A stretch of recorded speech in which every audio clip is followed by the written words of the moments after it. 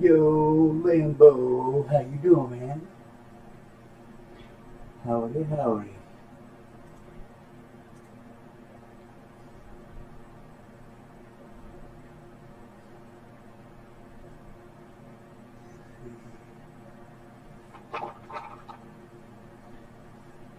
Make sure.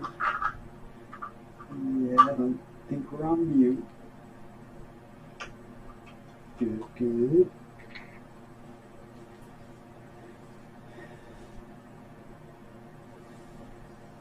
Ooh. How you doing, Lambo?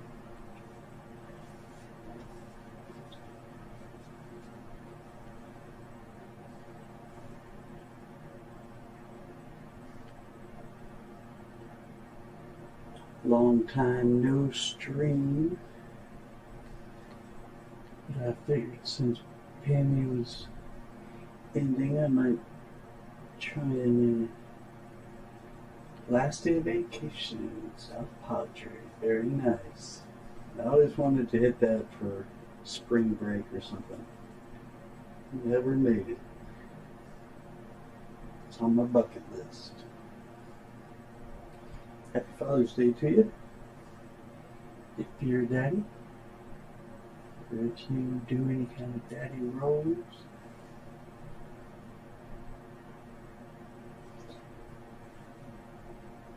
Just a little test here. Is my audio alright? Got a fan going in the background. Hopefully that's not causing any problems.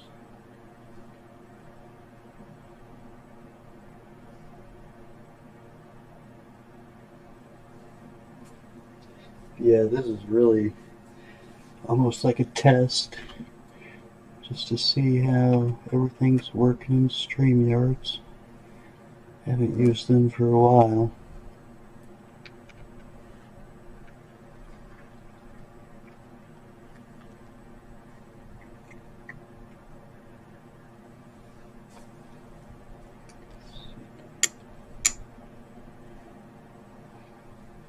Mm-hmm.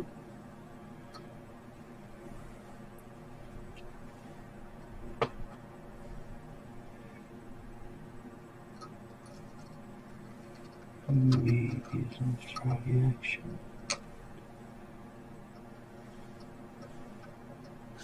As long as he's not too loud. Hard for you to hear, but that's because you've got the volume super low, so you don't wake the kids. Cool, cool.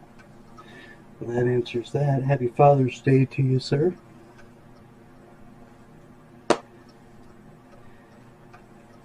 I'm sure you're a great one, so I want to thank you for that too.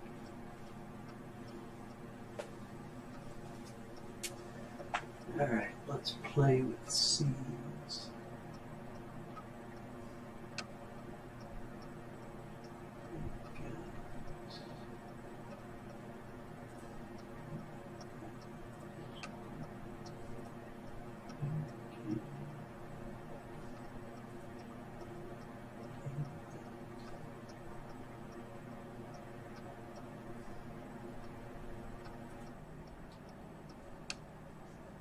Where's the name? Why is that so cropped in? Oh yeah. I've got fixes I need to do. Hey Bronx, how you doing? Thank you very much, sir. Thank you.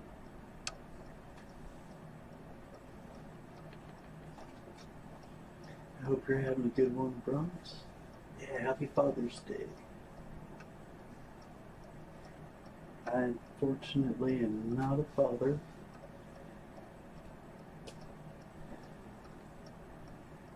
At least not yet. I'm not ruling it out.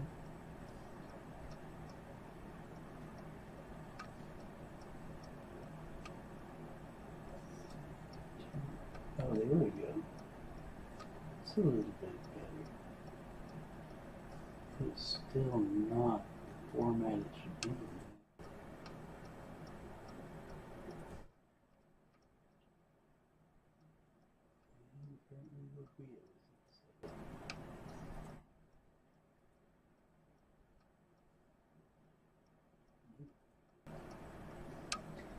That's not going to work.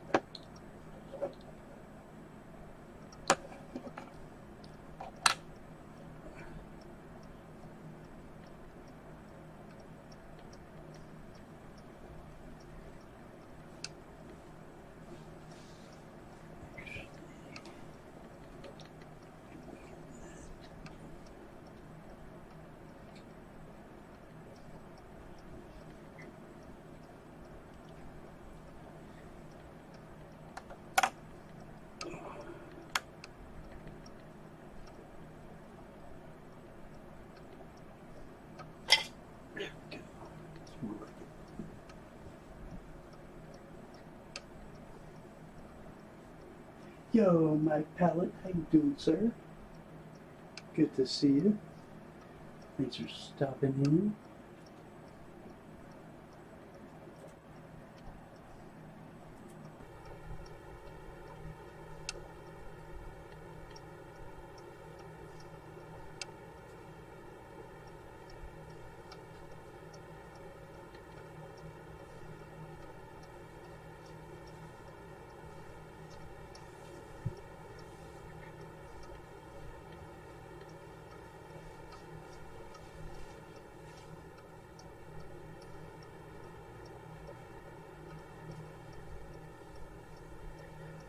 Hope you're doing well all.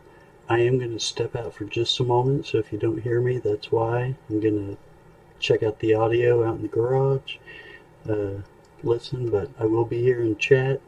I will be watching. Yeah, I will be right back.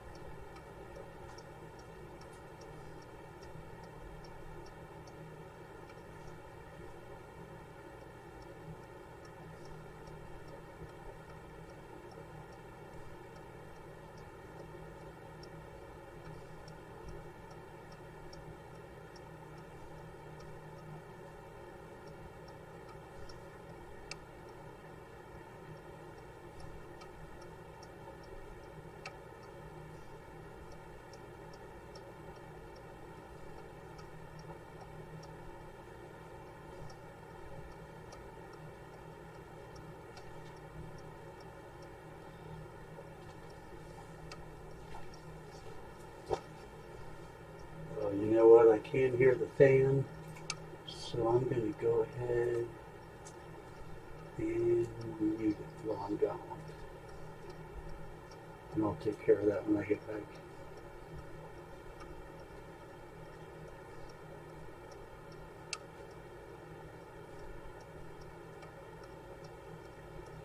You know what? I'm still hearing myself.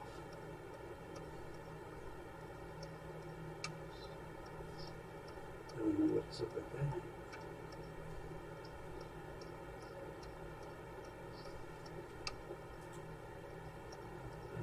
Is there a name? Oh, there we go. Okay.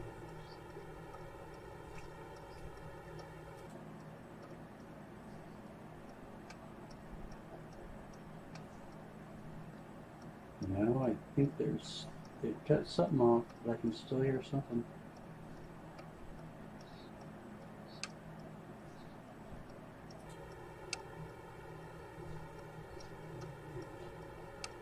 Could that scope actually have a microphone? No way. Okay, how about now?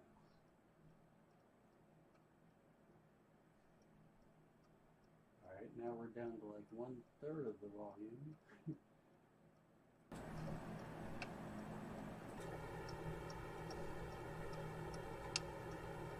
Alright, now we're back on full. And turn the mic all the way down.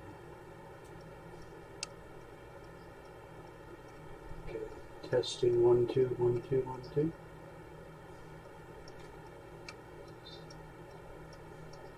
Nope, still there. Let's see.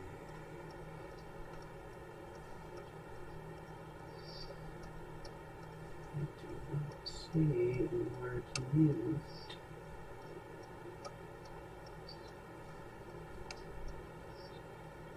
Ooh. Figure it out.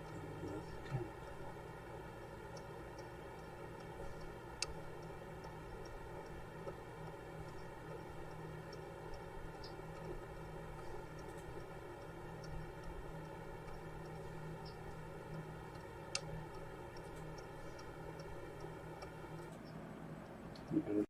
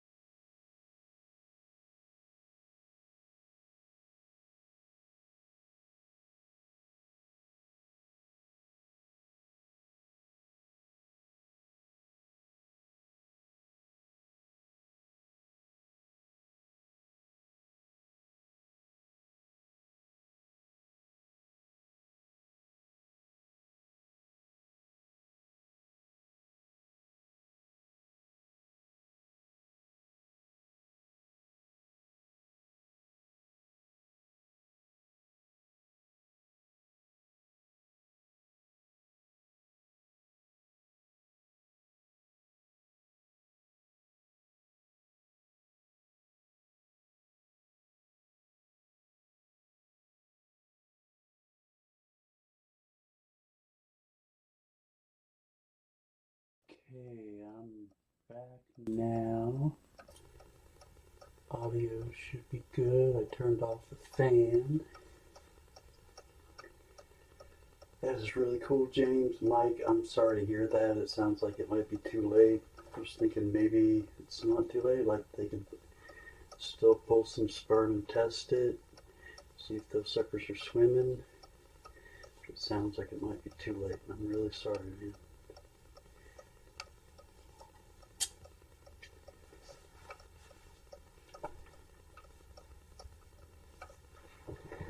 There is always adoption.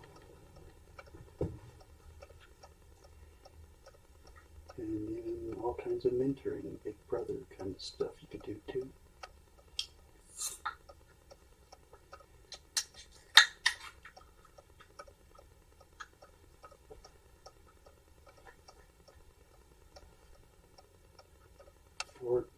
That's a tough age to get him into something like that, but definitely keep on trying.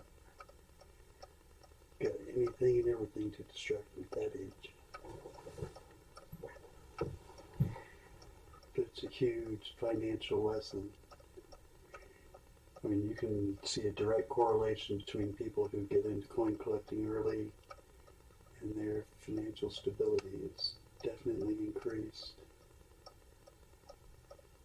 Oh, Mike. Dang. Maybe time for a new doctor. And that's easier said than done.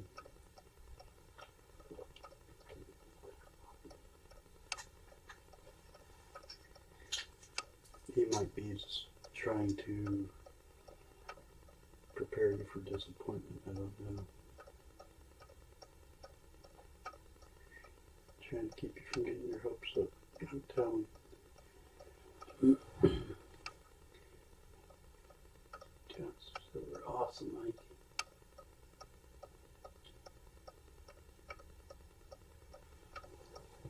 Let's see what I can do here. The web browser. Continue to apply dashboard. Okay.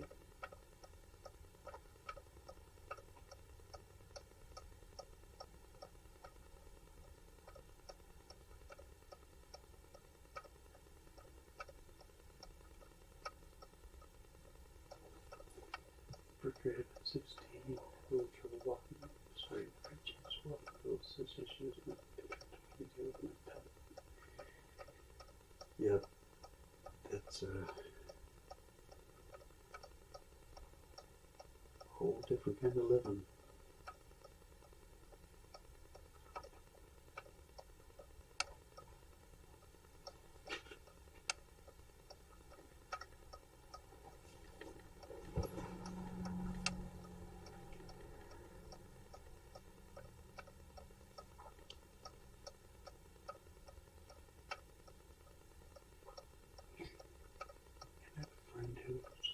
Also in the military, he has 3 kids of his own, and then both points in perfect. So figure out the answer. Yeah, no doubt. Like it's gotta be hard to watch a happy family like that. I'm thinking you can have it too.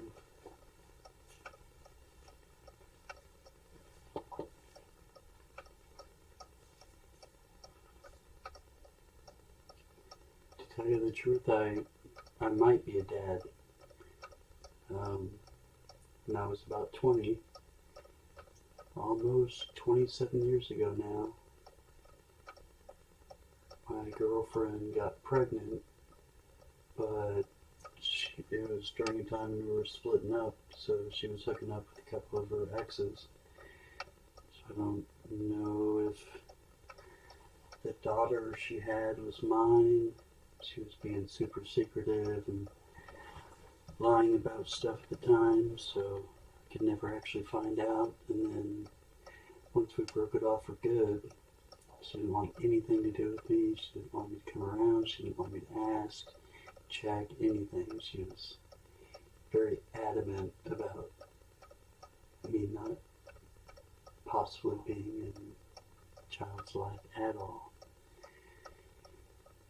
So that's tough.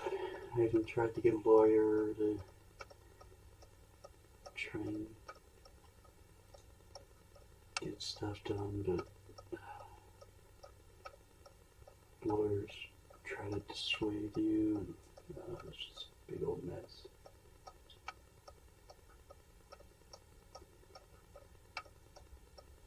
So I still deal with wondering if I have a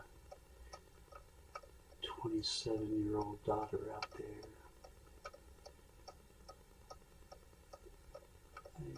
Spine bifida, a large hole in your back. You can see all of your insides. Your ribs long, and have to go through surgery to close your back. Oh wow. Holy cow.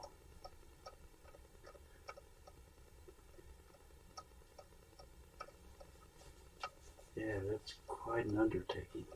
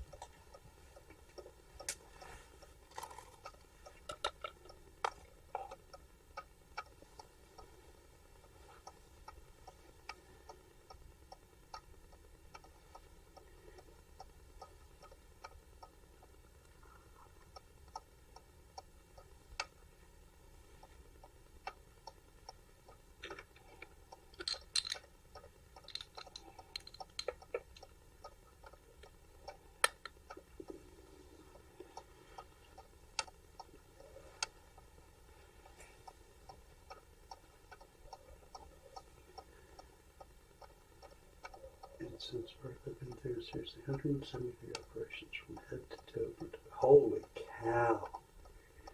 I was going to say, you had to go through surgery to close your back up. I bet that was quite a few procedures. Got 4 metal rods in your back and screws and pins from the base of your neck down your butt. Holy cow. Man. Just trying to keep it all aligned as best as possible. Prevent pinched nerves, I assume. Yep.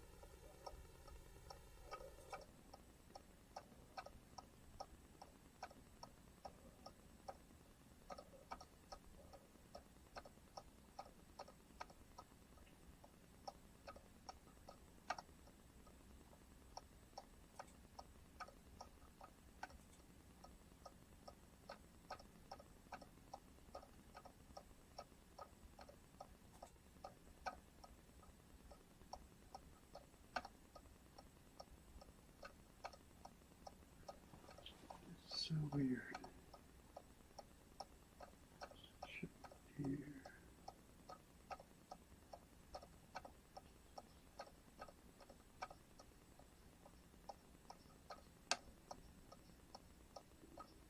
Yep, that's what I'm seeing.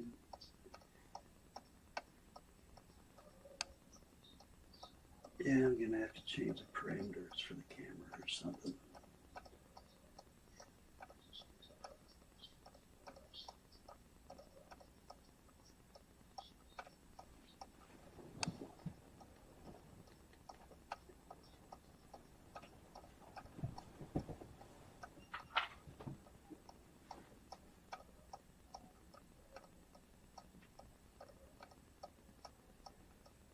So, anybody loading up on silver?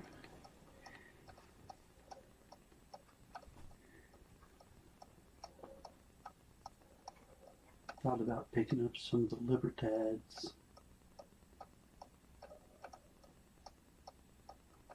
You think 2021s are going to be as popular as the 2020s? And after a month after I got the rods put in my back, a little kid got mad at me and kicked me as hard as he could. He found a weak spot in the rods because they all snapped. Holy crap! Man.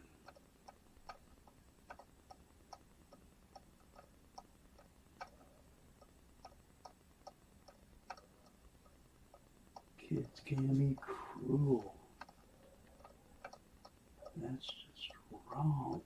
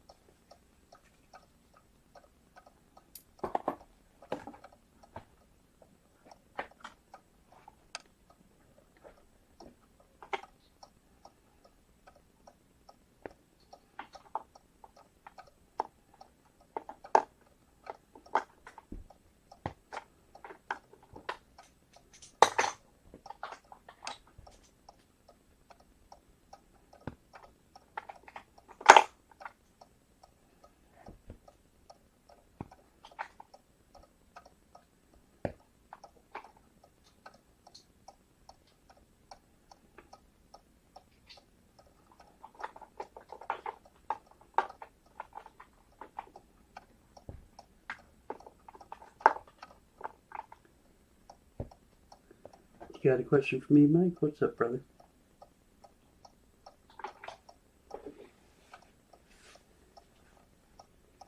But you don't let it get you down. That's good, man. You want to get any of the challenge coins for the Army, Navy, Air Force, Marines? Mike, I don't. Let's see, I'm sure you've talked to Pammy. She's been showing off a whole lot recently.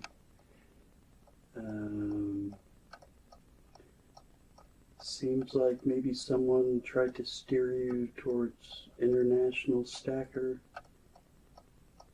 It seems like he has a collection of them, and he would know.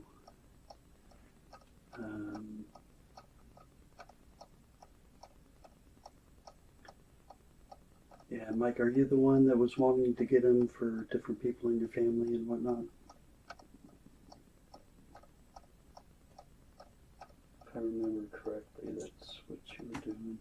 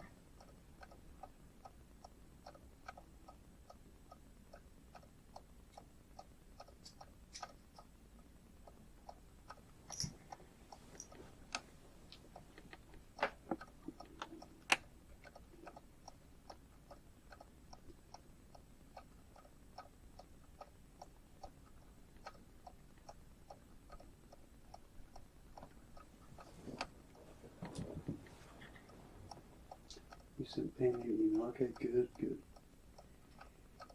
Yeah, let me think. Who else? Larry Powell.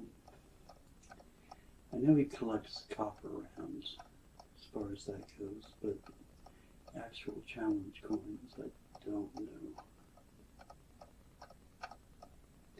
Oh yeah, 1917 Type 1.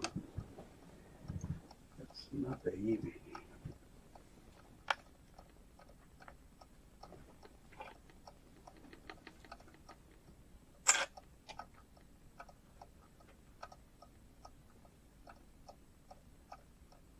That's also 17, but that's Type 2.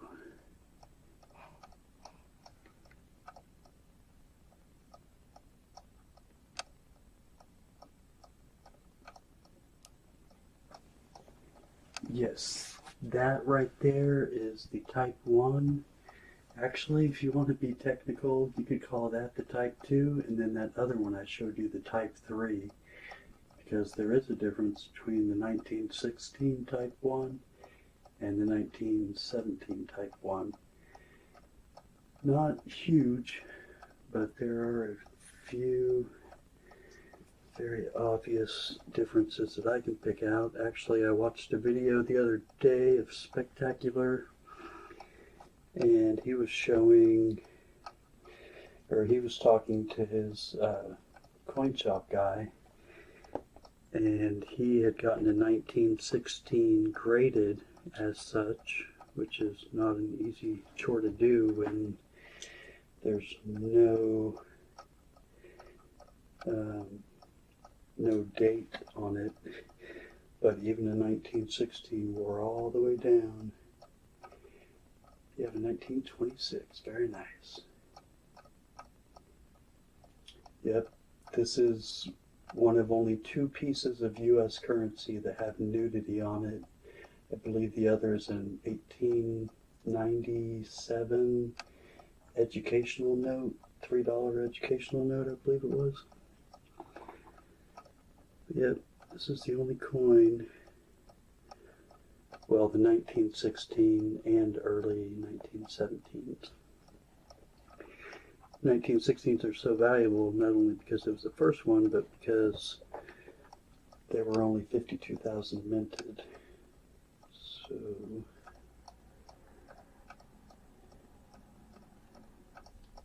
let's see. It's not even a good one. Where? Oh, here they are. Duh. All right.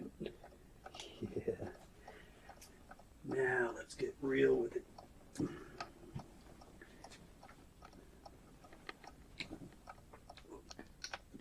That right there. Okay. That one. Yeah.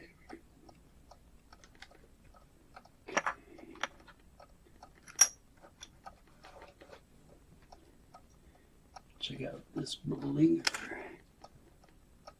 Oh yeah, that's what I'm talking about. Look at that shield.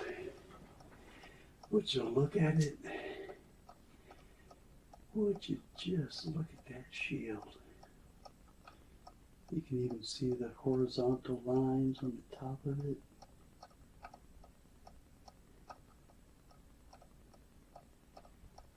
That's a beauty. No chainmail covered of oxen bosoms. Yeah, there's definitely a feeling to older coins. 1886. And it's the closest. Oh, very nice. Just today I picked up my first slabbed Morgan. It's not in that great a shape, but it does have a band, I believe, or an error or something. But it's my first slabbed Morgan. I think I got a pretty sweet deal. It's like $41 and $4 shipping, so $45. I get a slab Morgan, and it's an error. The van.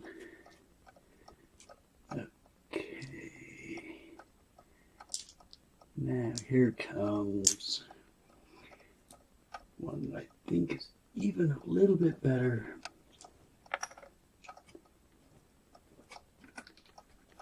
But she's a dirty girl. Oh yeah, she's a dirty girl.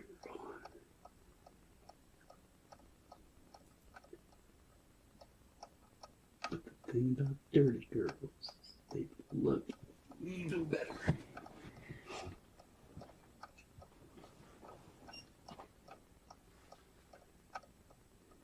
You can see even more of the lines on top of the horizontal ones on top of the shield.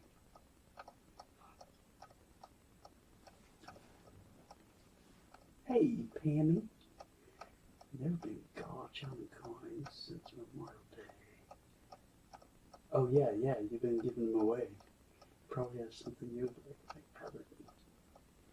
Yeah. 1908, 1838. Actually read all of the work the diamonds and the braids. Very nice. I actually just got this from Handy Andy. MS63 Brown, 1906.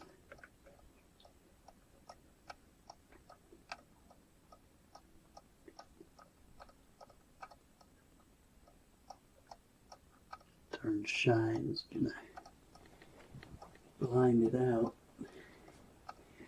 Hey Pammy, thanks for stopping in. Had a great time over on your channel. It was a fun night. I'm so glad you're doing the after hours show. Can't think of a better channel to do it.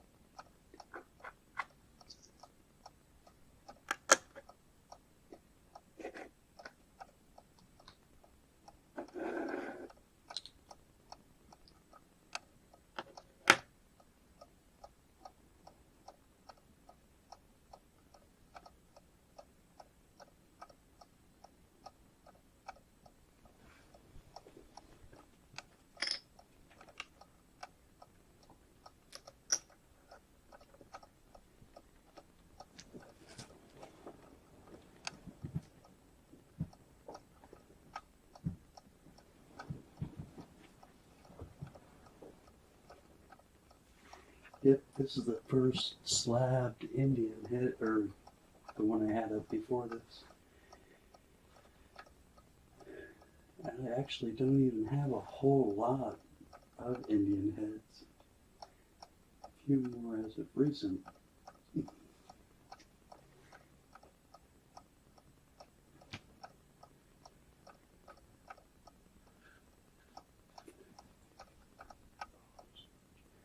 Our country would like to get each of the bridge coins. That is a gift. Very nice. Yeah, Pammy, he's been looking for a while. Oh, and guess what? I just looked. Yes, that Indian is a quarter ounce. It's a 1908, I believe.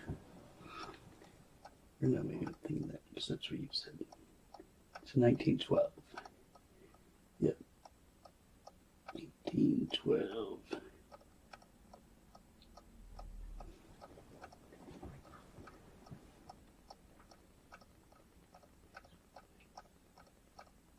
That is too cool, Pammy.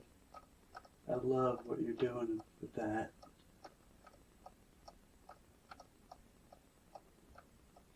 You gotta give back while you can. And give to those you're truly thankful for. You have to have them, and none of them don't have a date on it. Okay.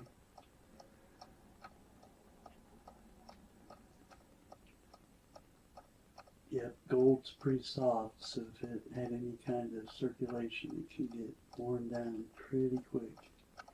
It's actually what I really like about these Indians is because it's all in loose, they wear really well.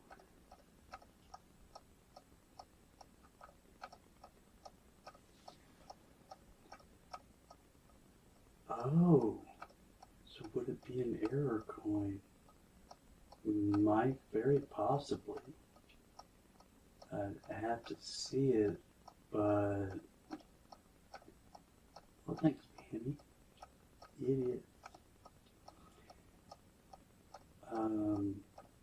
Yeah, I would definitely think so, unless it's, you know, something was done to it to take away the date. That would definitely be an error coin.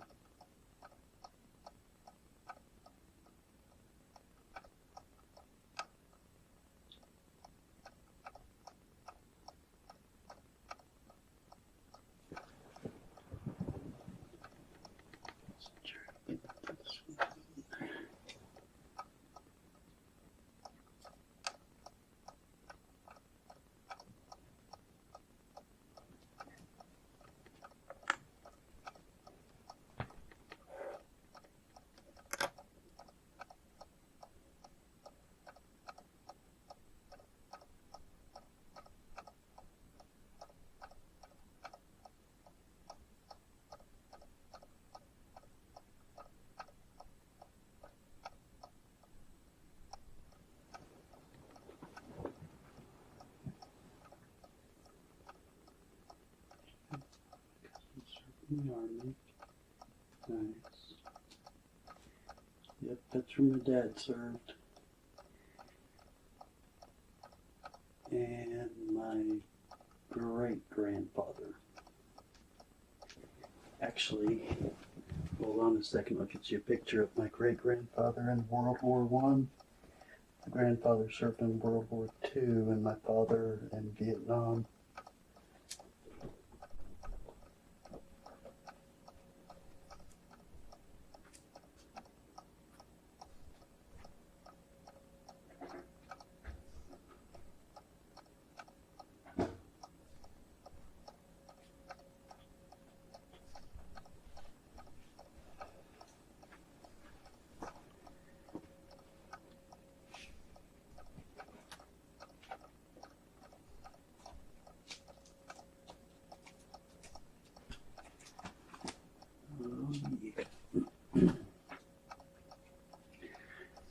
Okay, camera.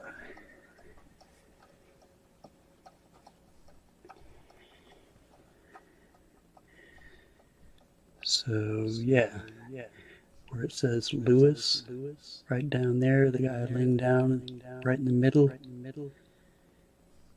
that's my great-grandfather.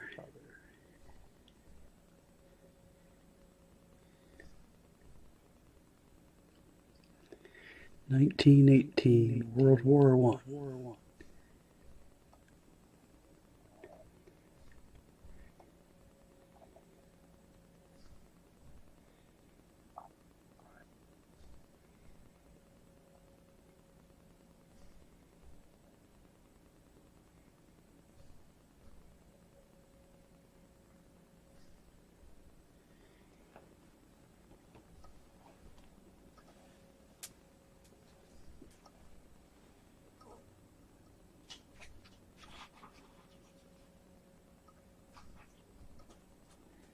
Just stumbled across that picture a couple of months ago. Let's go through old pictures.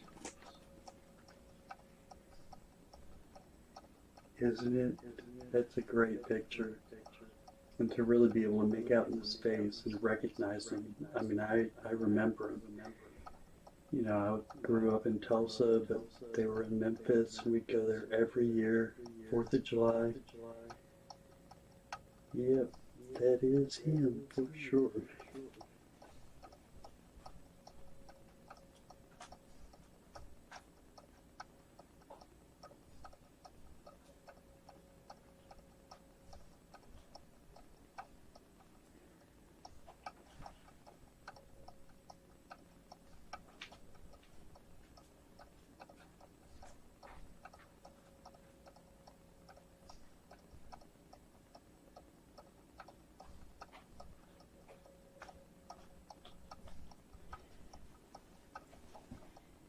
And this picture right here is his daughter in a bikini, I believe in December, on a big old snowball. She's probably like 14 years old. Her brother's friends all like dared her, basically coaxed her into putting a bikini on and sitting on top of a gigantic snowball. That's my 95-year-old grandmother that I'm taking care of right now.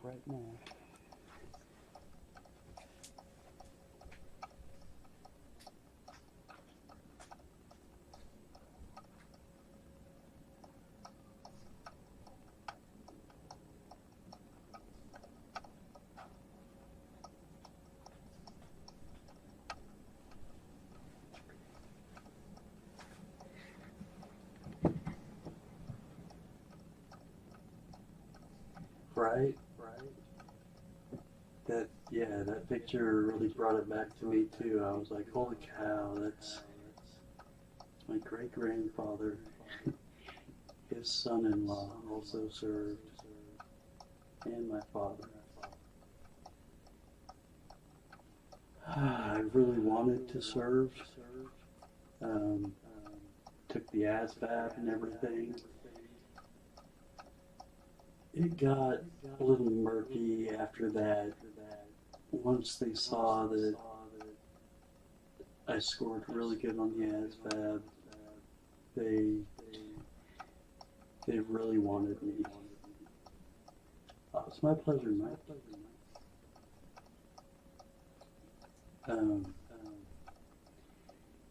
So once I found out that there wasn't any kind of choice as far as what you're going to do while you're enlisted,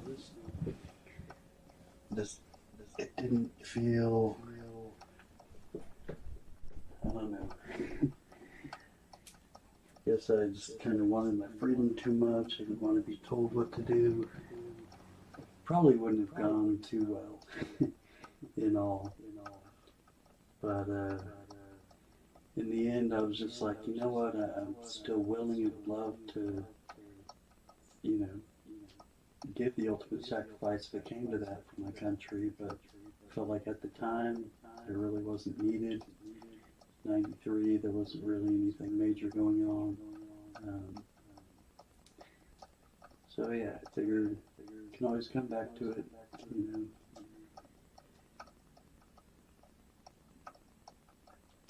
But yet, I scored so well on my ASVAB, I could have become a general. The highest position was open to me. I didn't know that's what the ASVAB was for. I mean, I knew generally what it was about, but I didn't know that actually determines how high you can go.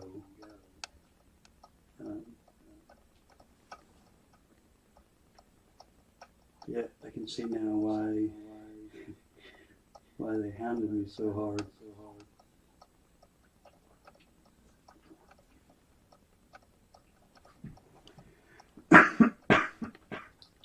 Excuse me.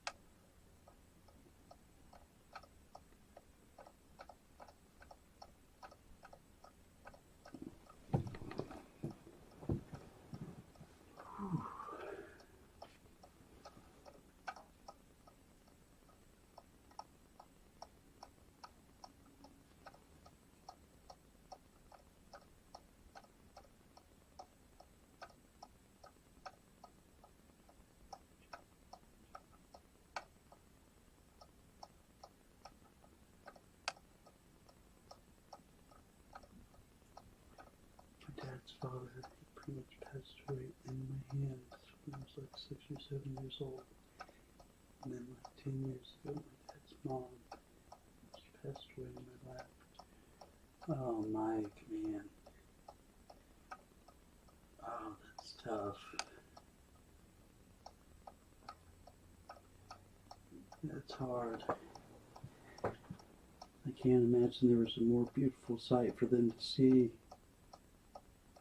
as they passed, though.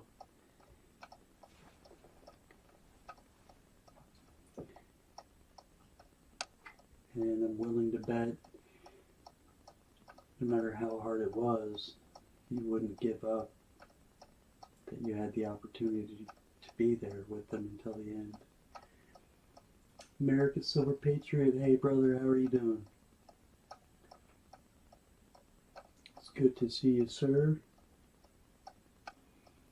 I just came across your cooter board, I believe, just the other day.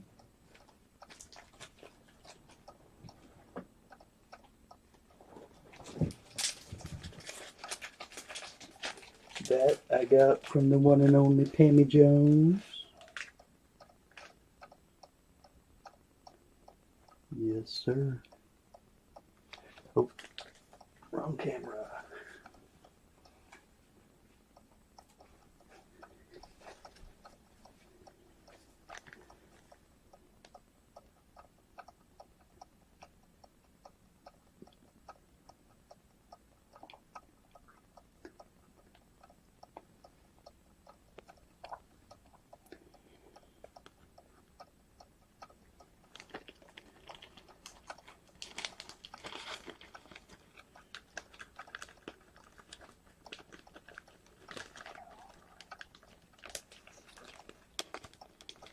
Yeah, that's a whole lot to go through, man. It really is.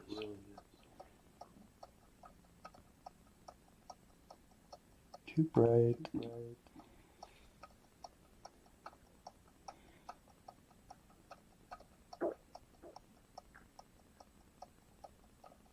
Just a little cooler, buddy.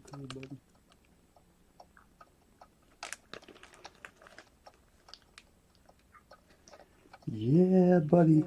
Fragile. Must be Italian. Hey, America, hold on a second. I got something to show you.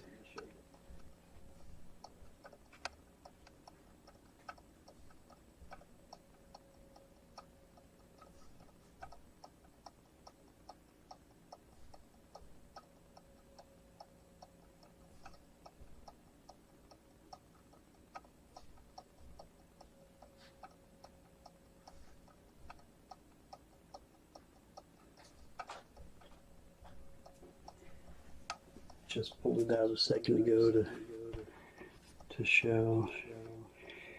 This is my great-grandfather, World War I. Right where it says Lewis.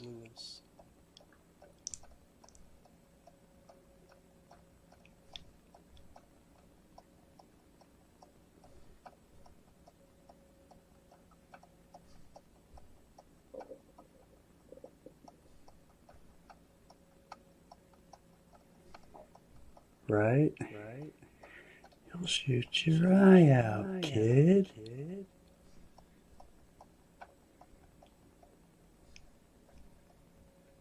A triple dog dare you.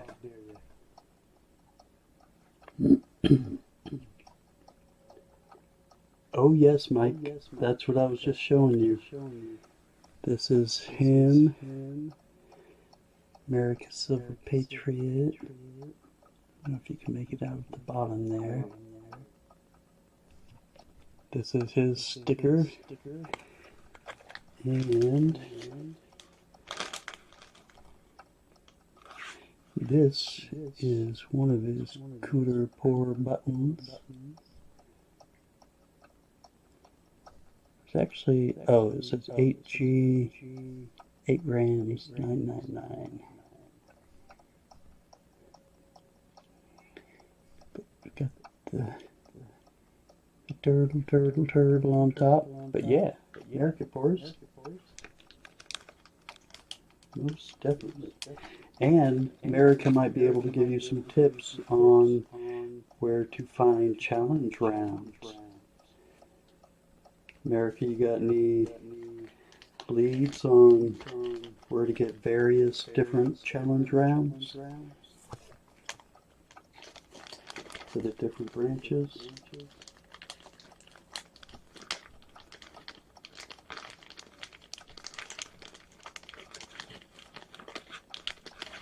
I've got another cooter pour coming. Should be on here about on my birthday or before.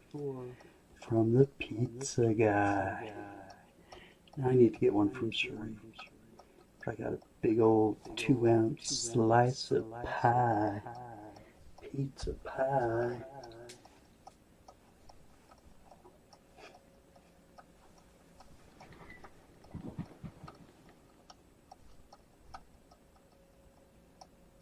I have that going. Okay.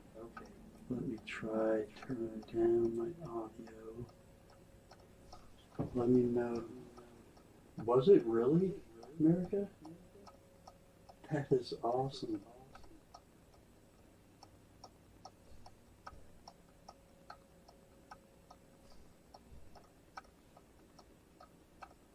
Oh boy, you can hear the ticking of that dang frog.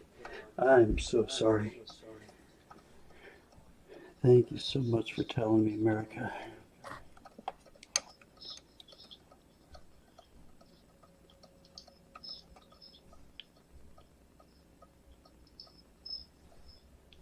See if that fixes the froggy.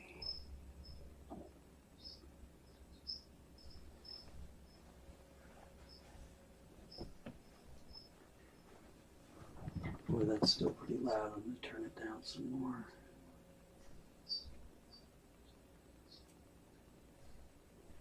Alright, I'm down to like, gosh, looks like 20%. It does sound better though. What do you say, America? Is that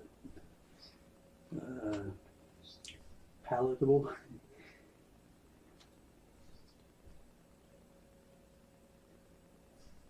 And thank you very much for letting me know.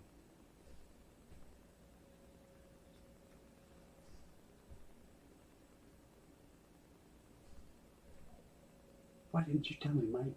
I'm just playing.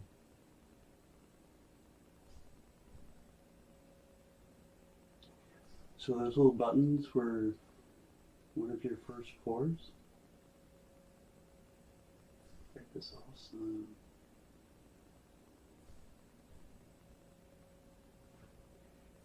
Well, I have 4 1-ounce of the silver. I'm looking for someone to do a silver pour of the American flag or of an eagle's head with all 4 of the 1-ounce silver rounds. So you're looking for a fat chunk. Awesome. If I remember correctly, America does a nice big waving flag or something like that. If I remember correctly. But yeah, I bet you could do it up either way.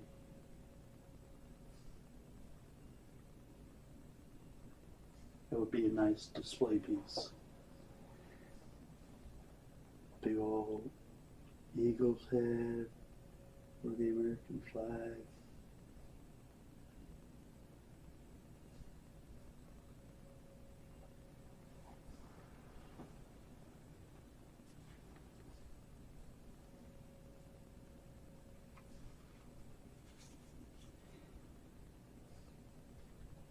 Oh, that was you, Mike, telling me. What? Getting mixed up.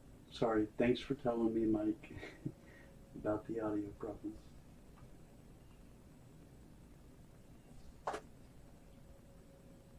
Yeah, that's perfect, Mike. Those rounds are perfect to melt. There's nothing rare there that can't be replaced. If the nickels look good, you might want to try and source out some cheaper ones, but you're just talking a few bucks. So as long as they're not very desirable ones like a Sasquatch or what are some other ones that are popular?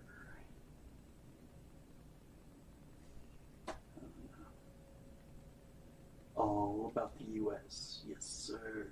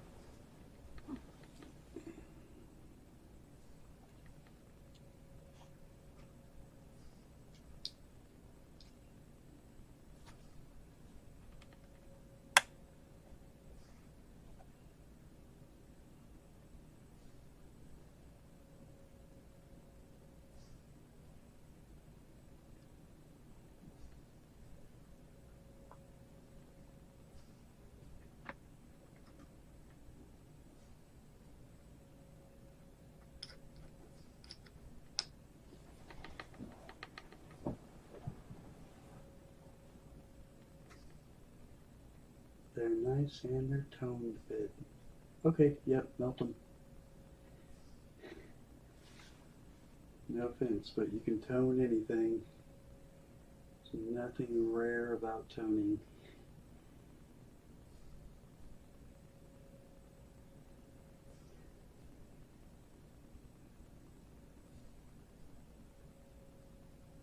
You've been looking for a flat mold. Okay, very nice. Yeah, you might want to look into prints too. There's some 3D prints that are really nice detail.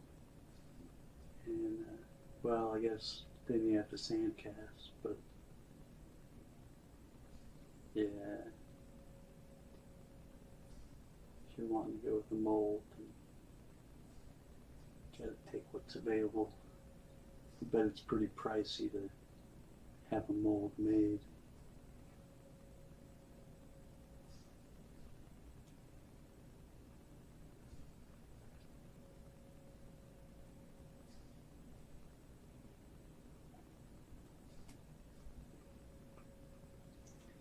I have a tattoo on my arm with an eagle flying over mountains and clouds. Oh, very nice, Mike.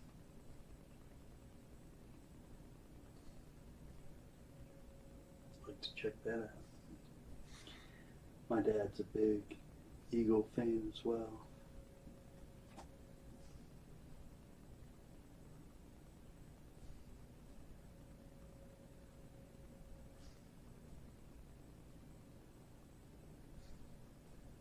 I'm actually really stoked to show him his Father's Day gift tomorrow.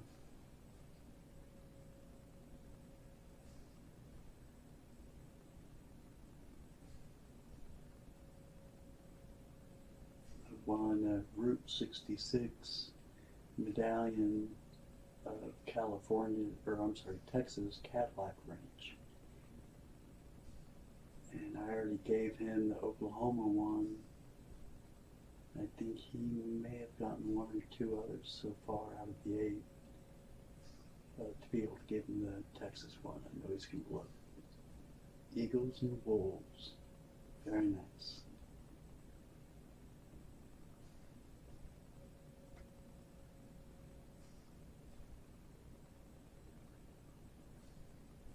Yep, I think my dad's going to flip.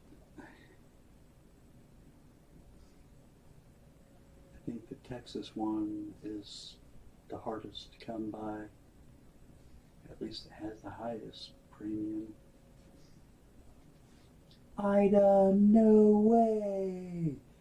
How are you doing, girl? I should have known this early hour you would be up. This is usually why I don't make your stream, because I'm up so late and then I crash. Thanks for coming in. I don't know if you heard the good news, but Pammy Jones hit 1,000 last night. And I hate to bring it up because by all means you should have hit 1,000 by now. But I think everybody is behind you and we're trying to give it the biggest push we can to get you up there, Ida. heading to fishing. Very nice. You are on vacation. Cool, cool. Yeah. I think they may have, taken it away right away, but, it's just a few. She's right there on the brink. We'll get her pushed over that 1,000, no problem. You know how it goes. Yeah, it's really not that big of a deal. I hear you. But still, hey, we just need a reason to celebrate. By all means, we'd love to celebrate you, Ida. I was just talking about that Route 66 medallion that I won from you. I was telling him that I'm going to give that to my father for Father's Day because I had already bought him the Oklahoma one, the round barn, and actually just found the large tin to hold all 8 of the different states. Isn't this the best community, Ida? You make it that way. It is gorgeous.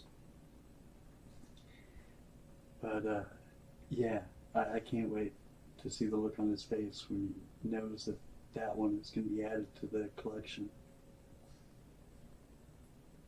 It is. Yeah, and I didn't know that. I started looking into it, and that one is more expensive than any other, so it has to be super rare. Seemed like I remember hearing about one of the other ones being kind of tough to find too. Like maybe it was Arizona with the bunny, or what is it, New Mexico or Arizona with the big T-Rex. I know there's another one that might be a little difficult to find, but yeah, that Cadillac Ranch one is like number one. Absolutely. And thank you again so much. Nice new brass pew-pews. Needs to be a cigarette smoker. It's too cool. It's a big size of a pew-pew. Oh wow, that's cool, Mike. I'd like to check that out. Too cool. Well, Ida, I hope you're enjoying yourself, and I hope the AC is going to be fixed when you get back, or fixed real soon.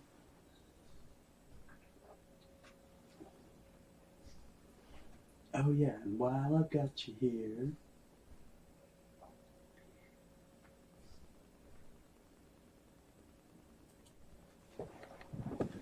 check this out, Ida. Speaking of America and dads, this is a picture of my great-grandfather up front and center, right in the middle. Lewis, World War I, 1918.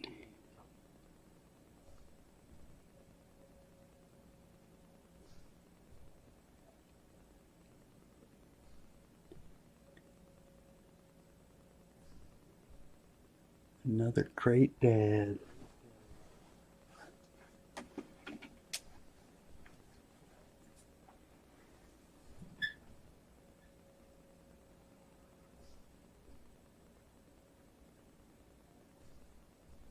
Isn't that cool? Yeah, it was supposed to be delivered on Friday, wasn't nice. Oh man. I'm so sorry, Ida. We just got a break like a few hours ago. I stepped outside and I guess we have the storm moving in now, so we're finally getting some cool breezes.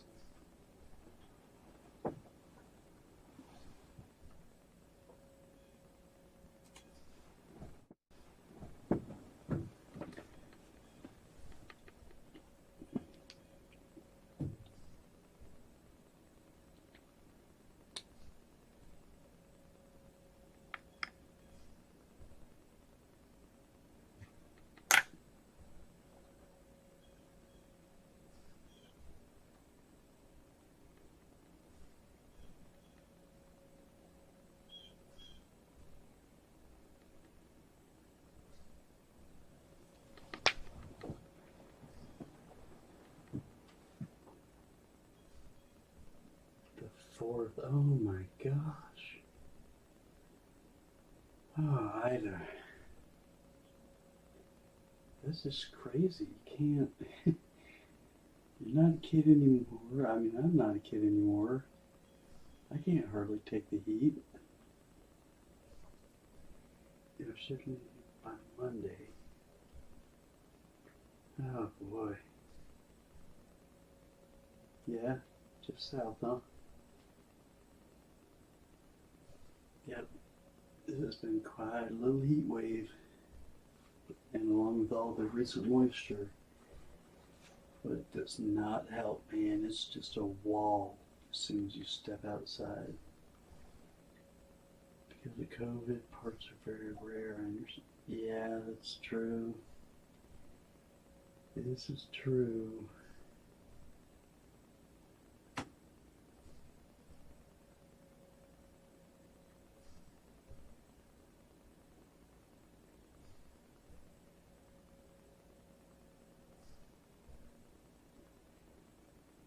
Man.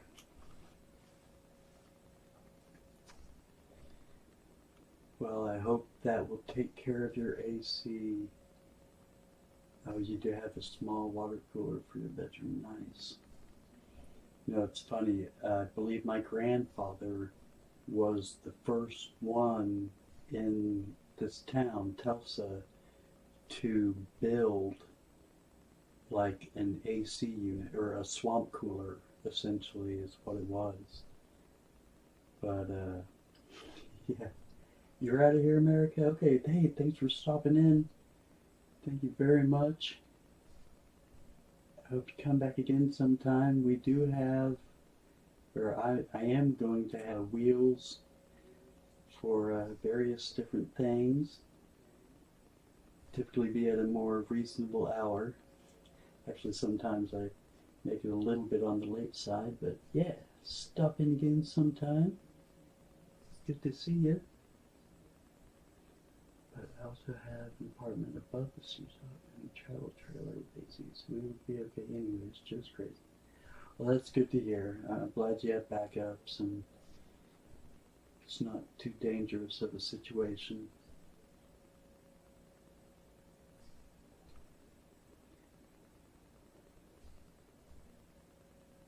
Well, have a good one, America's Silver Patriot. If you're a father, happy Father's Day. If you're not, I'm sure you're mentoring someone in some way in anything and everything that you do. So thank you for everything that you do, sir.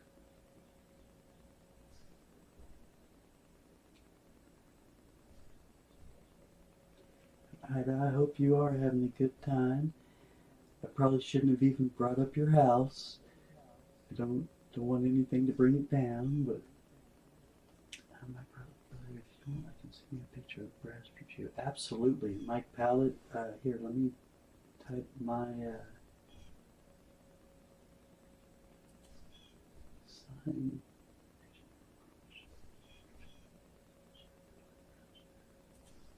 Oh, wow. Okay. Alright, this is, remember me working Streamlabs for the first time, or StreamYards, really for the first time. Listen, when you have 11 grandkids and get to see, and nothing reads, that's awesome, Ida. That's awesome, I bet your days are filled with nothing but joy right now. That is too cool. Let's see.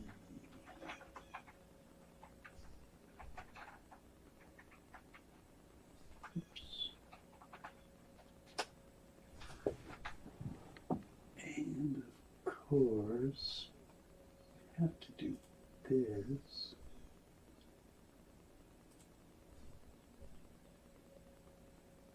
Cool.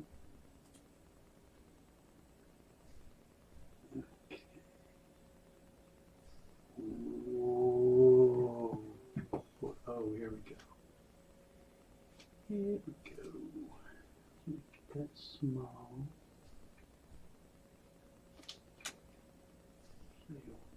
Make that really small.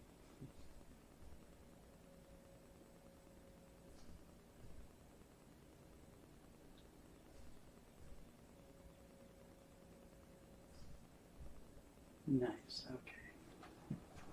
okay. Done and done. And remember, Retta's taking over the shoe shop Monday to Friday. Yes. Yep. I remembered he's going to be there on Friday because that's my birthday. We're trying to figure out what day it was, the 25th. Yep, on Big Red's channel. Yeah. Yep. I will be there on Monday. So many great people have been getting up to 1,000 lately. Red, silver keys. All party time. Yep. Red's always good for a good time. Lots of laughs. He's a riot. For someone who talks as calmly and mellow as he does, you know he's a firecracker.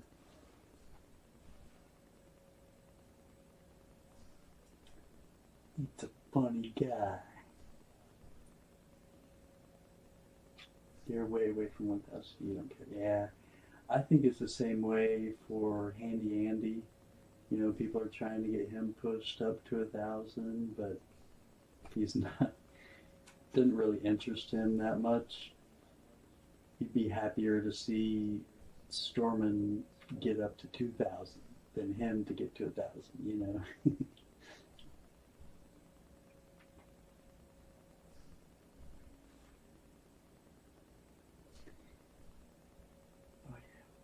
About something. Look out. Okay. Maybe I just haven't seen that side of him yet.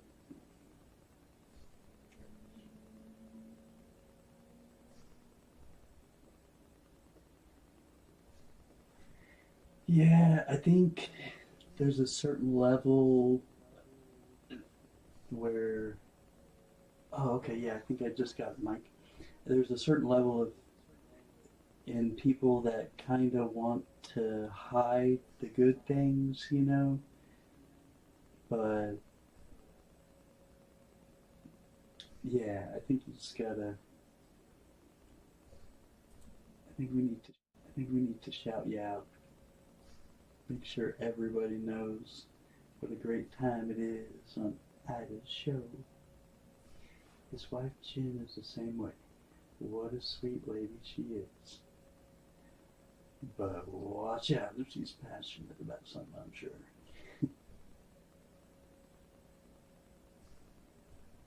Do we ever get to see or hear from Jen in his streams, or?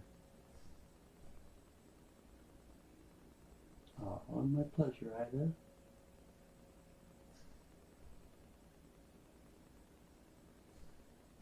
Yeah, we got to get more people over there.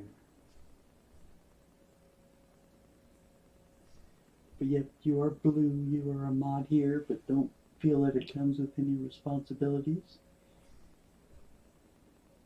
Sometimes she's in the background. Okay, cool. Right on, I just haven't caught her. But yep, put up for someone like Red, I bet she's got to be a character too.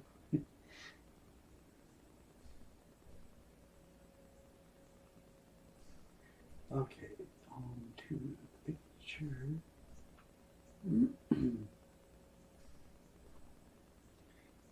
Here it is. Ah, okay. Let's see. Oh man. So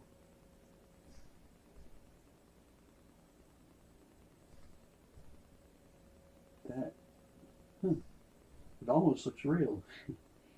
Thought maybe it was just a second, I'll send it to you, Ida.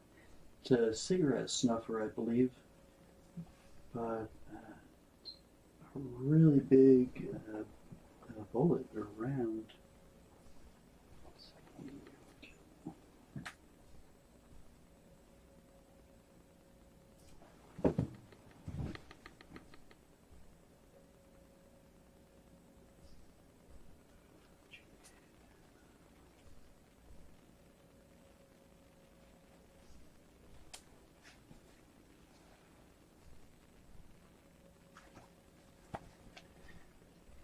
Just a second. Yo, Sea Monkey Medals. Yo, yo, yo. How you doing? How you doing?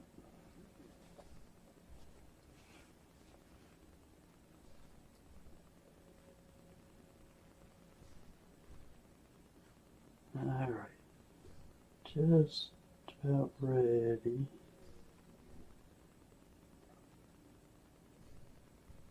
Come on, phone. Be smarter than the user. Okay. Oh boy, is this gonna show up? Here we go. So it's a really chunky bullet, is what it looks like. And it even says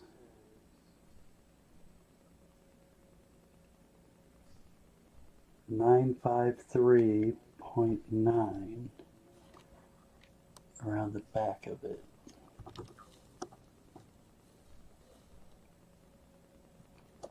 But it really looks like the primer was just knocked out of a real bullet.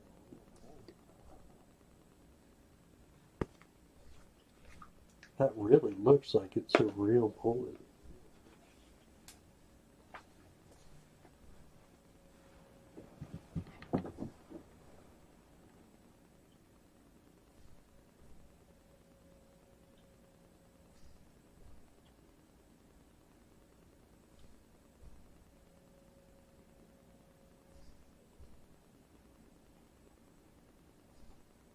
Going fishing. Ida, what are you fishing for?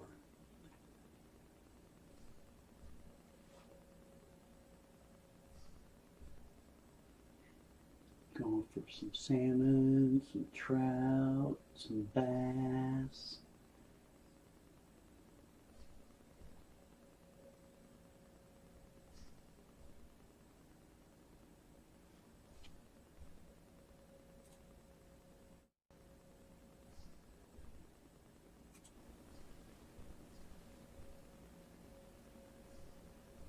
Trout on the river, nice. Very nice.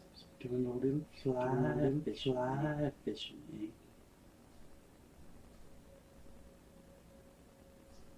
Mountain home, supposed to rain. Oh, I know. Yeah, that's what's actually bringing us in some breezes though. On the bottom of it, it also hollows well. Yeah, I noticed that. There was a hole on both ends.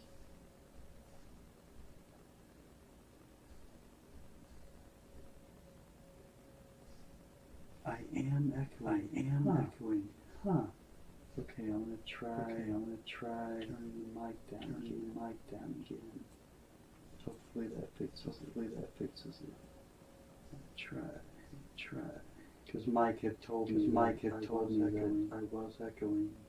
Gotta fix that. See, I was thinking about asking for a mic for my birthday. Maybe a Bluetooth mic or something. Oh my, okay.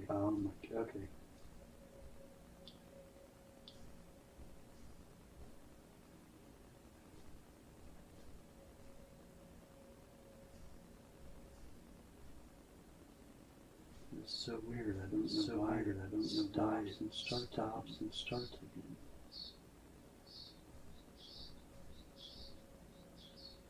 Oh wow, it is. That's a total echo. Oh, that's right.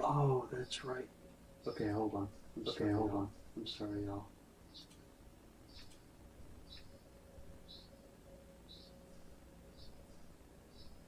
Yep, I think you're right. I think that was it. I had YouTube open.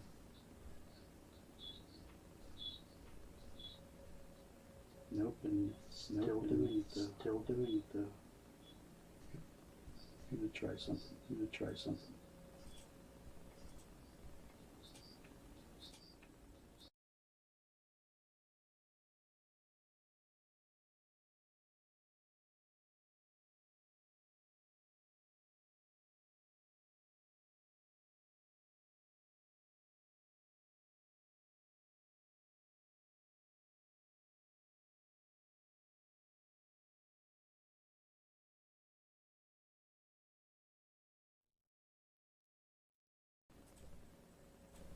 all I did was mute all the mic to see if it would reset it.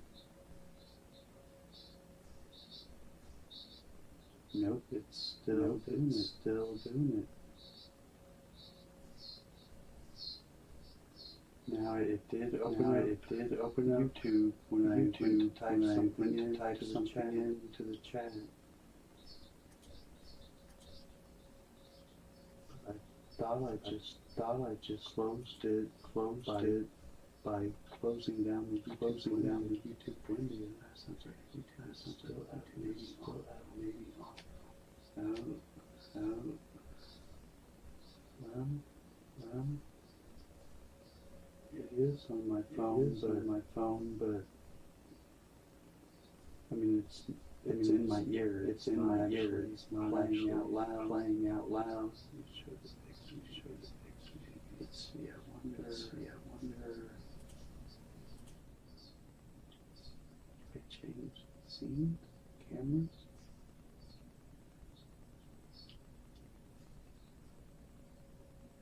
Yep, that was it.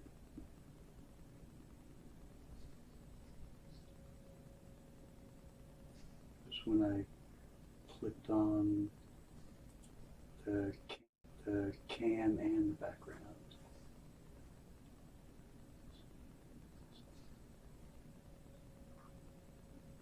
All right, testing 1, 2.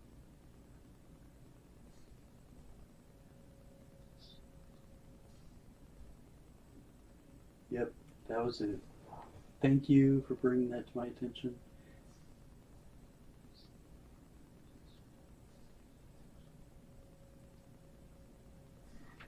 Does anyone know, if anyone in the coin community know anything about Native American silver belt buckles with turquoise stones in the buckle? Also has red and blue turquoise stones on it. Ooh.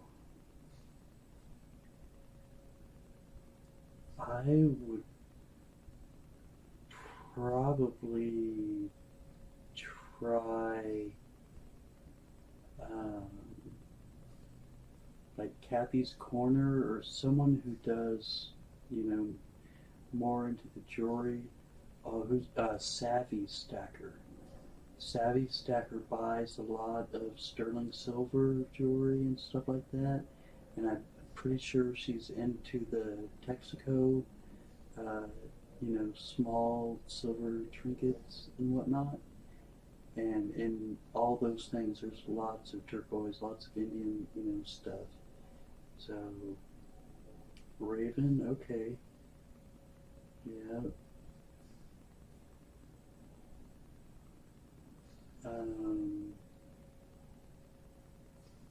Yeah, Savvy Stacker, and it seems like there was someone else that, oh yeah, Kathy's Corners.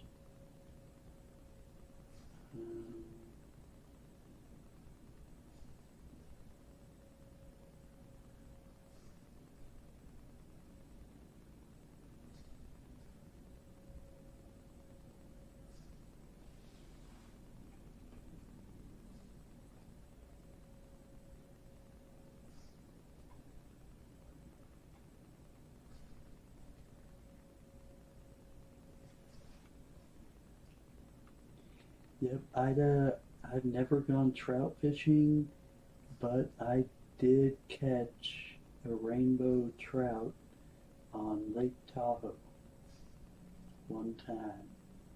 That was pretty cool. Beautiful, beautiful trout. Wonder if I could find that picture. Or what about Native Warrior? Yeah, I mean, wouldn't hurt, definitely. I just don't know. Yeah, it seems like it really would be, because it's not easy. It's almost like hunting. You have to be in the right position. You have to cast it just right. Can't cast it right over their head. You have to let it drift down to them. I've seen a lot and, you know, pick up on everything that I can when I watch it, but yeah, it's not your typical throw a line in with a bobber and wait kind of thing. It's very hard. Fly fishing is, I mean, it's relaxing, and I could also see that aspect of it. But yeah, you're casting a lot over and over again. I say casting, but it's that whole whipping motion, and then there's that. Just the cast alone takes a lot of skill. Yo, phone. Ben left right. Just kidding. I wish it's 24 past the hour. Time for a dab and have no fear. The cone 17 is here. La la la. Not a lot, man. How you doing? 710. Oh, okay. So you do use a run reel. Okay, right on.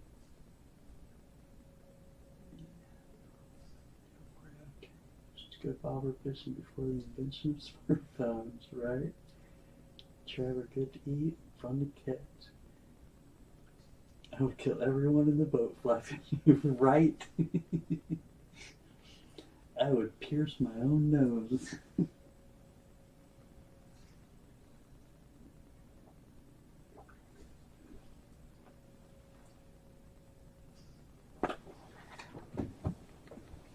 It's about time for a change up.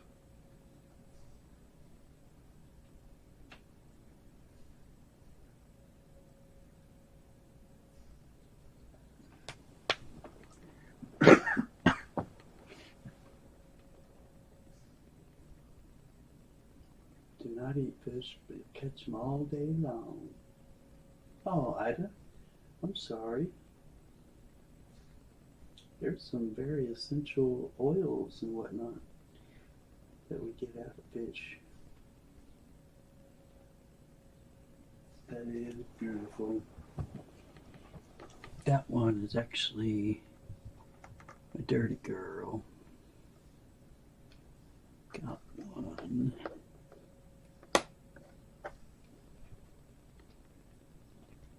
Quite a bit shinier.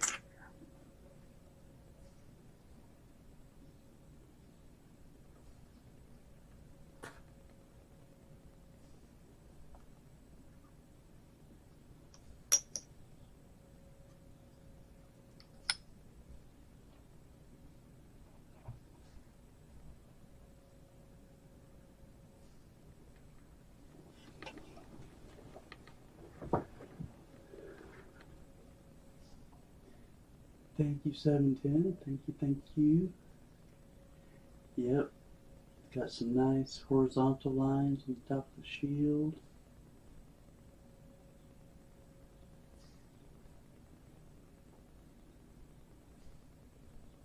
Yeah, it's my favorite coin, 710.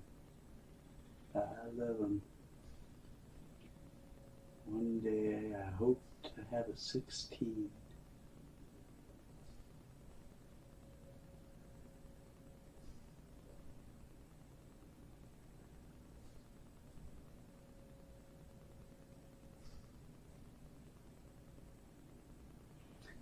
I know a good bait for trout. You know, the marshmallows from the cereal Lucky Charms. The trout love them.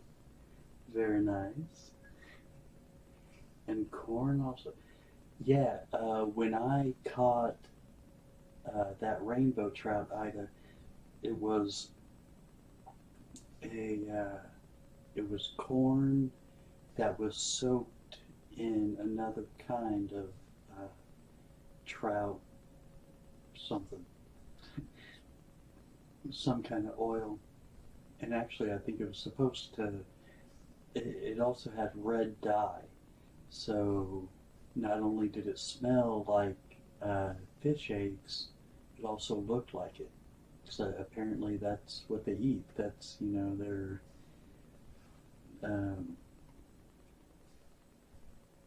you know, that's their territorial ways. You know, that's how they try to keep their bloodline going is by eating the babies of others. I do not have a 21-710. I don't.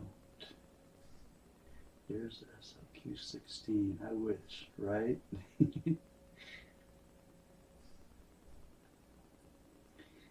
Yeah, wouldn't this technically make it a Type 2 instead of a Type 1, since 1916 is just a little bit different here and there? Gives little plastic pink or yellow worms, real worms or corn. Okay, very nice. Trout and salmon hit out of aggression, so they are cannibals. Okay, that's right. Yeah, it seems like you can anger them and annoy them to get them to bite.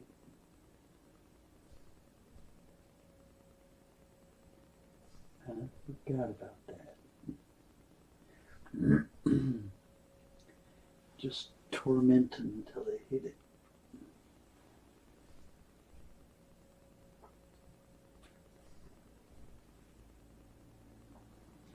The 710, I assume you're talking about a SLQ 1921.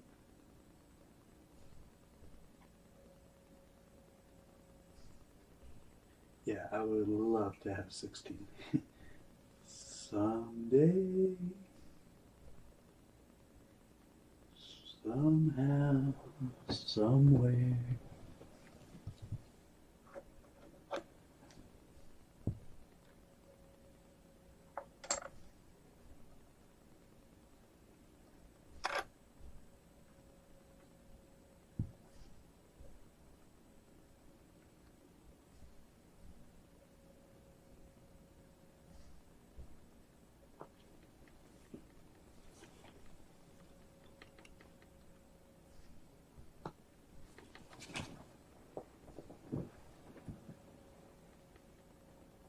WD-40 on the bait and the fish go nuts over it. Huh. I had never heard of that. Well, 16 is so rare. I think they are Type 1 too. Well, yeah, they're the original Type 1, and that's why I'm thinking the 17s would be a Type 2. And then the 17 later ones would be a Type 3. And then the recessed date would be a Type 4.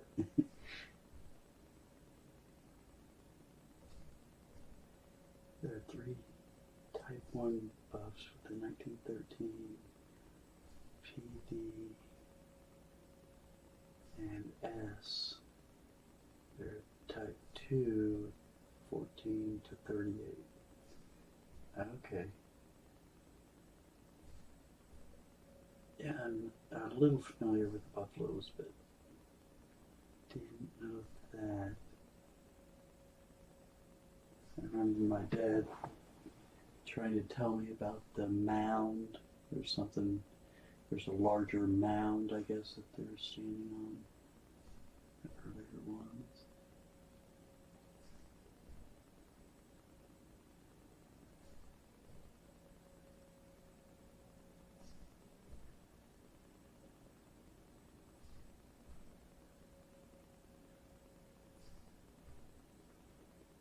I had never heard about that, about the WD-40. I thought you were going to say something about dynamite or what are those big shocker generator hand crank things? Just paralyzing.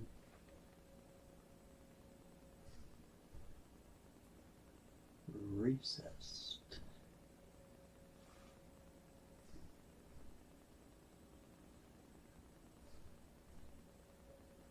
Oh, the recess date, yeah.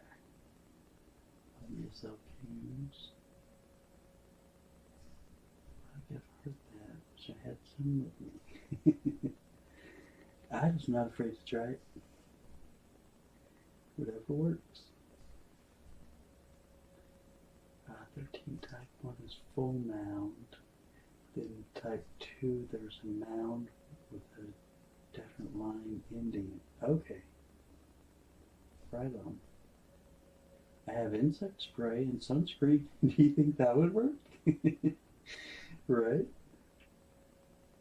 Hey, can't hurt, right? But then you might have people asking later on, why does the fish taste funny? Why does the fish smell like Grandma?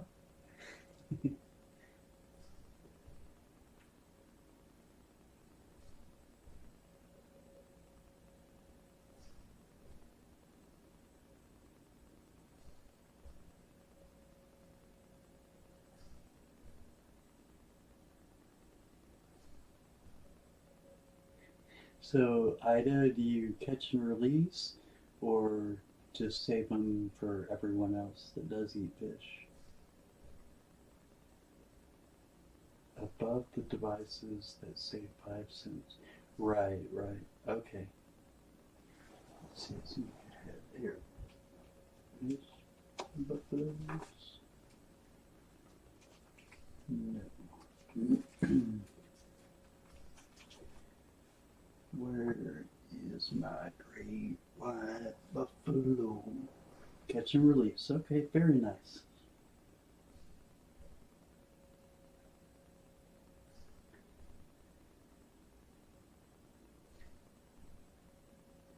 That's cool.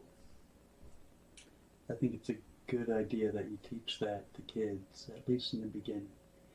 You know, that it's not all about just catching them, taking them, you know.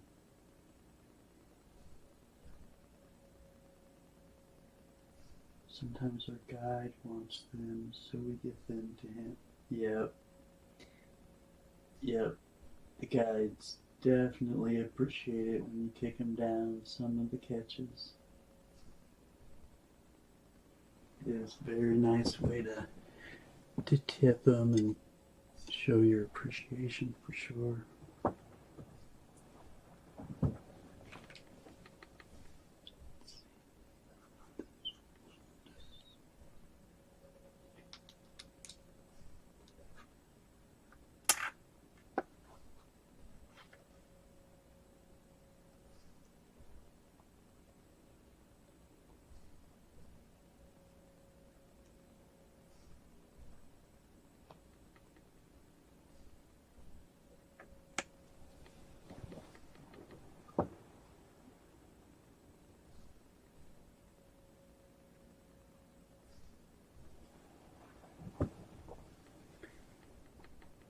I wonder if the light's too bright.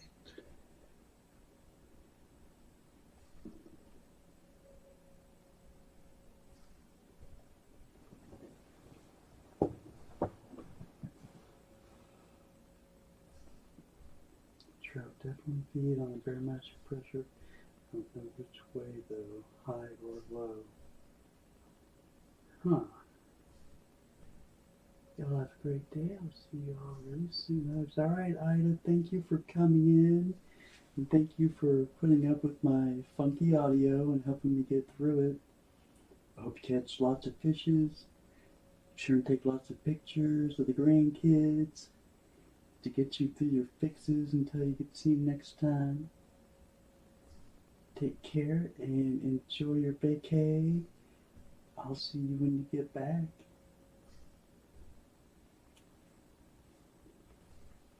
I say with the reverse of that SOQ, I would give it AU 43. Yikes. Ouch. 53. Still. Ouch. I don't think the camera's doing it justice, man.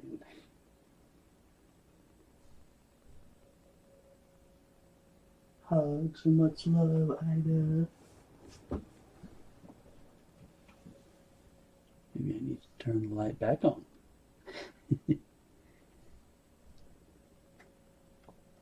Those tail feathers are usually pretty good indication. And on the thigh, guess there's a little bit of wear there.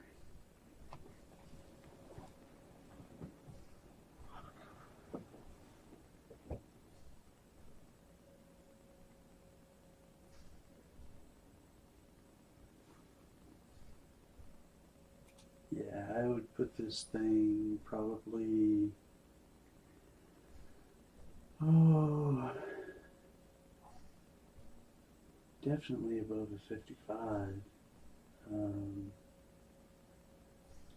Just because some nicks in the rim and small scratch under tight right wing. Oh, okay. Yeah.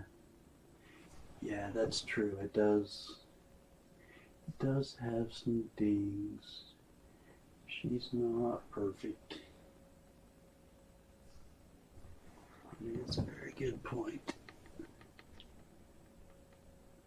I get confused because half the time you see Morgans with tons of little dings on them, and they're still graded at, 63 or whatever.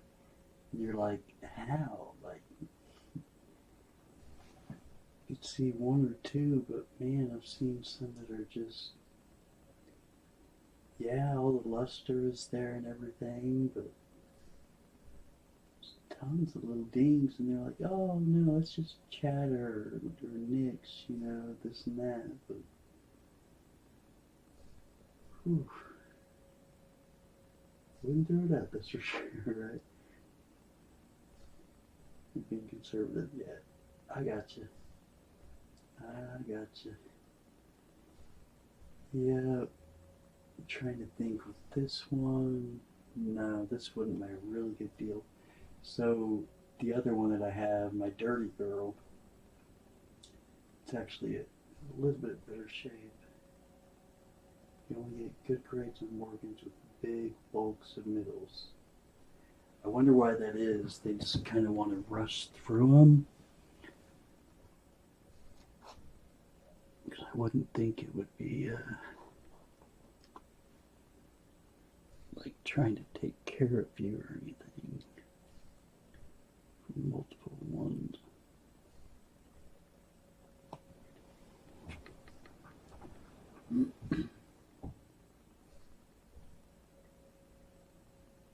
But yeah, this one I'm pretty sure is the one I got a sweet deal on it because I got it on eBay.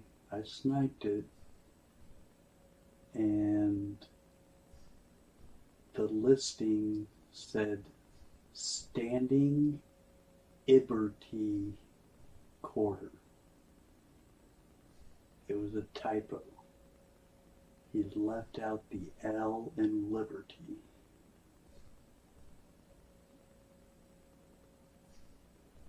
Because they are all about money, just like all big biz. Yeah. Yeah, I could see that for sure. That makes sense. The more you send in, the larger they think you are. They want your word of mouth, and they want you as a returning customer. That makes good sense. I hear you. Wish it wasn't that way, but that's life. That's what the people say. I search that way too. I find good ones that way. Yep. Because nobody else does. And yeah, that's the reason there were only like maybe 3 people bidding on it. And I came in and sniped it for like, I want to say $90.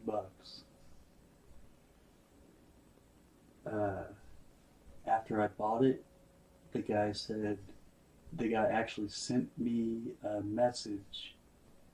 First time this ever happened. Sent me a message after the auction and said, you paid less than I did when I bought it. Apparently the guy owned it for a while. And he paid more than that when he got it. So he wasn't too happy about it. I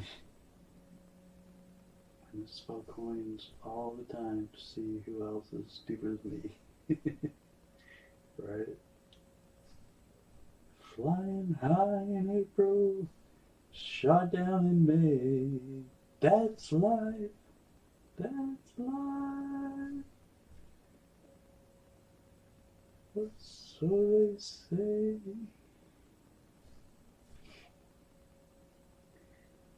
Don't become a crooner, Great Scott. What's a crooner? I feel that, Steve.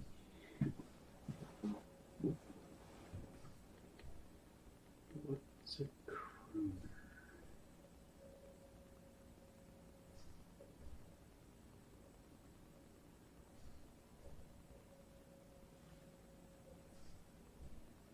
A singer of obscure vocal style.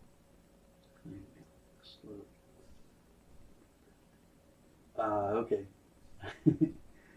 I got you, James.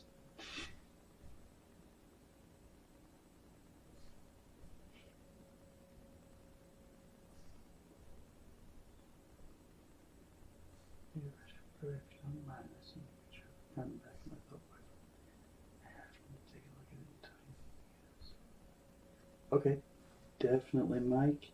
I can almost guarantee you that it is. I'll bet you it's. I'll bet it's 925. Because typically, when they put a good amount of the turquoise in there, you know, turquoise isn't cheap, so.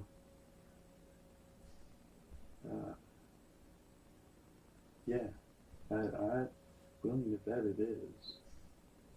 Let's see here. Yep. I mean, I know it doesn't seem like it would be because it's such a big chunk, but you got to remember when these things were made, it's back when silver was really being held down, and you could get a big old chunk of silver like that without it being out of most people's range. Yeah, I don't see any marks on it. It's not in that picture. And boy, it sure looks it. The color of it, design. And that's the other thing, because of the way they mount the turquoise, it's the soft silver that really allows them to put those clamps on it. So, it's somebody that seems hopefully easily distinguished. Okay, right on, James. Like the smell of rotten eggs when you rub it. Never tried that. Or if you put bleach on the Q-tip and rub it on the back, turns black, it's silver. All those things are true.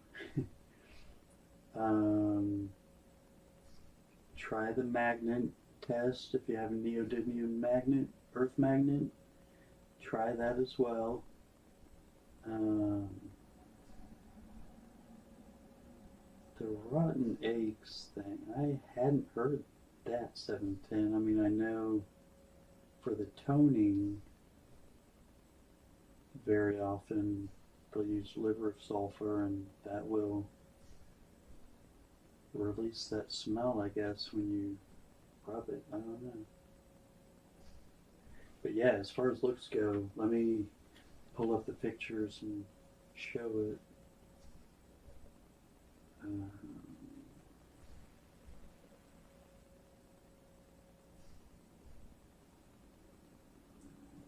This one.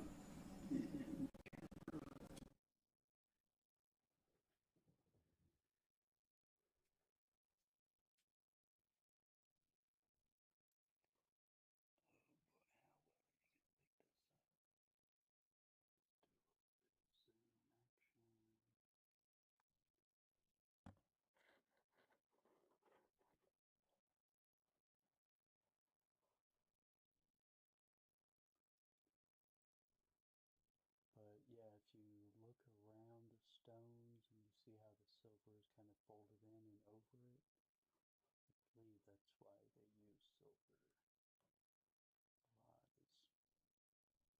It's more malleable. But yeah, it definitely has the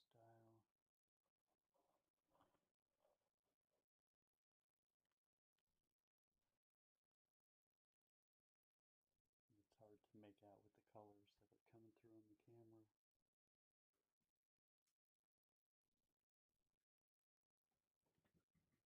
tone definitely looks like it.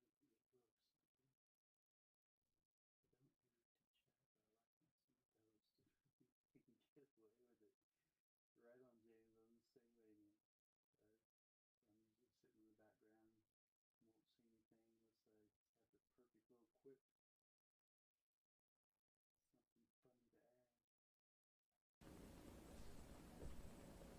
add. I found more nickel that I had shot with metal gun at the coin shop. It's 50% silver, 38% copper, some magnesium, and 0.7 ferrous metals.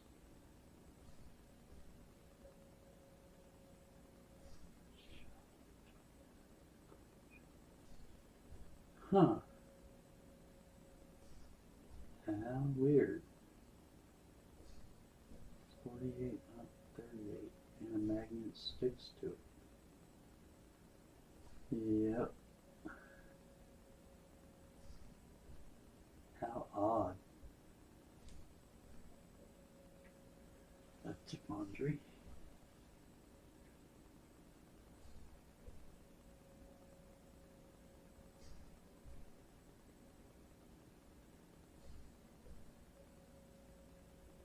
Yeah, 710.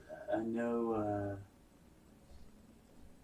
bleach turns it black because in antiquing coin rings and whatnot, to get a really good deep black background, a lot of people use bleach, and it does. Man, it gets dark, dark, dark, dark, dark, dark, very dark. Like typically for antiquing, black or bleach makes it a little bit too dark.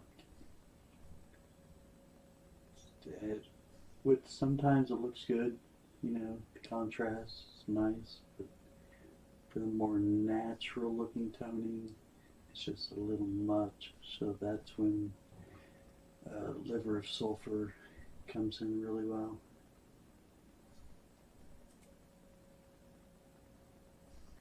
See your picture of the front and back of the buckle. Yep, I got those. And yeah, I didn't see any silver stamp on the back. Let me see if I notice anything in front.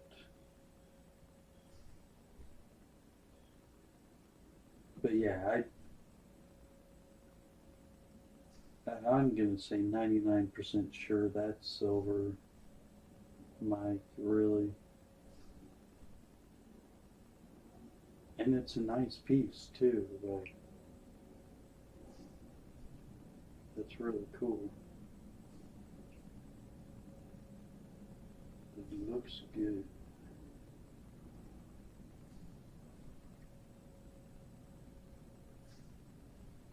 It almost looks like maybe there was stamps on it. Maybe they got worn down.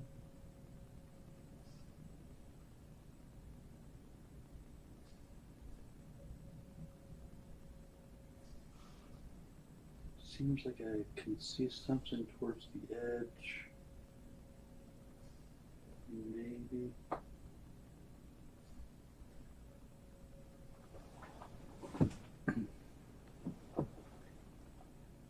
The states of the LCS have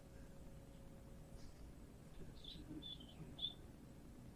Used to dump halves in a bucket, put bleach in just to put them out faster. Man, that yeah, I guess that's one way.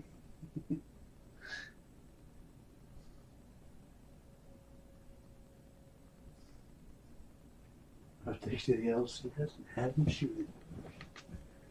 There you go. Yeah, Mike, seems like down. Let's see if it'll show up. Oh wait, didn't change the camera.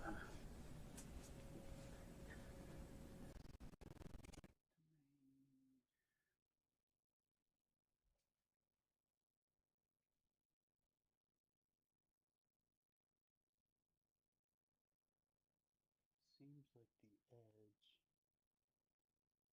Come on, show up. Just over there to the right. Just to the right of your thumb. Where that groove is. Just right over here. Kind of looked like there was part of a stamp, but it may be so worn down way that you can't see it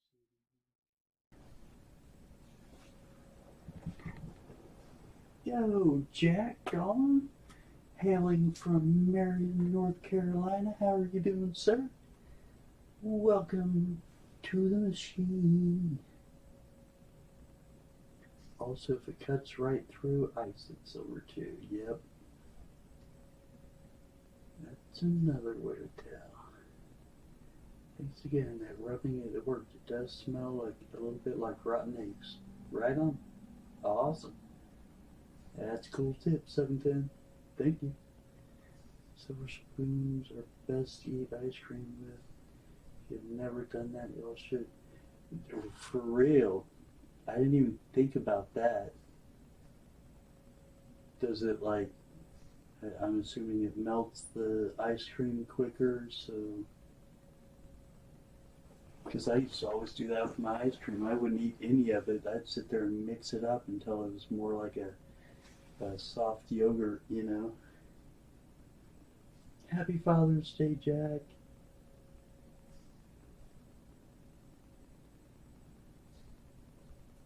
Yep, I'm gonna have to get a silver spoon just to eat my ice cream with. Who was it? There's someone in here that makes rings out of silver spoons. I love those. They look awesome. Some killer designs on a lot of silverware. Is it Coin Dude 66? Or I forget who it was. It just cuts right through nice. I have to get a big one just to scoop the ice cream out.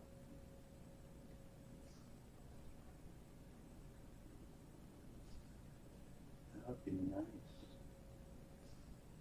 Anyone here collect pennies? I have a full roll of 82D pennies. Not I, sir. Not I. Believe that is 710's department, possibly. Certainly be like, I think Pammy gets into pennies. And Justin Busman, I know, does.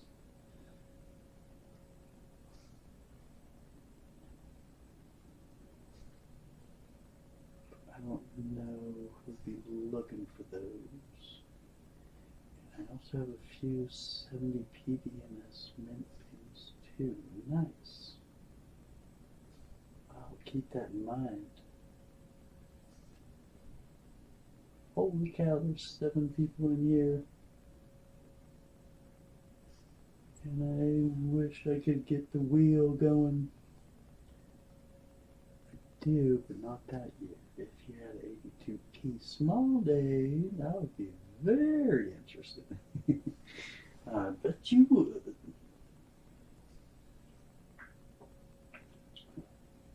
Alright. All you lurkers, twerkers, and grocery store clerkers, cluckers, tuckers, and mother. I am going to go get a nicotine fix. I will be in the chat if you want to ask me something. I'm going to mute. I'm going to mute all the mics while I'm gone, so there's no double audio crap going on. But I will be right back, and I will do a wheel for a Merc dime. aka Liberty, Winged Liberty. Lurky, lurky, lurky, lucky, lucky lurkers. Um, yeah, I'm gonna pull a handy Andy and keep you on hold while I go have a smoke and promise to give away free silver when I get back. If you hang, I appreciate it. If you don't, I understand. I hope you have a happy Father's Day and come back maybe later on tonight. I will. I am up late, Jack, which might turn into just a full-on day of staying up.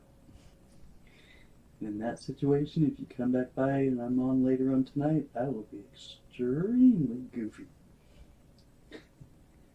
But yeah, it was a late night. There were a lot of shows going on, and as Pammy was ending, I figured what the heck, I would come on and test out my StreamYard setup. So yeah, I'll be right back though. I'll be in the chat.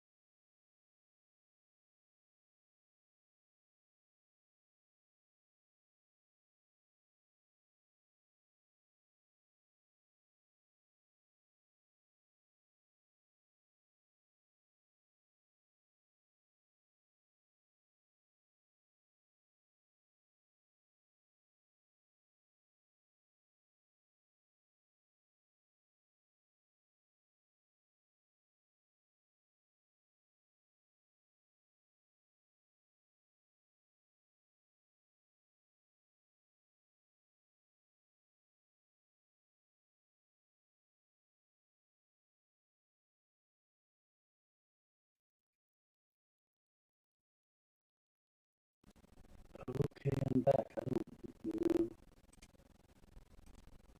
There we go. Now I'm back. I hope.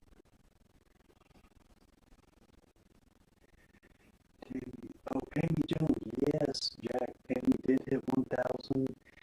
And then, of course, shortly after it was taken away. So, she's right there. She's real close. Oh no. Let me check and see if you can tell. Yes, Jack. Pammy reaches 1,000. And then, of course, shortly after it was taken away.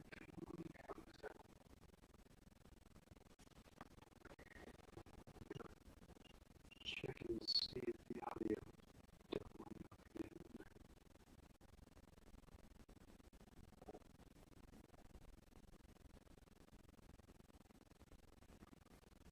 Okay, testing 1, 2.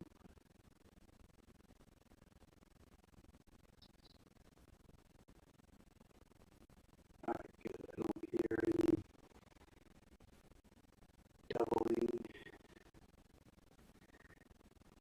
So, yeah, they were taken away, but she's really close. She's right there. She's gonna get over that little hump there. Yep, that was awesome. Pammy hit 1,000. Now we gotta get Ida up there. Ida, and of course, Handy Andy. And actually, I just hit 200.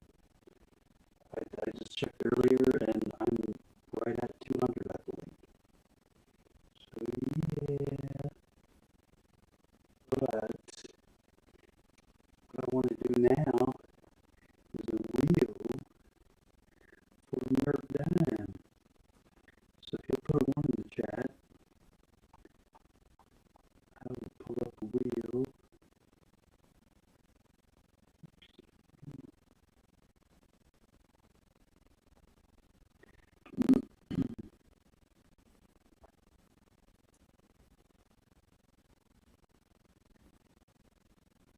I sound like I'm underwater. Okay. Let's see.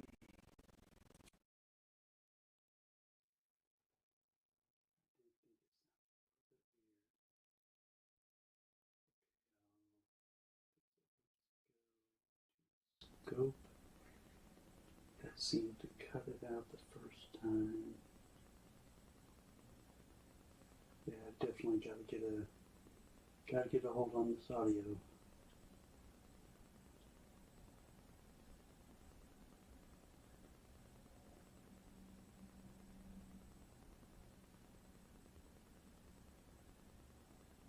You are at 312.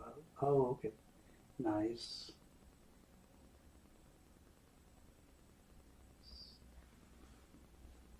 Was it you that just hit 300 last night? Or someone else? Just hit 300.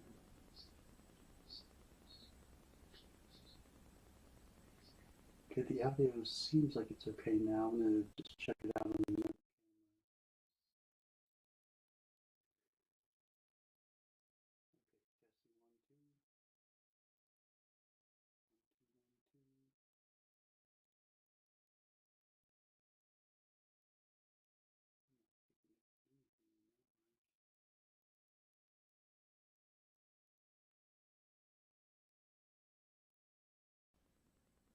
Turn this all the way up and this halfway down for the webcam.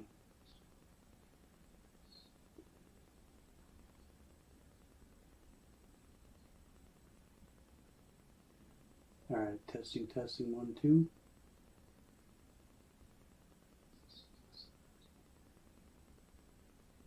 Alright, kind of sounds alright to me. Let me know if there's any problems with that.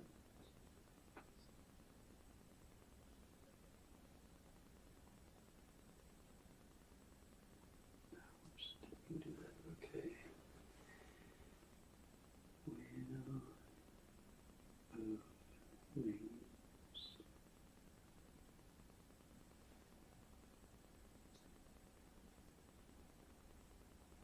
There we go.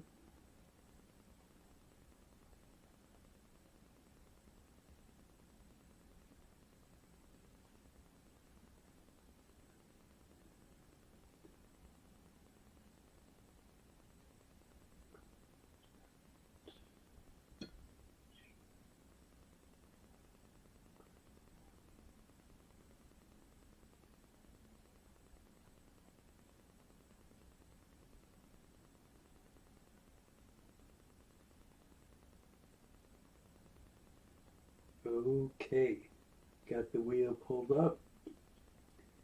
She would like to be on the wheel. Sounded very good, very nice, very nice. Good, good, good. Sorry about that. I hope to get all the audio problems and everything dialed in here pretty soon. And I'm looking now. It is a 2010 Grand Canyon. So Mint State 69 early releases on the 5-ounce coin. Alright, so yep, please, anyone who would like a chance to win a Merc dime, throw a 1 in the chat. We got the lucky James Eller, of course. Wouldn't be lucky if he wasn't entered. So everybody type a 1 or say something so I can put you on this wheel.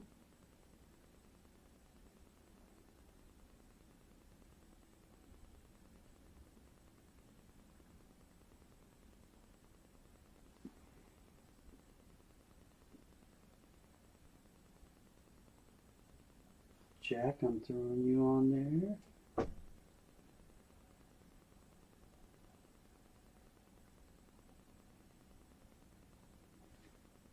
Oh wow, it jumped down to 3.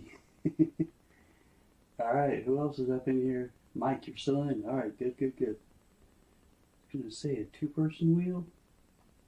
Come on now.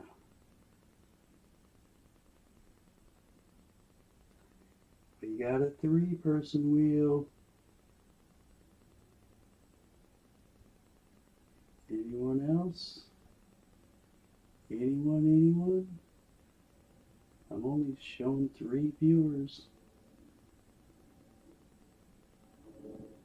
Oh, you know what? I bet one of those was me on the phone. Maybe even 2 of them. That's all that's here. Alright. Better chances for you. Let's see. What's this set to? Customize. Ticking sound. Spin time 10 seconds. What's this? It's probably the volume of the ticking sound.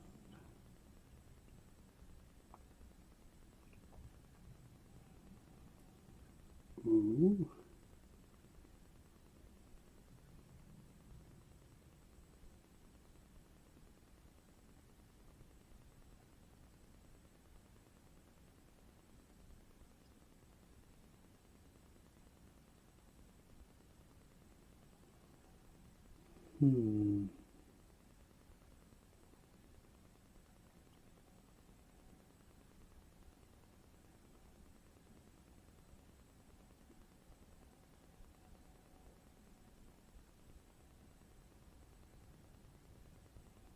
Okay. Without further delay,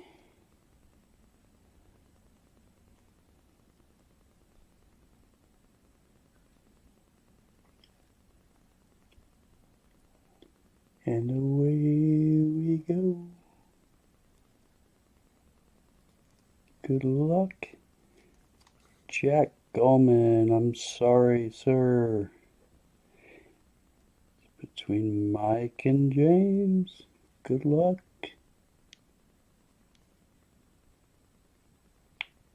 Oh, Mike, I'm sorry, man. Of course, we should have known. It's the lucky James. Ever. Forever. Congratulations, James. You, yes, you are the winner of this fine, I believe it's a 1941 Merc dime. See if we can screen. There we go. A little better maybe.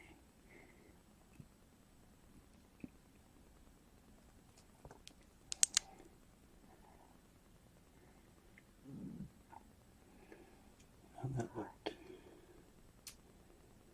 No, it's not rotated. Okay. Cool, congratulations, man. Congratulations. Sorry I won. I don't be sorry. Are you kidding me? Happy Father's Day.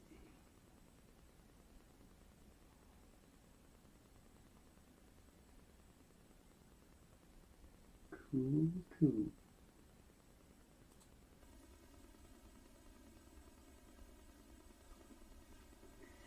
And I was going to spit it out. Yep, it's a 1941.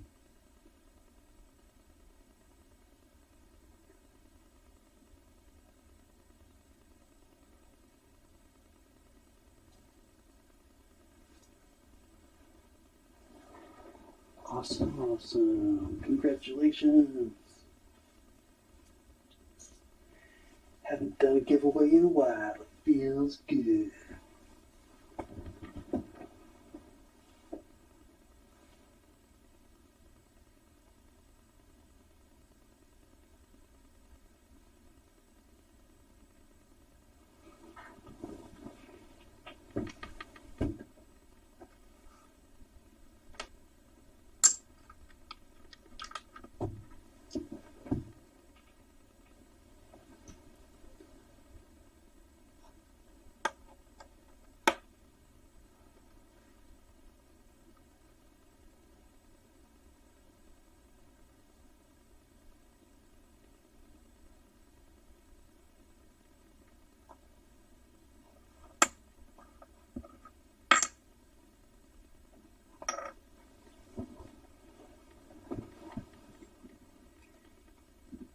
Alrighty, Jack, do me a favor and send me a claiming email if you would, please.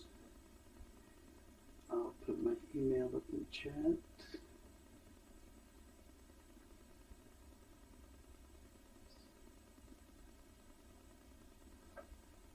For some reason, audio sounds weird again.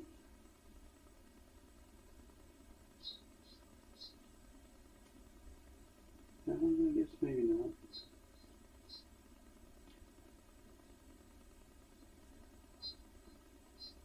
Alright, there's my email.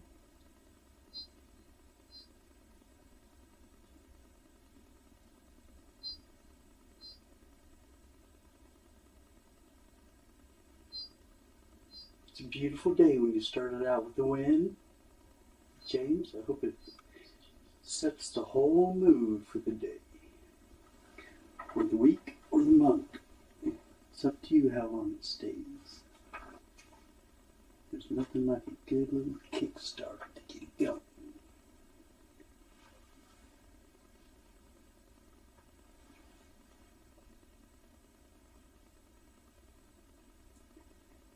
I think overall, I'm really happy with the setup though.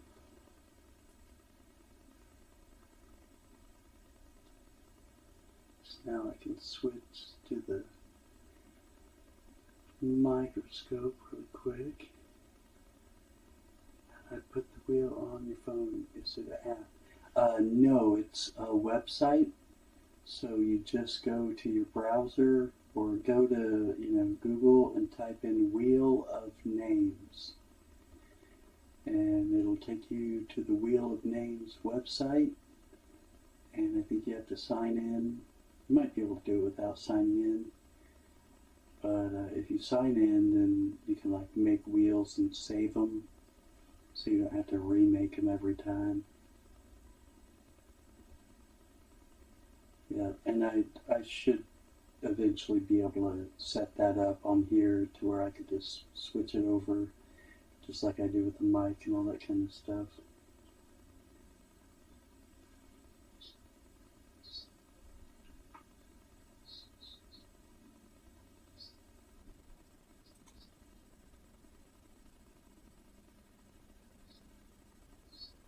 Yep, anybody can pull that up.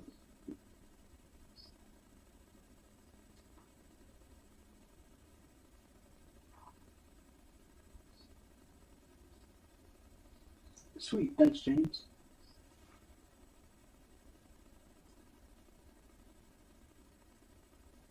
And yep, I got you. I'll get it sent out tomorrow. Very nice.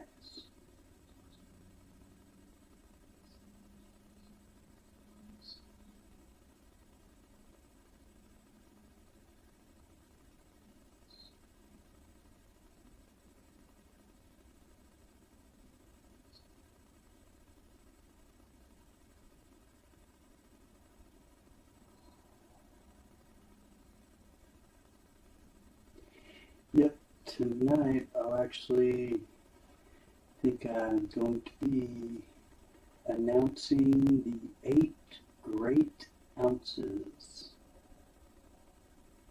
The donation wheel I have. First place will get 4 ounces. Second place will get 2 ounces. And third place will get 1 ounce. And 1 ounce to the first person off the wheel.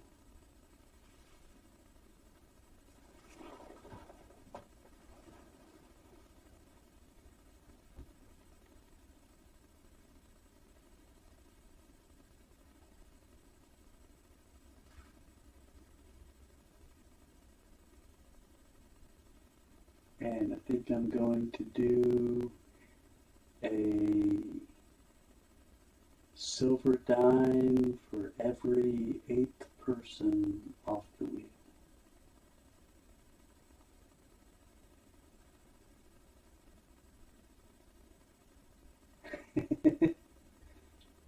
Perfect, James. Knew you needed for something. See, James is just a little bit psychic.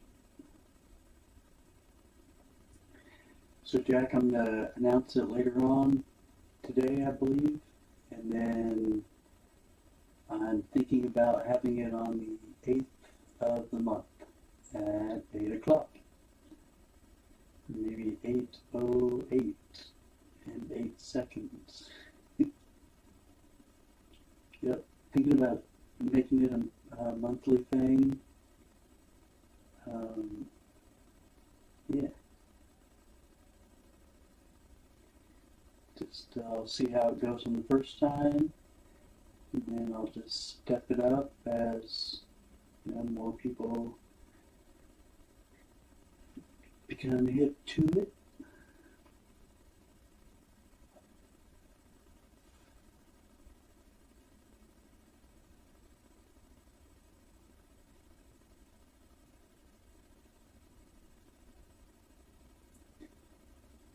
Yep. Gotta be a little bit psychic to be called the lucky James Albert.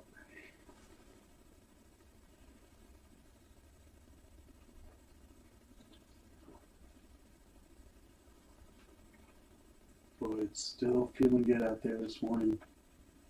That breeze is really pushing through. It's got to be that storm that Ida was talking about.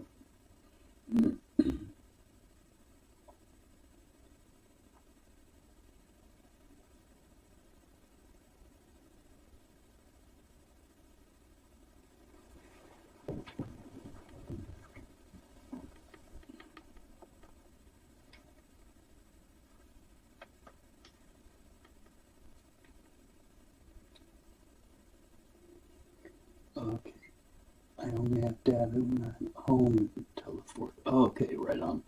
So you have Wi-Fi home and all that. It's just when you're away.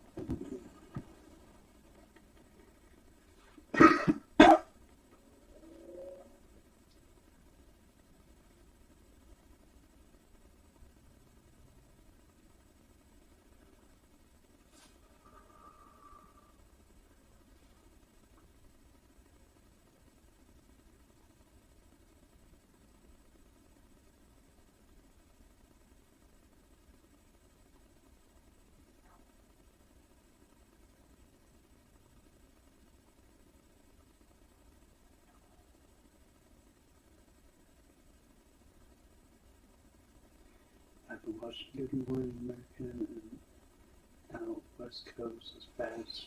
Oh boy. Oh boy, oh boy. I hadn't seen how bad it's gonna get here. It didn't seem like a whole lot.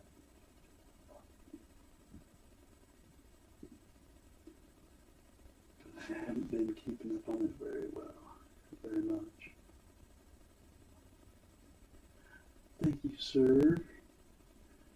It is a nice little Infusian quarter ounce.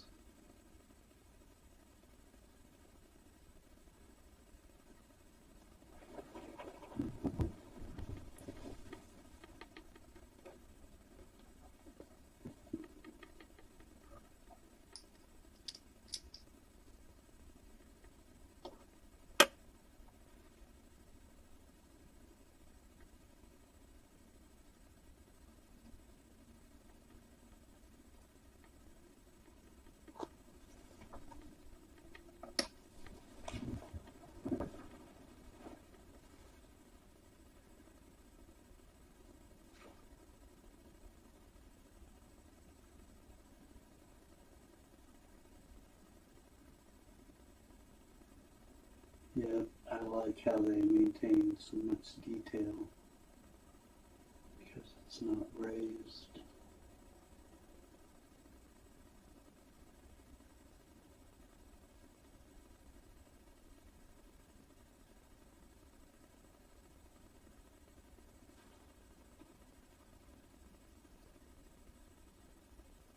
My great-great-grandfather was a chief of the Cherokee. Oh, holy cow, Jack.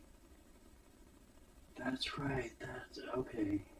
I remember seeing in your videos, it always opens up with all the Native American Indian stuff. That is awesome. That is so cool, Jack. Your great-great-grandfather. That's freaking amazing. Oh, James, I didn't open it. Sorry, I just saw that I had gotten it.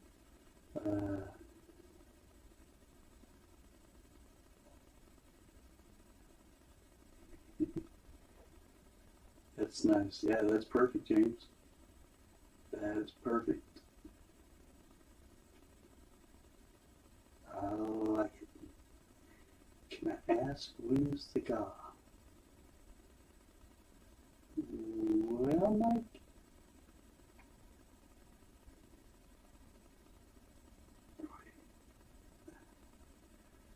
Oh, you mean the 8 grade ounces that I was talking about? Is that what you're referring to? I'm thinking about doing that on the 8th of the month, so it would be July 8th.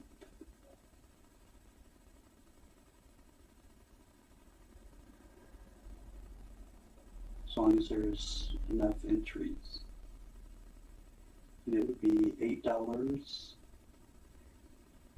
Get as many entries as you want. Just have it pegged out for someone else. You can do your friends, your sisters, your brothers, your parents, your kids, your dog, your cat, your fairy godmother, I don't care.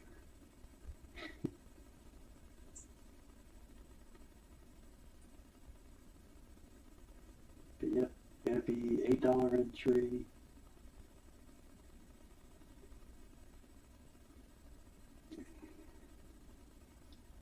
And you have choices of 2021 American Silver Eagle Type 1s, 2021 Britannias, 2021 British Valiants, and there'll be a couple other choices in there, probably 2021 Maple,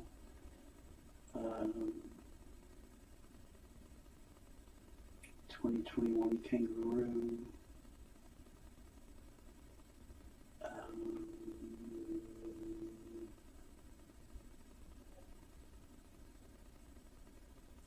Maybe some other stuff.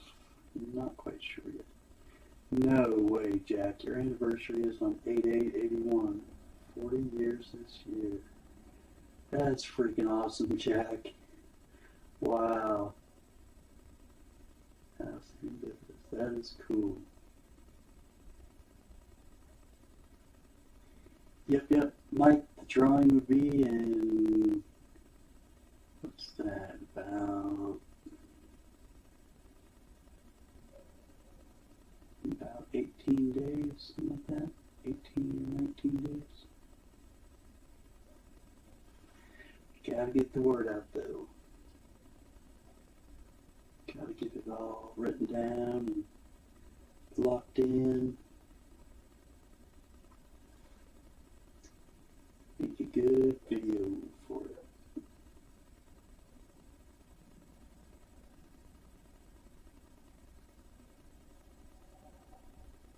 Large wheels don't like me very much. Is that right? I did not know that, James.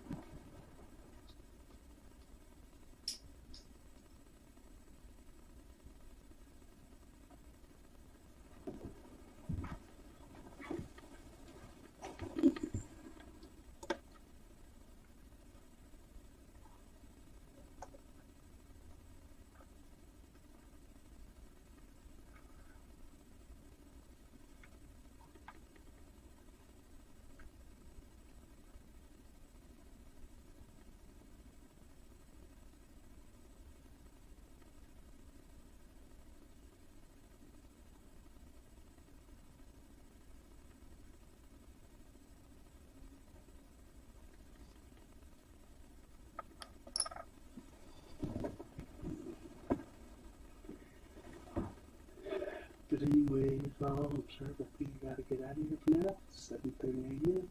Been awake since 11 last night. So I'm gonna try and get some rest. Alright, Mike, hey, thanks for coming in. Thanks for keeping me company and keeping me on top of my audio game and everything. I really appreciate it.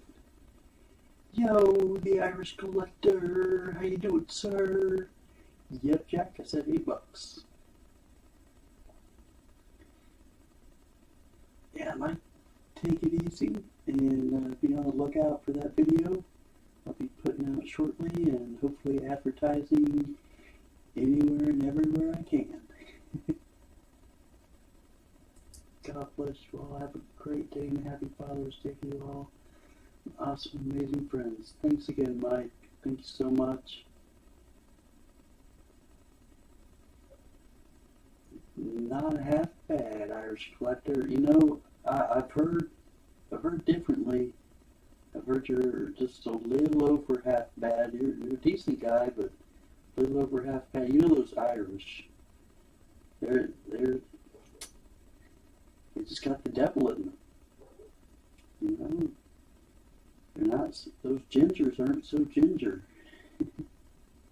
Just kidding, man. Thanks for stopping in, though. It's good to see you. I know I saw you over at Handy Andy's. I know you want some cool stuff over there. Most definitely, Mike. We'll see each other around somewhere if it's not here. Be on another one of our great communities channels.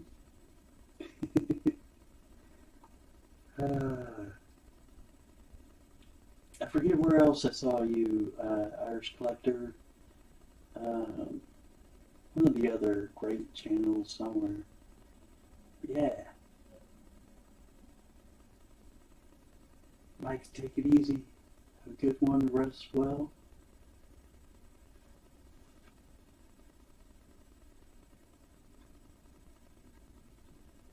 What's up for the GAW? Well, we just did a giveaway a couple of minutes ago, and the Lucky James LR1. Found it buried. Okay, yep. I remember seeing you were there too. For sure. Over at George's.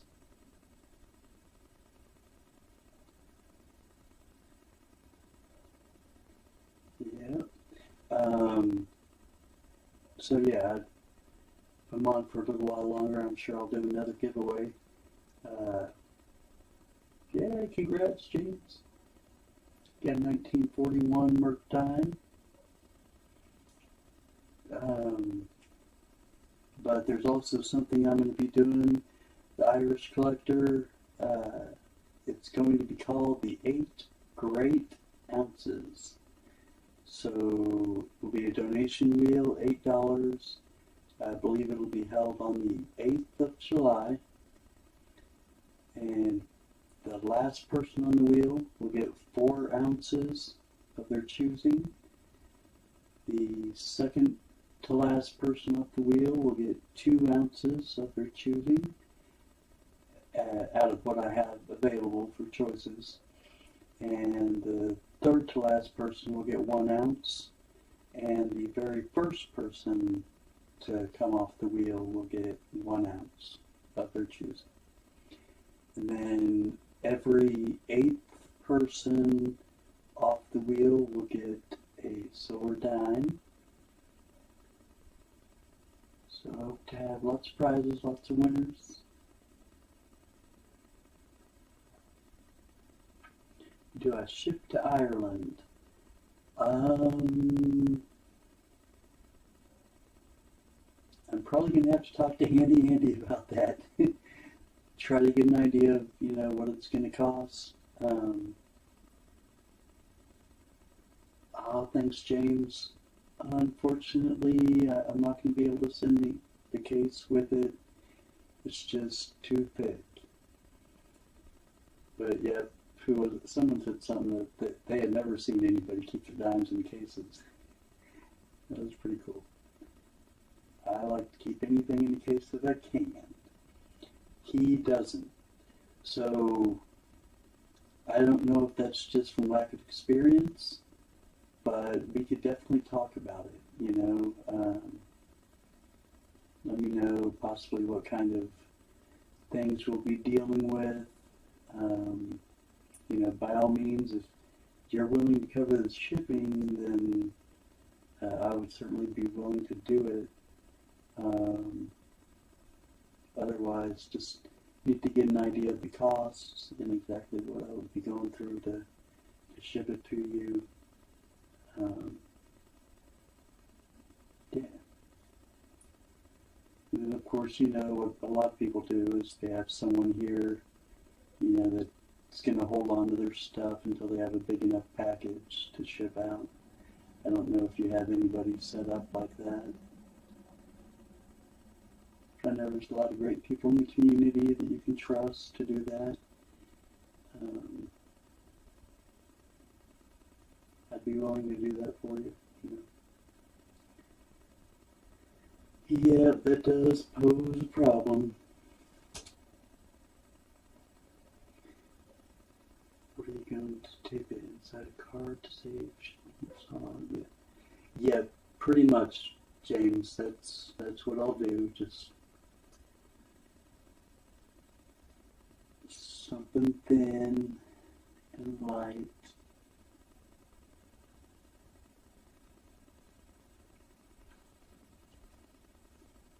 Yeah, otherwise it would be like $5 to send it out, as opposed to, I think it's like 75 cents or 90 cents. No, have no one yet. Alright, man, yeah, just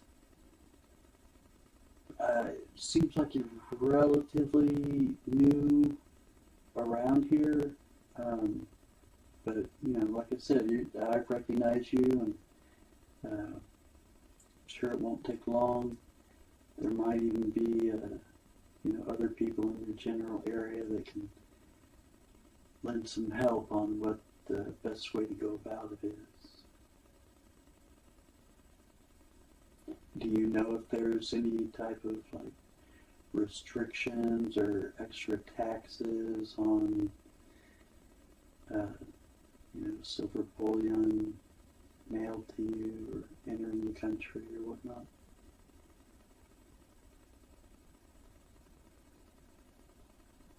There are some places that can get pretty pricey. Yo, Rocky Mountain Bear! I hope you had a good hibernation and aren't having any problems waking from your slumber.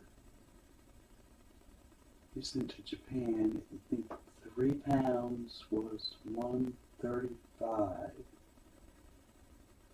So what's that? About $45 per pound. Okay. That's a big old package, so too, Jack. What are you up to, Rocky Mountain Bear? You getting out and grabbing some berries for breakfast? Wrapping up on some trees?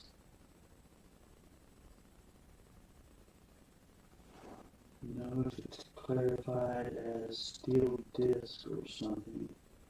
Yeah, there's good terms to use, like antiques, because if it's an older coin, it is considered antique. It was all candy. Oh man. Yeah, I'm sure it's worth it. Whoever got that candy,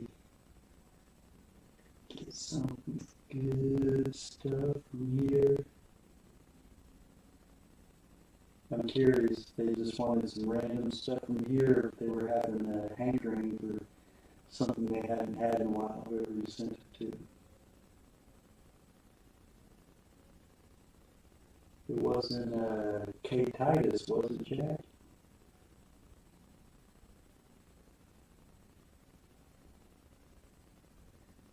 Yeah, clarified as a steel disc. Yeah, that's a good idea. That sounds like the way to go. As long as they don't open it up and look. I mean, what's the worst case scenario then? They just tack on all the extra taxes, fees, whatnot. It was K. Titus, huh? Cool. Was it all for him, or did he pass it out to the kids in the hospital? That's awesome that you did that, Chad. That was too cool. K. Titus is such a great guy, man. You guys got a heart of gold.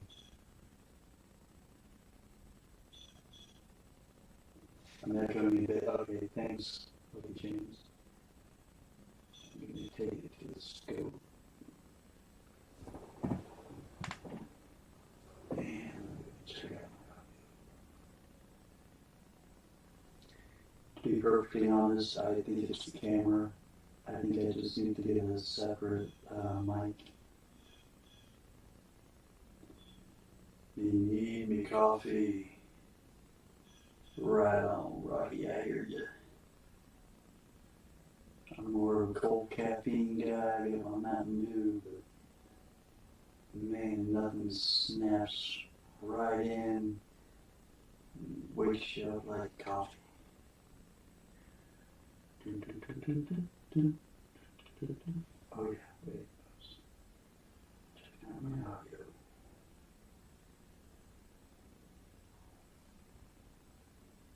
Get a tray for back Pokemon cards. Awesome.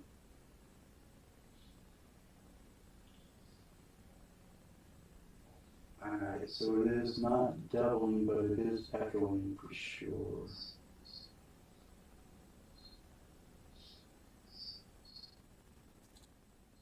Try a little bit of this.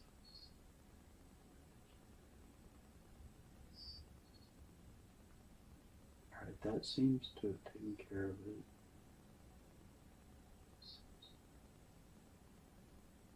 Now if I click the scope, how does this sound?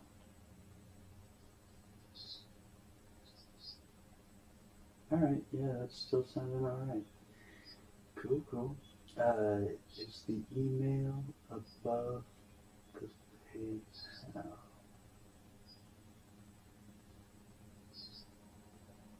I believe so. It should be Tahoebrandon@gmail.com.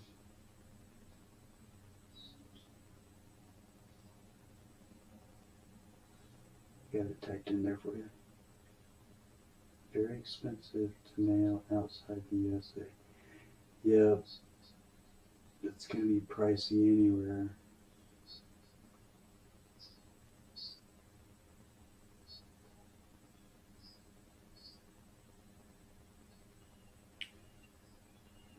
I don't give a fuck until I had my coffee. Barely awake.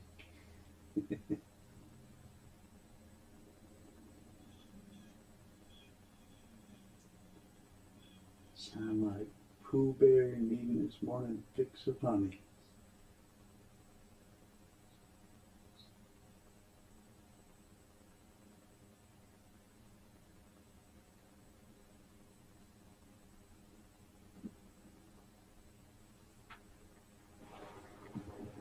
Let's see how it's going to throw down.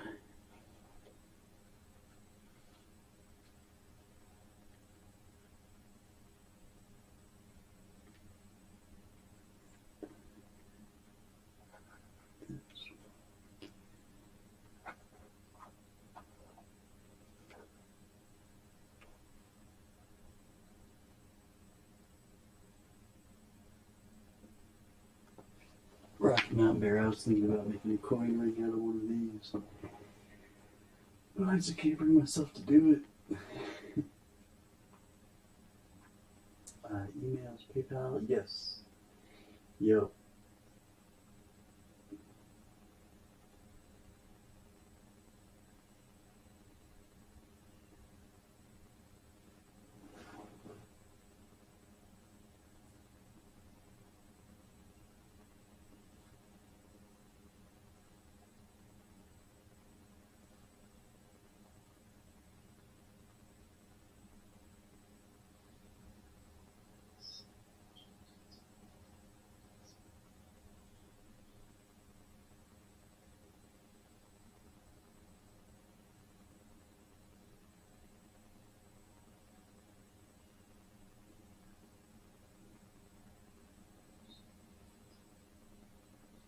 Oh,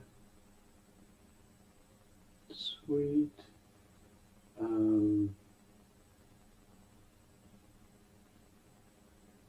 Was that you, James, who just sent?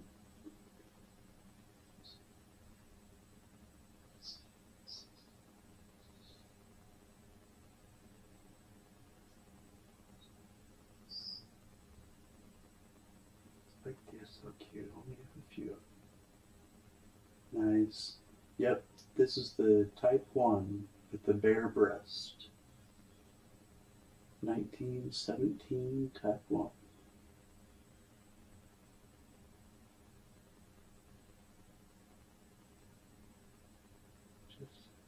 Oh, is that you, Irish collector, that just sent?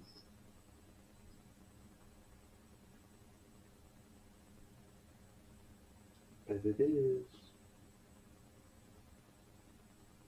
Yep, that's the only American coin with nudity on it.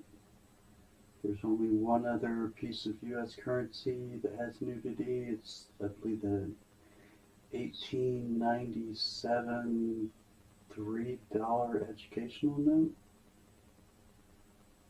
Hey, Gary Shelton. How are you doing, sir? Good morning to you, and a happy Father's Day. Alright, the Irish Collector, I got you. I'm going to write you down. It's the very first person. And we'll get something worked out if you win. We'll make it happen.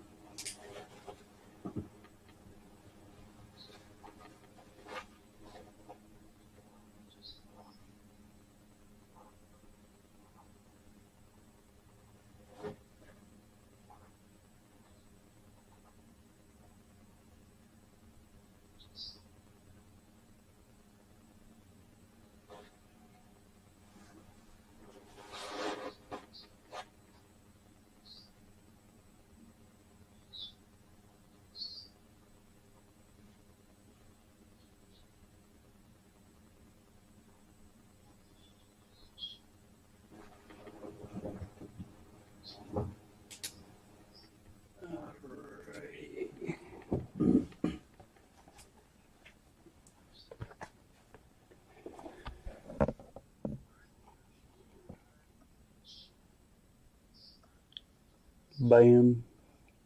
There you are, sir. Number one.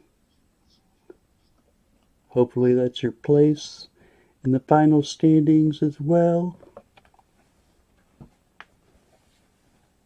Thank you, sir. Thank you very much.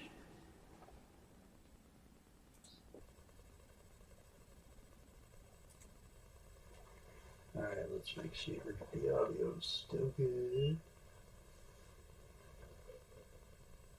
Yes, I just hit 200, Gary. Just saw that last night. Some peers are pretty sweet. Hard to find a good condition like that. When you do, they usually cost a pretty big. No doubt, Rocky. Yeah, any really nice SLQ does get pricey. This one, the Type 1, is especially pricey. They only made them part of the year in 1917. Started in 1916. That's the true Type 1.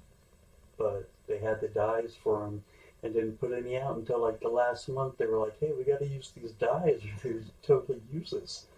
They made the 1916 dies for the change. And yeah, they only pumped out 52,000 at the end of 1916. Those are ridiculously pricey. Next stop, 500. Yeah. Yep, I need to do butterbeans in here too. Yo, butterbeans! Yo, yo, yo!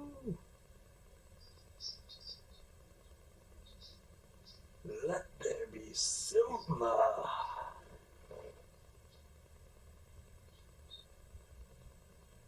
Yep. Gonna be doing a donation wheel called the 8 Great Ounces. First place will be 4 ounces of your choice out of what I'll have available: 2021 ASE, 2021 Britannia, 2021 British Valiant, 2021 Canadian Maples, and 2021 Kangaroo. Yep. First place gets 4 ounces, second place gets 2 ounces, third place gets 1 ounce, and first person off the wheel gets 1 ounce, and every 8th person gets a silver dime.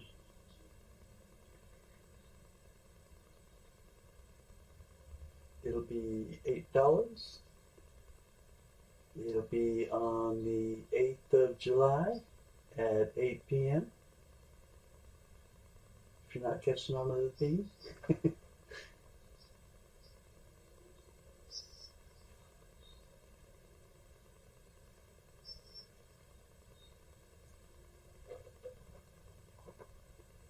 Do I hear birds in the background? No, Jack, it's the audio on this camera. So I tried looking for a really good camera, and the camera is good, but it's used, and I think whoever sold it probably sold it because it had problems. So I just, yeah, Gary, I want to, I don't want just 1 or 2 people to win. I'd like everybody to at least have some type of win. I like to make people happy. I hate the idea of one person being happy and a whole bunch of people not being happy. So yeah, I like to split it up a little bit, increase people's chances of winning. I know it needs to be a good jackpot, for first place, but I'd like to spread it out if there's enough interest.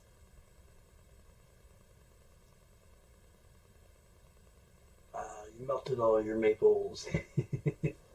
Right? That's good silver, man. Yeah, Jack, I'm sorry about that. I will get a dedicated microphone soon. Thinking about asking for that for my birthday. They're not too expensive. Get like a nice Bluetooth one. There you go. Spread the love out, Jack. Get a little bit out to everyone. Give out as much as you can to everyone.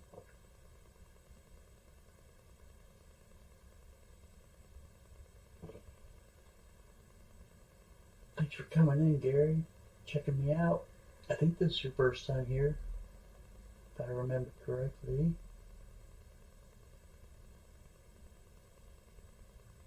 And butter beans, I think it's your first time too. I use the mic from my old rock band game. It's surprisingly good audio. I gotta try that. That's a good idea. What else do I have? Ooh, let's see. I don't know if I can even add it right now. You have been here, Gary. Okay, I'm sorry. Please forgive me, Gary. I lose track. New though. Okay. Cool, cool. Well, you're welcome anytime. I'm usually kind of a later night streamer, but that's probably going to change a little bit. Probably try and get on a little bit earlier and a bit more often. Yeah, my first time trying to get to most streams when I can. That's cool. And I was thinking about making a video just kind of on tips, you know, for our whole community.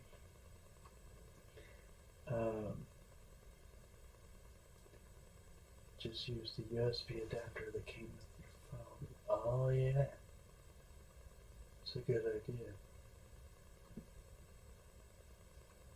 But yeah, Irish Collector, one of the things I was going to suggest is go to, you know, people you've subscribed to, check out their channels, you know, all the different people that they're subscribed to.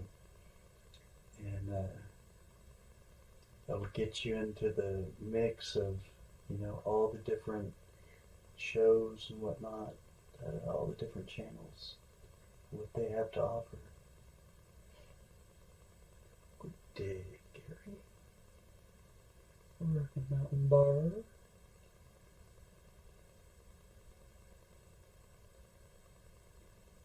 But, what was I going to suggest?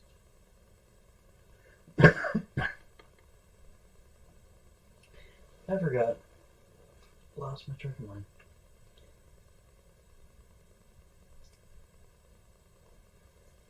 Yeah, check out other people's friends, who they've made friends. You can have at least 40 people on your wheel to make sense. Or you're going to have at least 40. That's what I'm thinking. Yep. And hopefully more.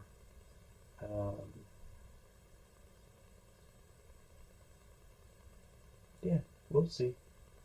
And that's, you know, 40 entries. You know, you can buy more than one ticket. You know, you just got to have someone else's name on it. Your brother, sister, cousin, son, daughter, sister, the fairy godmother, or your dog, cat, I don't care. But I heard a cough. Grabbing my COVID mask. It's all good, Gary. I've had my shots. I've had my rabies vaccination. I'm not going to bite. Full moon is past. I need to get my laptop cleaned. I hear you, Jack. There's some great tips out there for just trying to get the fuzz out of them. If you'll turn your laptop off, and if you can, remove the battery, but you know, just basically make sure it's off, no power source, and maybe even try to ground it in some way. But then if you will run a vacuum cleaner over the vent hole, it will help to suck, you know, any debris that's clogging up your vents. And often it'll even pull some of the fuzz out of there that's already in there. Um, but what you do is you basically kind of hold the vacuum nozzle over it, and you'll see the little pieces of lint coming up through the through the ports. And you can use a brush and try to grab it that way. But what I like to do is they're usually pretty big chunks, and I certainly don't want to push them back down in there. That's why you got to kind of be careful with how you use the brush nozzle. Basically, I would go perpendicular with the vents so that the bristles of the brush aren't really pushing back down into the vent holes. And yeah, that should help kind of break up the fuzz and help to get it out of there, help keep it a lot cooler. Also, yeah, Jack, you can. Just gotta, you know, tell me what other name you want on there for it. I'll type in Jack for you, and then Jack's sister, Jack's dog, Jack's fairy godmother. I don't care. Don't blow in, dust is sucked in. Don't pack it in tighter. Right.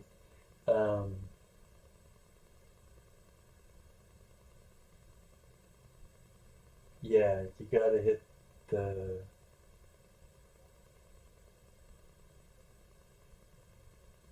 How is it? It's been a little while now, but it seems like you suck it out of the intake. Wherever it pulls in air, that's where you're going to have the majority of it, and it's going to come out smoother and in larger pieces and more fully by sucking it out the same hole that it went in, because it clogs up there first, and then pieces of that will break up and move farther on down the line. But yeah, it's the intake that you want to hit, and you'll see the biggest difference. Oh, to reset it to factory. Gotcha, gotcha. Oh, it costs $80 to reset it to factory. I see. Yeah, Jack, I actually have a couple of laptops I tried to use for this, and I had problems with them. I'm going to have to do the same thing. Get it reset and sold now that I bought a dedicated unit just for this. I use a vacuum on any hole I find. There you go. And that's okay, but really, I think the bigger chunks are on the air intake, and you want to tackle that one first, just to make sure that those big chunks that you can get out right away aren't sucked farther down into the system. Being a tech, I actually disassemble them for a proper job. There you go, Gary. No doubt. Yeah, if you're on top of it, you know what you're doing, then well, I'm preaching to the choir.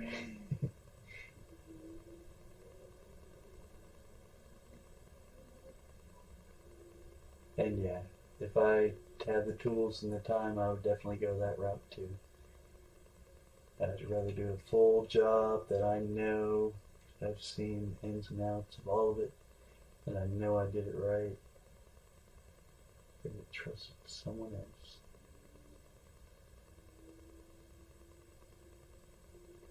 Yep. Major factor on computers. Gotta keep them flowing well. Matter of fact, because my room doesn't have good ventilation, it gets really warm in here.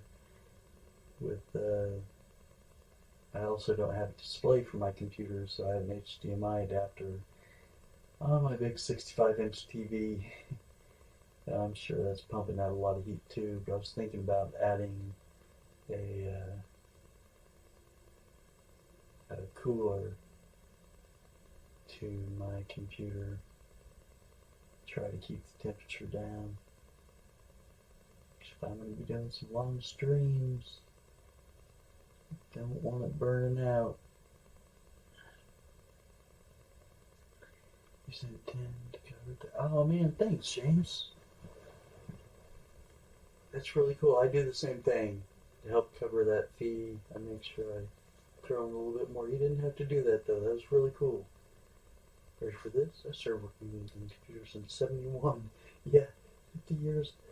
Oh my god, that is 50 years ago. God. Old IBM mainframe. I've been on POC since around 1984. POCs. I'm not sure what that stands for. Personal computers. That is crazy. 1971. Man, how old was I when we got our first computer? I want to say like 90. Oh, PC. Okay, gotcha. Gotcha. Yeah, you know your stuff, I'm sure, Gary. Oh, no need to apologize. Tennessee, very nice. Got lots of family around the Memphis area.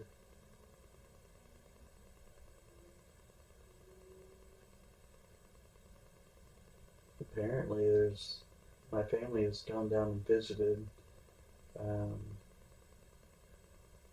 some estate that we had family at. We talked to some people that had been around there for a long time. And they remembered, that our distant relatives were like, oh yeah. Oh, how did they say it? They were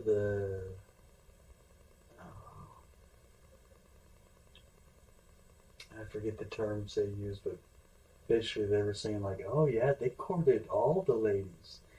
They were fine gentlemen or something like that.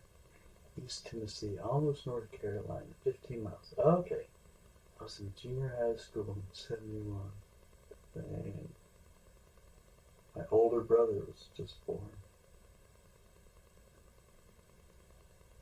Cal Poly Pomona, 1971. Very nice.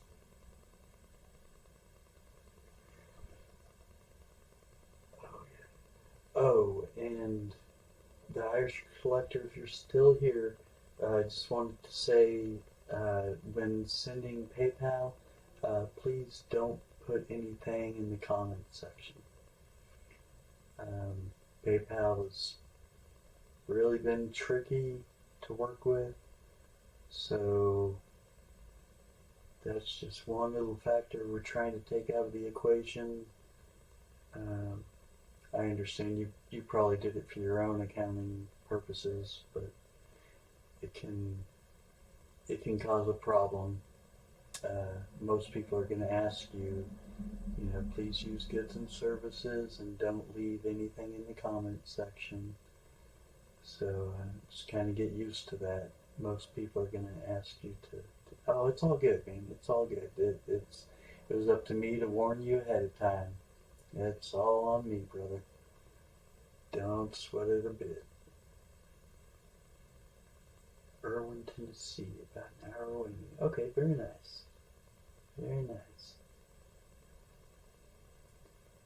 Yep, I don't think you were in here, but talking earlier about I used to go to Memphis every year growing up for the 4th of July to visit family.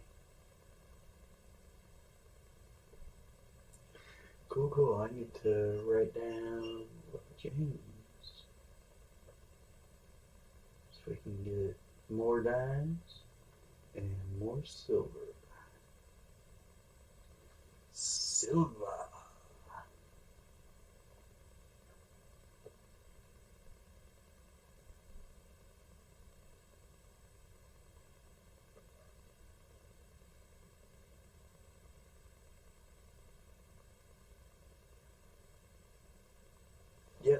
got you, James. Thank you, sir. Thank you very much. Wow. Okay. Once again, I really appreciate that, James. That was too cool. My number 2.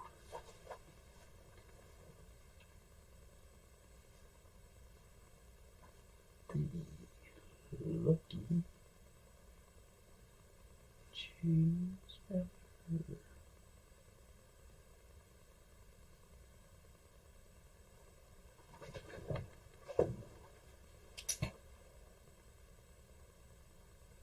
Rowdy powwow this 4th of July in Cherokee, North Carolina. Sweet. Man, I wish I could be there. Jack, I hope you take some good videos. It'd be cool if you could go live or something. I would love to see that. Whoop. And 8 grade ounces, number 2, the lucky James Eller. Got you on the list. You made the list.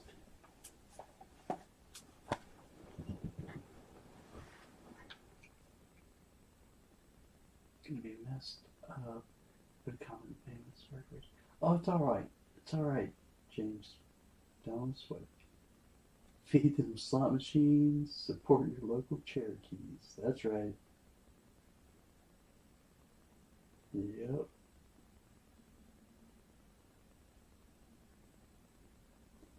Yeah, we had a lot of issues here. Our governor's wanting to renegotiate contracts like in the middle, you know, with the tribes just to try and get more money out of it. And man, they were like, I don't think so. They put him in his place. There's no way they're going to let him get away with doing that. That was pretty shiesty of them.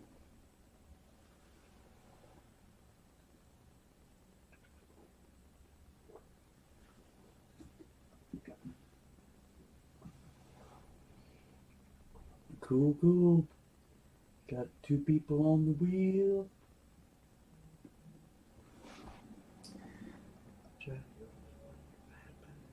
Connection with all the mountains. Probably try to go live.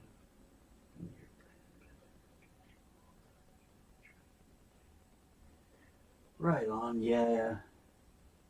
Mountains definitely make it funky. When I lived in Tahoe, it was like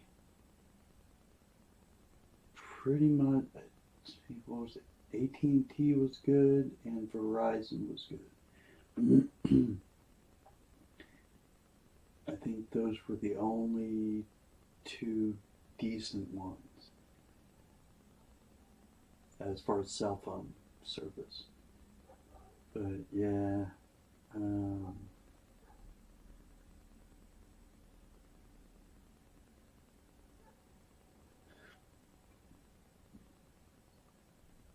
yeah, that's tough.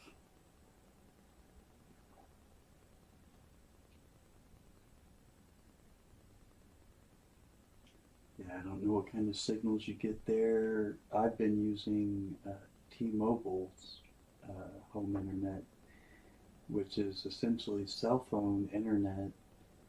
I think it was 4G at first, but now they've activated 5G. So it's just basically a cell phone, you know, it's got a SIM card in there and everything, I believe. Well, it's probably a digital SIM card, but it's pretty good. I mean, the speeds are good. No throttling, at least not that I've noticed yet. And good price. Actually, I got on because I heard it was $50 a month. Turns out that was just a special. It was up to $60. Well, now they've got a special again for $50. I actually need to call them and see if I can get that deal, because I'm not on a contract or anything. I get to turn it all in right now. There's no equipment rental fees or anything. So it's a good price, it's good speed, there's no extra equipment fees. So I've got no complaints. You have straight talk, okay. Yep.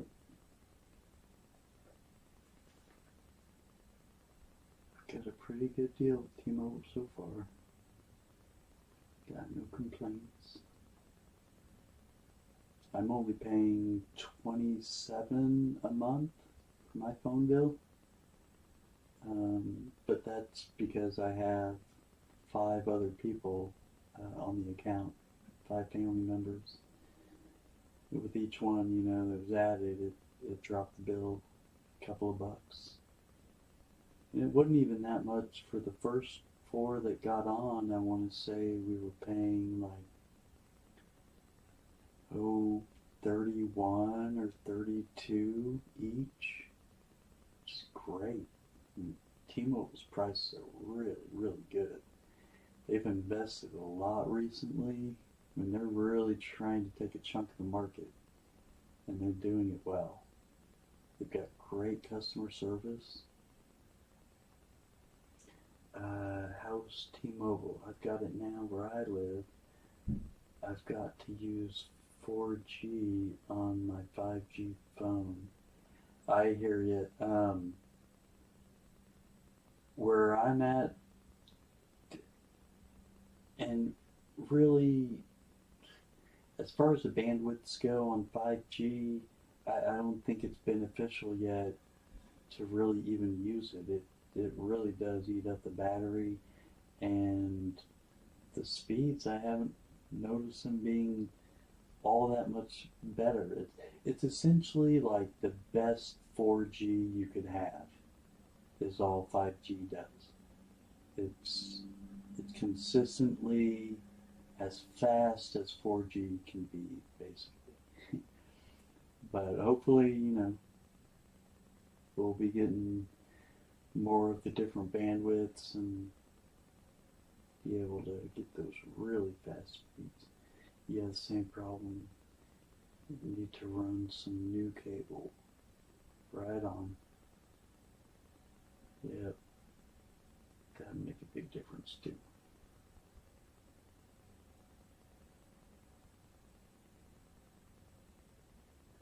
But yet, for really everything on T-Mobile, I love.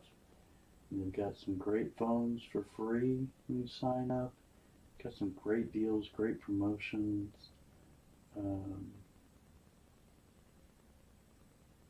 You know, you get discount for doing auto pay. Matter of fact, I think that's how they bring down the price from 60 to 50.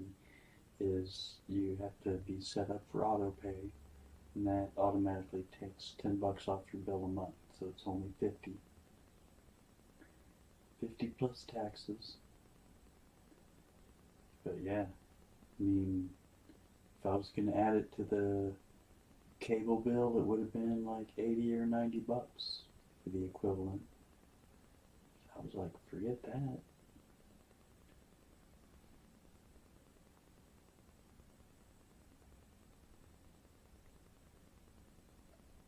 Yeah, if I had the money, I'd actually be investing in T-Mobile right now. They're really making the moves. They got a whole bunch of the 5G bandwidth, and that's going to make a huge difference here in the next few years. Like, so much 5G, AT&T and Verizon were complaining, you know, like, hey, this isn't fair. I've got a Samsung S21, it's an alright company. Yep, same here, James. I actually had the S20 FE 5G, and they had a deal where you could get a free S21 for signing up if you're a new customer, and then just shortly after that, they said you can get the S21, you know, and trade in the S20 FE 5G. You don't even know what I had, right? But yeah, I was able to get the S21 for free, basically, just trading in S20 FE5G, and I was like, well, the S21 doesn't come with a charger though, and the guy on the phone was like, oh, well, when you turn your phone in, you're just turning the phone in. You don't have to turn the charger in. So I was like, sweet, I already got a charger for the S21. So let's see, what you say, Jack? You probably need to run some test live streams before I go. No doubt, yeah, like that's, kind of what this was. I just want to make sure everything's working well, and it is for the most part, except for the audio. And it's an alright company, yeah. Yeah, I mean, they're stocked. It's been going up consistently, and I really expect it to start taking a nice boom. And they pay off well. Yeah, it's a good company. Matter of fact, it seems like there was something going on with T-Mobile. Like the parent company was wanting to absorb the U.S. version of T-Mobile or something. Yeah, the A50. Okay, I haven't heard much. I think I have heard the A50 is nice. All I know is it an Apple phone. There you go, Jack. Hey, the Apples are great phones. Your daughter bought you the phone. Cool. No. Apples are, yeah, they're great phones. Great cameras, great processing. I've just personally always been an Android fan, but no, Apple is great.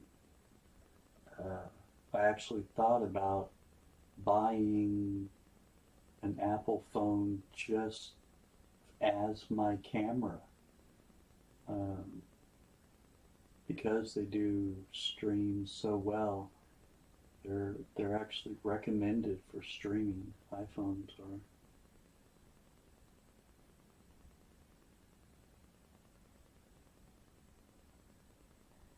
Yeah, buddy.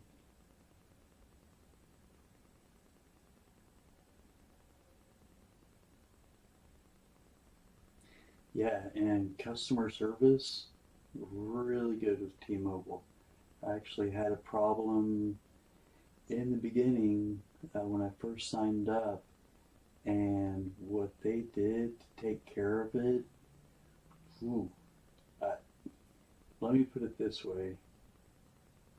I had about 3 or 4 months of not having to pay a bill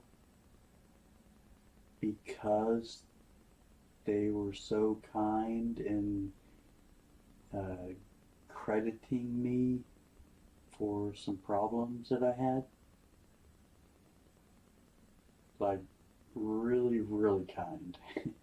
Hundreds of dollars in credit I got for some relatively minor inconveniences. But yeah, just everyone I've talked to, anytime I've called in, they're really quick and efficient with handling it, very understanding, and yeah, really generous compensations. And they're happy employees. They really take care of their employees too. So they understand, they know that all transfers downhill, how they treat the customers they interact with really reflects on how they're treated.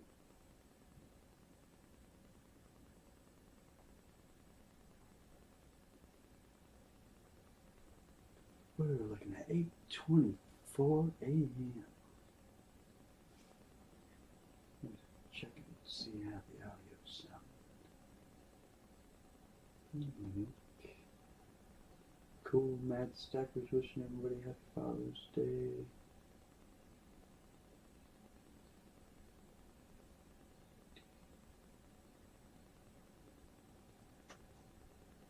Nice.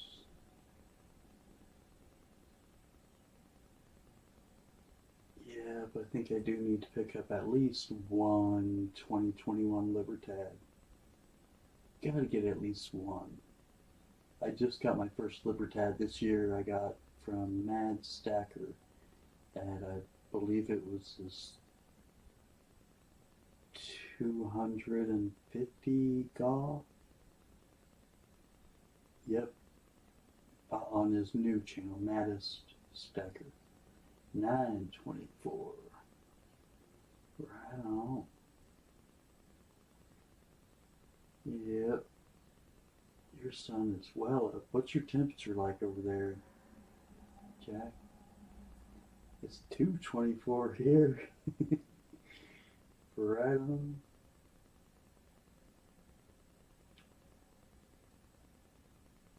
You won on also. Oh, you won one also. Very nice, Jack. That's a heck of a prize, man. I don't know that you won the 2020, but that was the one that I got from Mad. It was a 2020 Libertad. They're highly sought after.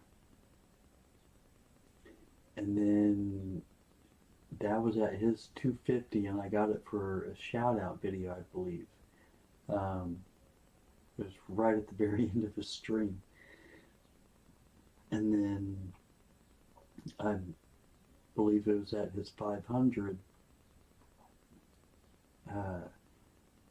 at Maddest Stacker that I won another one from Cheshire Keith. So now I have two 2020 Libertads. And man, when I saw the first one when it got here, I fell in love with it. I used to love my standing Liberty quarters the most of all, and I still do, but man, that Libertad really jumped right out there. 66 and raining. Nice. I'll take it. I would take it. What? Hour with Matt Stacker. If you owe him something, he will bug you for it.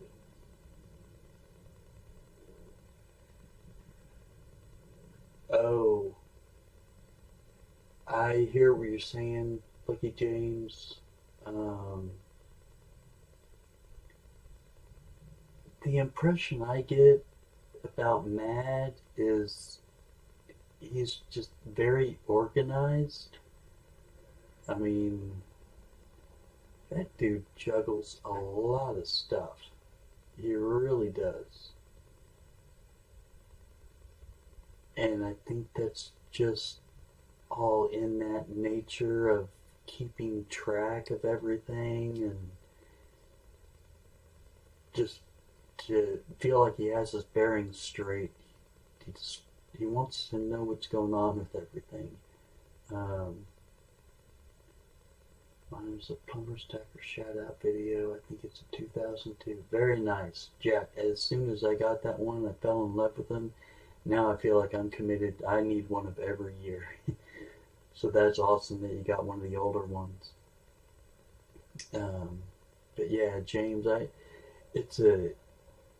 that's a rough situation, man.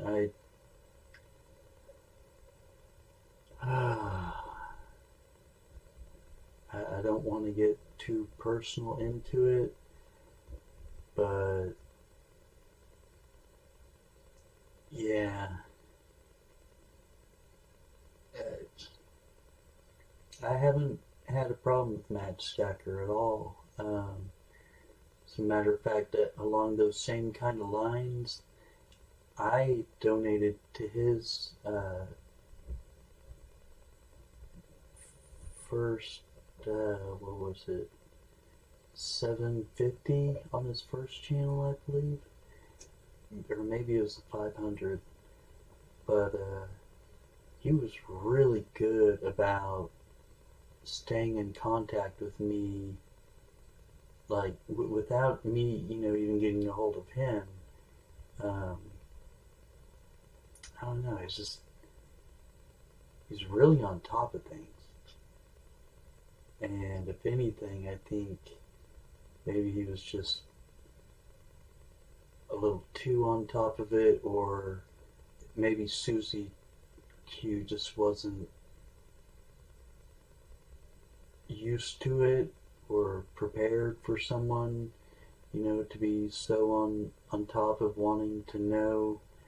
Because I'm the same way, you know. When I ship stuff out, I let people know, okay, I shipped it. Here's a tracking number. I'm usually following it until it gets there, and I'll email them and say, hey, it's showing that your package was delivered. Did you receive it? You know, I gotta know. Did you get it? Is there any problems going on? I hope you liked it.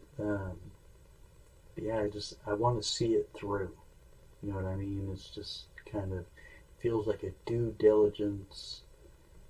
But yeah, I mean, I can sit back. I can see how the situation happened, and it is very unfortunate. And I know that she's got a lot on her plate right now.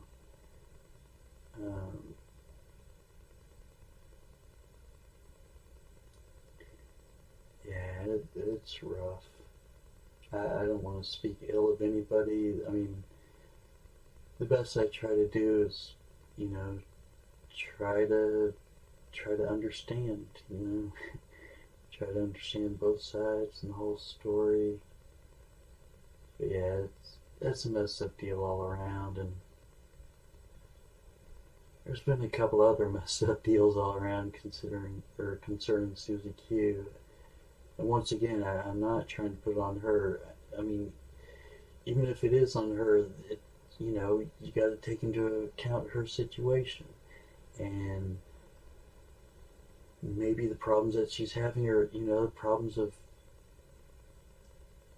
you know, what's going on with her brain. And also, I know when I'm super stressed out, man, my fuse is micro short. You don't even have to do anything wrong, and I might kind of snap because I'm so frustrated and so high strung.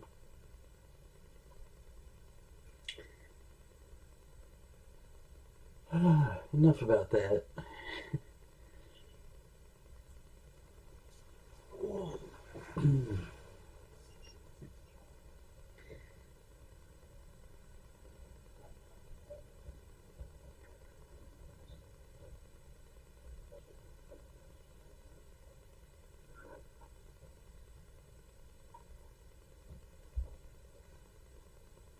You're a mod on Susie Q channel. That sucks when she's. Oh man, James, I'm sorry. I had seen you say something in EC's channel about Mad's channel, and I wasn't quite sure why you were so upset.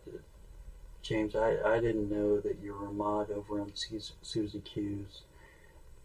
And I know that when she's upset, it can really kind of,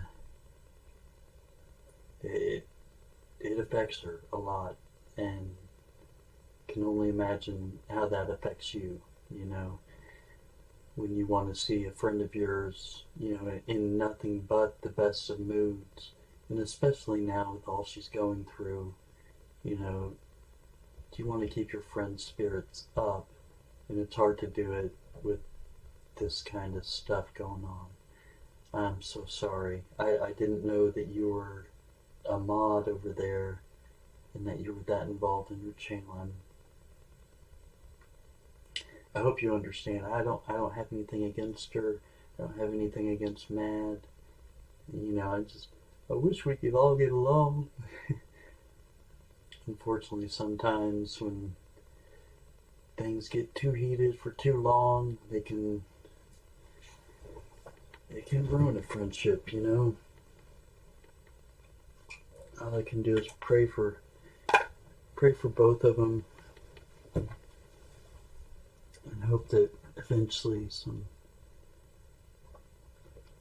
some peace and understanding comes out of it.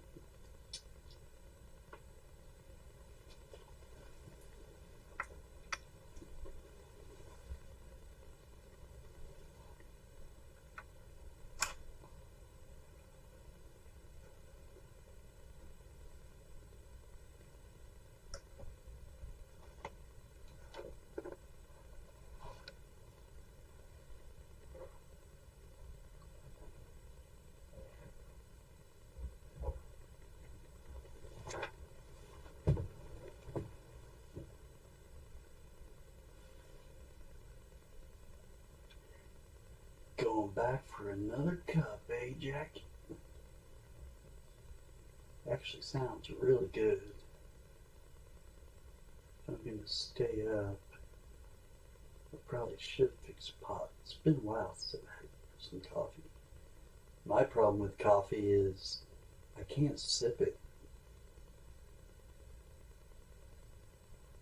That's my baby. It is a beautiful design. Someone was saying earlier, those older coins just have a different look about them. Kind of reminds you of like an old Art Deco building. Just everything, the lettering, the scenery, everything. They look cool.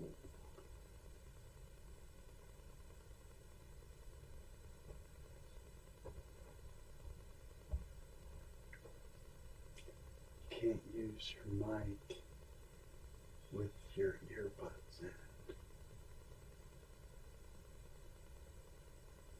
Huh.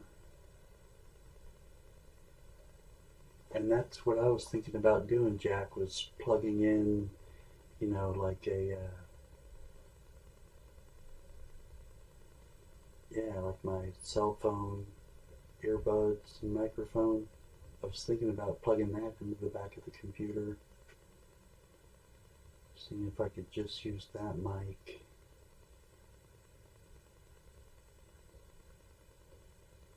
Her channel is only the second channel I'm a mod on. I take the job seriously. No doubt. Yeah, I'm the same way, James.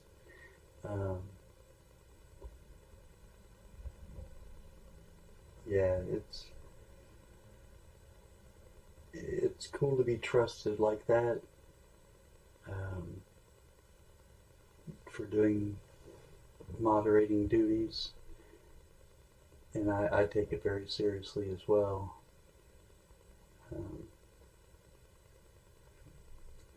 SLQ does have a great look to it, doesn't it?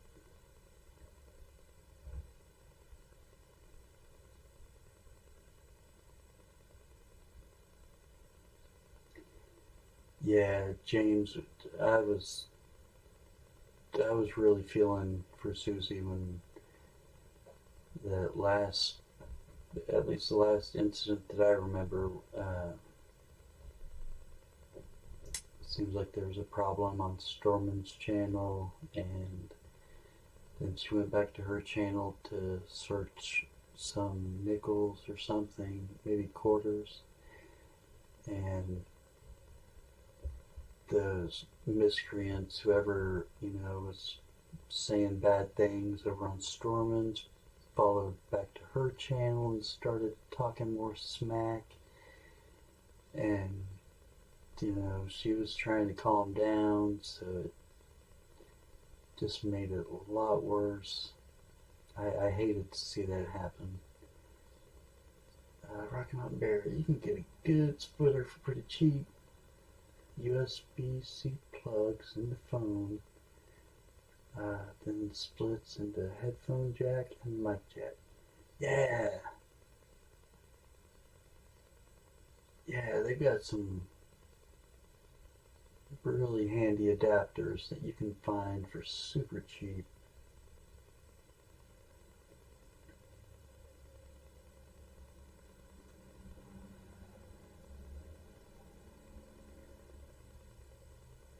Yep, actually the first couple of streams that I had, I was able to do it through StreamYards on my cell phone, and I was able to use my Bluetooth that was on my cell phone, and it was like really clear, like super clear. So you could use a Bluetooth as well. You know, you just want to make sure it's nice and charged up beforehand. Sorry, every time my phone's starting to get the death wheel. Oh no, James, I'm sorry. Yeah, I've been saying a few things, but just for the most part, you know, I really feel for Susie Q. There's been some things happening in the community a couple of times that I'm sure really tested her patience, and I felt bad for some of the stuff she's been through. It might just be my earbuds. They're cheap ones. Yeah, Jack, that's the other thing too, you know. They make those things so cheaply, and the copper wire they use in those are so thin. It doesn't take but a few times of, you know, the cord being wrapped around or twisted or whatnot before you start to have problems with them. That's what I love about Bluetooth. Just no more cords. Kind of a pain to stay up on the charging end, but it's nice to not have to worry about that port. Like, I had problems with my earbuds for a while, and finally figured out that I had just built up so much lint in the mic jack that or the 3.5mm headphone jack, that it couldn't make a good connection. It would not be good, and I would just kind of twist it, and that would fix the problem, get a good connection. But then I kept having the problem every once in a while. So yeah, I took a flashlight and a microscope, or my jeweler's loop, and was able to look down in the jack hole and saw a whole bunch of lint.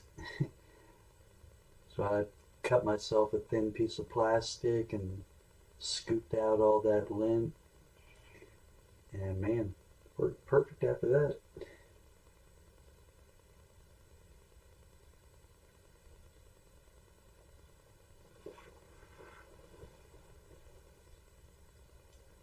Oh, yours are wireless. Oh, okay, I got you. So they are Bluetooth. Right on.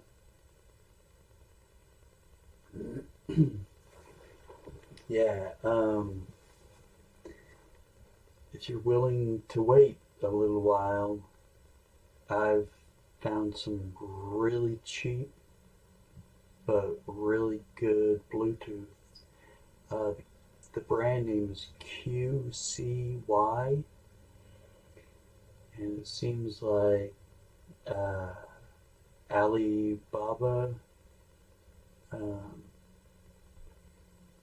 is where you can go directly to their store, the QCY store, and their kind of latest model is the T6.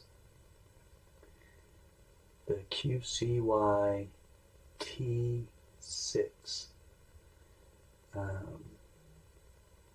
Yeah, Rocky, I know. I need to get one of those. It'll save your, not only your charger, but your port as well. I've heard many people breaking their charging port just from either dropping their phone while it's plugged in, or trying to unplug the cord and messing it up. Yeah, I dig those magnetic ones. Those are badass. But yeah, the Bluetooth, the QCY T6. We need to do a video about it. But super cheap. sometimes you'll go in there and they'll be like 45, 60 bucks. But go in there the next day and they'll be on sale for 20 bucks. So yeah, make sure you don't pay more than that. Sometimes it'll be as low as like $18.96 or $18. But man, that's a killer deal for a decent Bluetooth. And they're not decent, they're like good. They're really good. The range is good. And the reason I like the T6 is because they put in the ear loop. So here, I'll show you the 3 latest models that I've gotten from them that I've liked every one of them, and they've really gotten better with each one.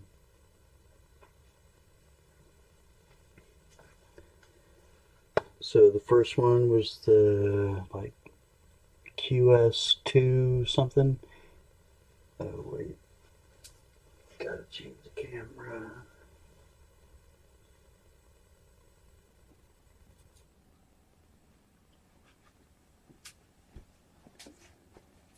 So these are your basic little earbuds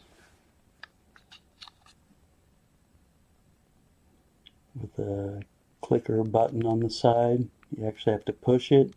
And the problem with that is when you push the button, it pushes it into your ear, and that's kind of uncomfortable.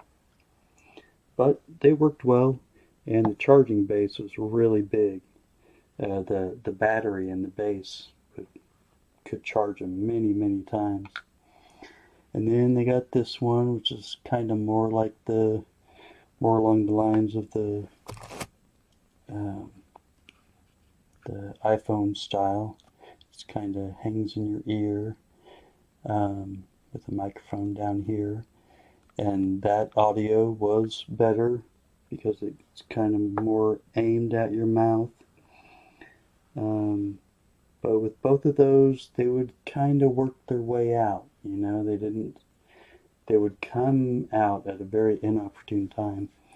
This is the T6 I was telling you about. It hooks over the top of your ear, so even if, you know, the speaker kind of comes out of your ear, it's still sitting close enough that you can hear it, and you don't have to worry about this thing falling off of your ear.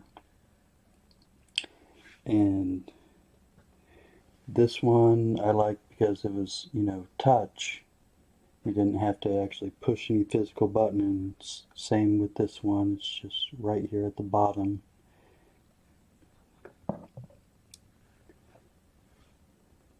But yeah, I really dig the QCY T6. You get them really cheap, like 20 bucks, and then there might be a buck or two in shipping. Yeah, Jack, those magnetic adapters are made by a few companies now. Want to make sure you get a good one though, because they're so popular. There's plenty of off-brands making them, and I'm sure they're, you know, using substandard quality stuff. You know, like really thin wires and whatnot.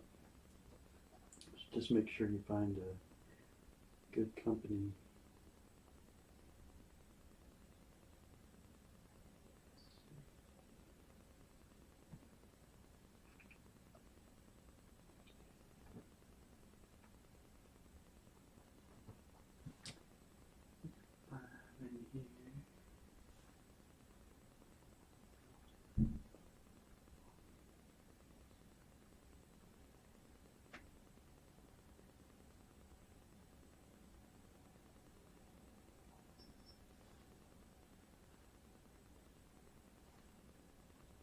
Okay, audio test.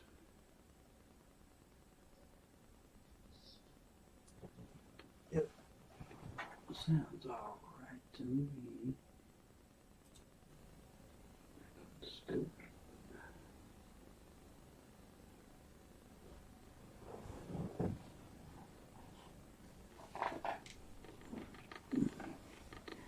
Yeah, actually, as far as chargers go, I would like to get one that does the automatic shut off.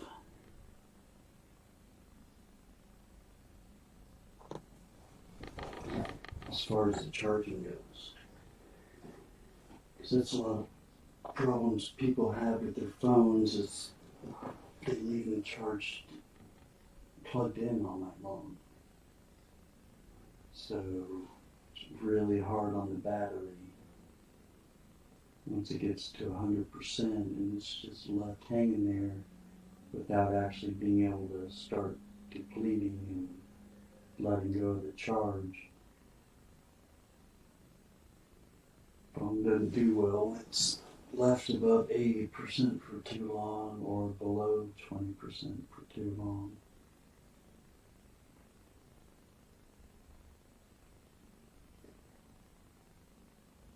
And at the sound of the bell, it will have been stringing for 4 hours and 20 minutes. Ding, ding, ding.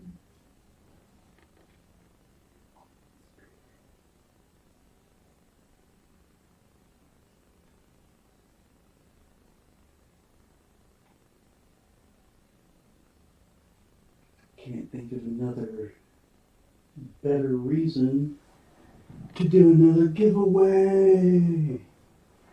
Oh my God. Gonna give away another Mercury, y'all.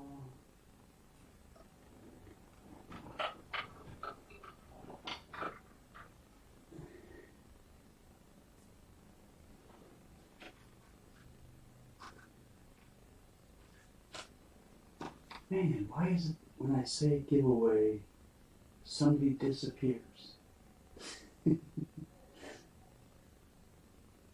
Last time there were 7 people, and it dropped down to 3.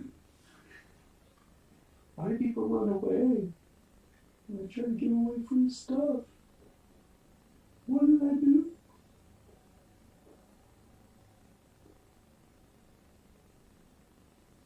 Alright. I'm gonna mute my mics again. I know, Irish collector is crazy. I don't get it. I don't get it.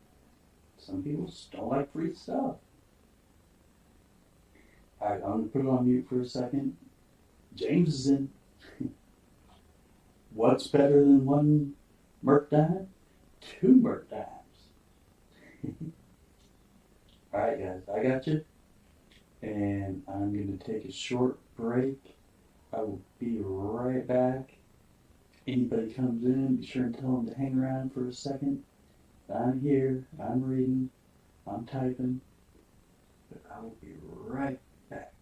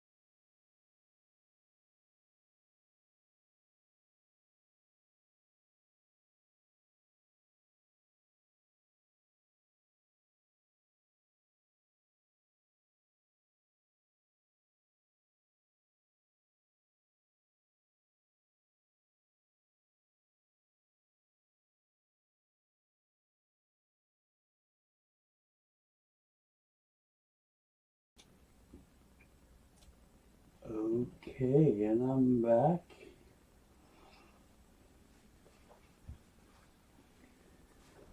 And it sounds like the mic is working all right.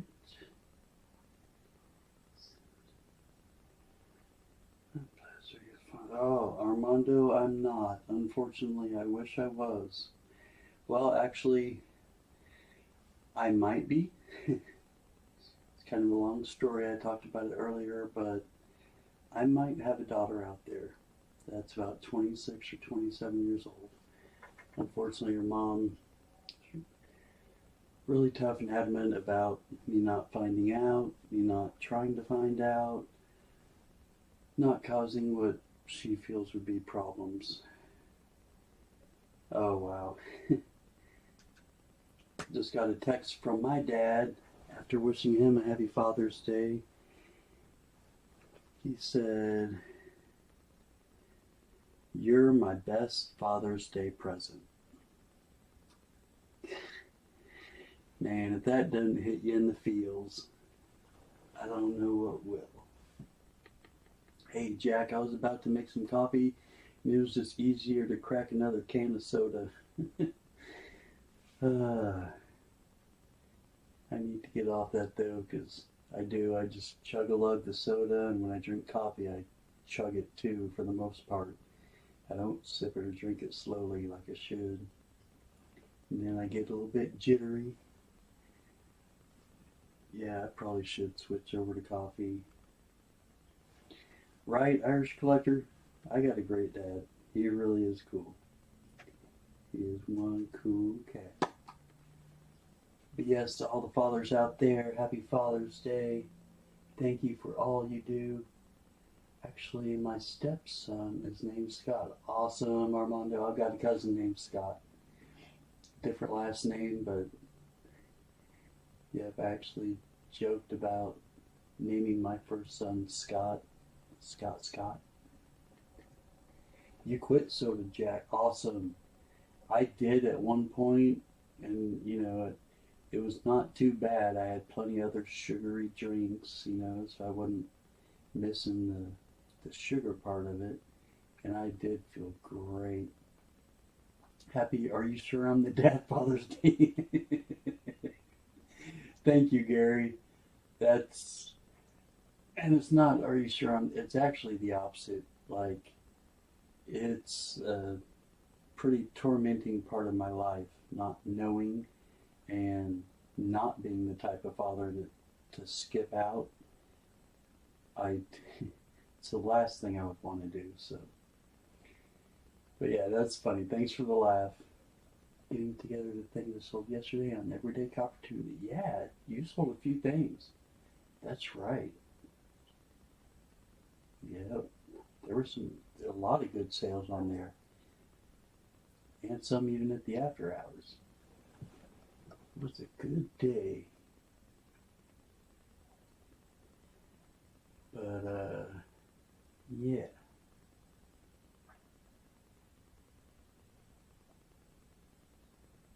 You are definitely blessed, Armando. Sounds like a beautiful family. And I'm not giving up hope. I had not known of my first girlfriend over 40 years. Austin, tell your dad to say hello if he ever needs anything done to his ring, size and Boston Tony, etc.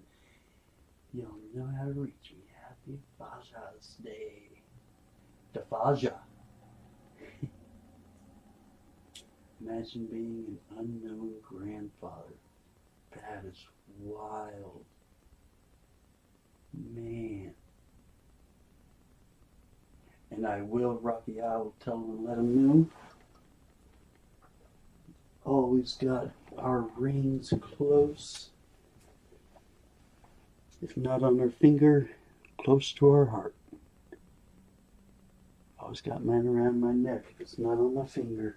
And I love it. Thank you again.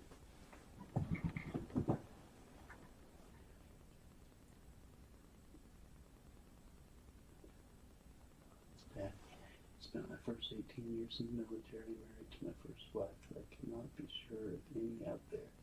Yeah.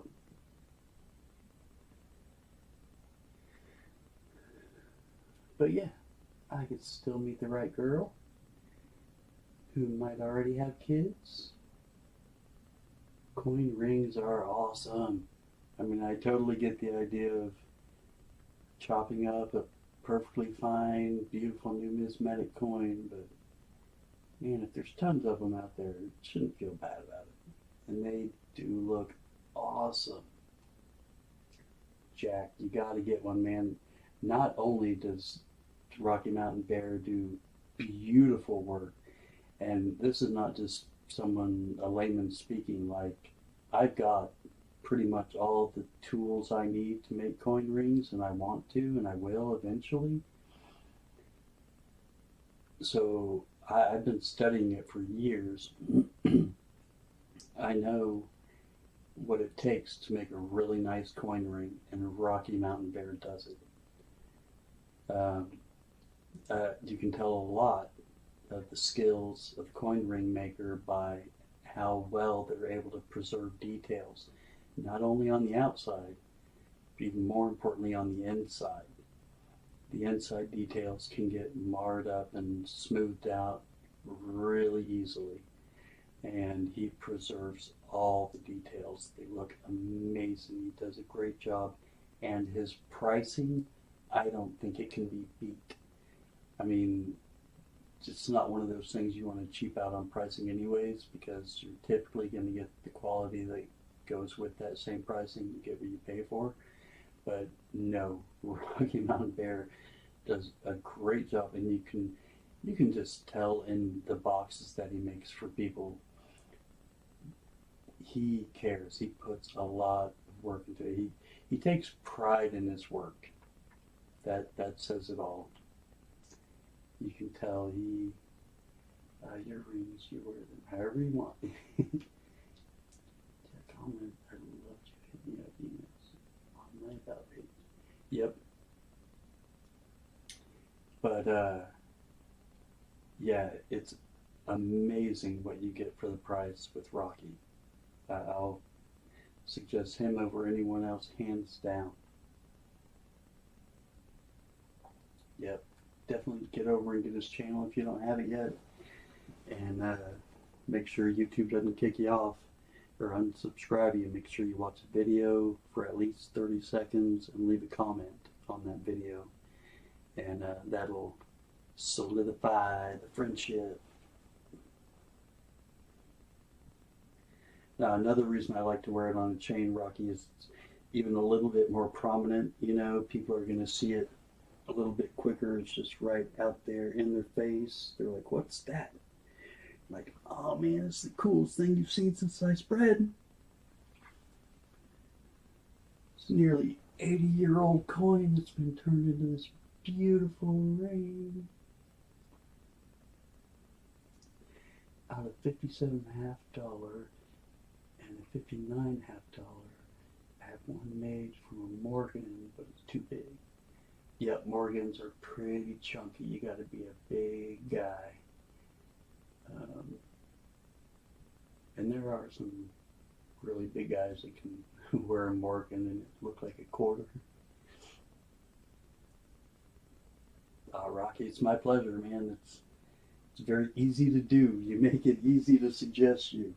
As a matter of fact, it was just the other day, who was it, Sir Gold or someone mentioned, you know, or asked about coin rings, and I wasn't the first person to bring you up. I think, who was it, EC, I think, suggested you as well, like sent one comment before me. Yeah, you're well known, Rocky.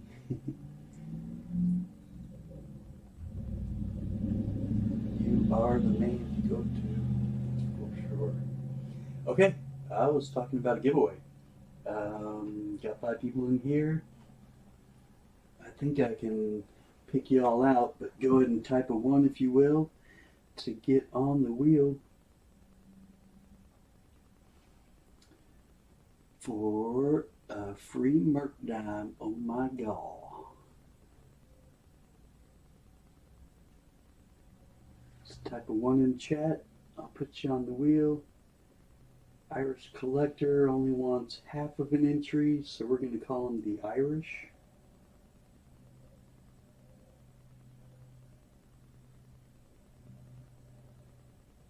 And we got the Lucky James Eller, who won the last one. He's going for the twofer. Got Rocky Mountain Bear up in there.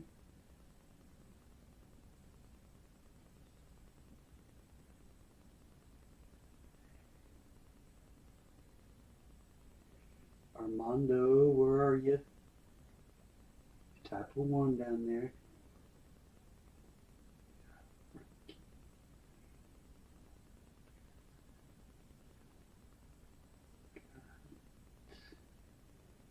Jack Goldman.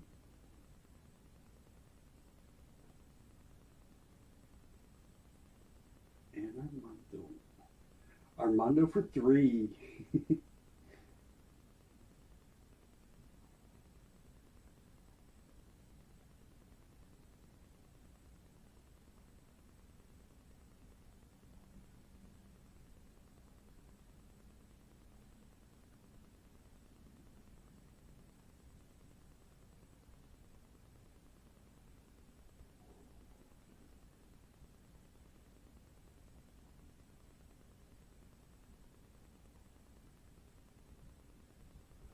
Alright, is that everybody in the gall? 1, 2, 3, 4, 5. That looks like everybody.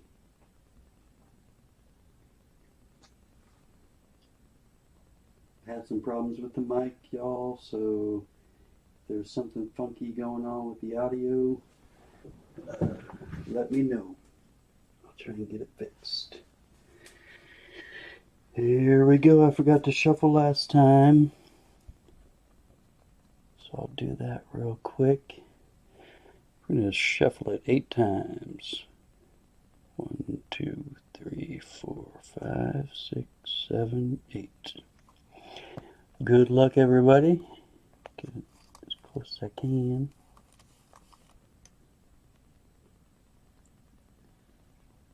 Sounds better. Good, good.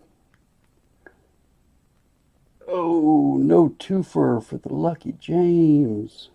Sorry, sir. Maybe the next time.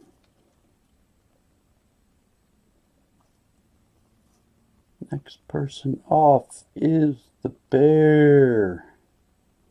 Sorry, Rocky.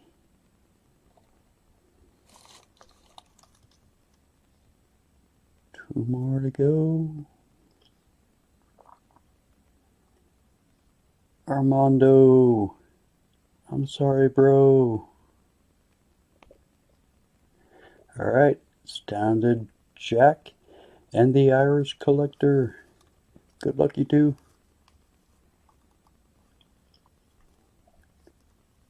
Oh, it's not going to Ireland. Not yet. Sorry. Jack Gallman. Congratulations, sir. You are the new owner of this Mercury dime. It looks to be a 1942 P, I believe. I'll scope it out better in just a second. Cool, cool. Congratulations. Please send me an email, if you would, to claim that. That's my pleasure, Jack. Congratulations. Let's see here. I'll get the email typed in there. There we go. Sure is a purr silver penny.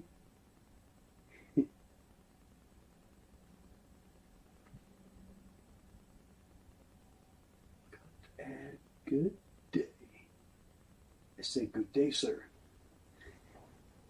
No, I say good day, sir.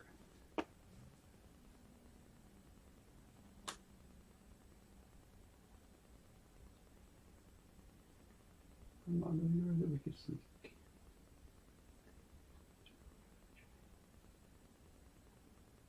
Show. Wait, what? Wait, what? Ah, Gary, you didn't get on there. Ah, Gary.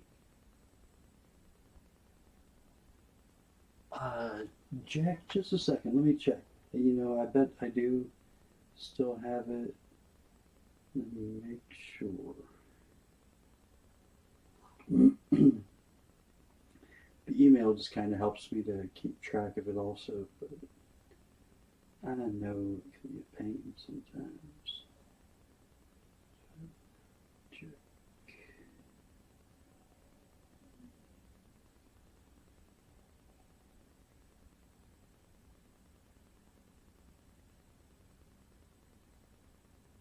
Oh, that's right, Jack. I got you mixed up with Cujo, and you're sending, yeah, yes, Jack. I got your info. Oh, Gary, I'm sorry, man. Next time, sir. Next time. Sorry I caught you while you were away. I felt like someone was missing,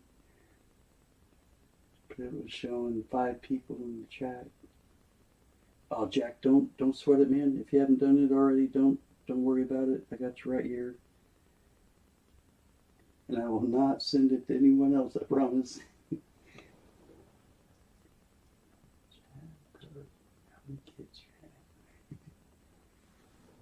Oh yeah, when you said Ocho.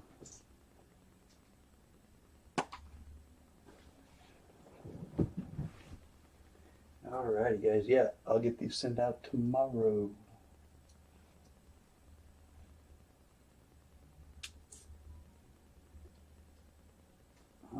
I just got a little clicker notification.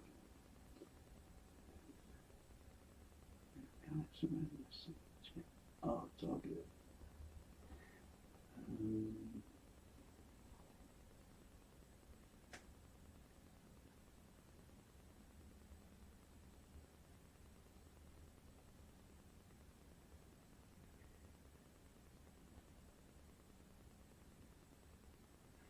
All right, cool.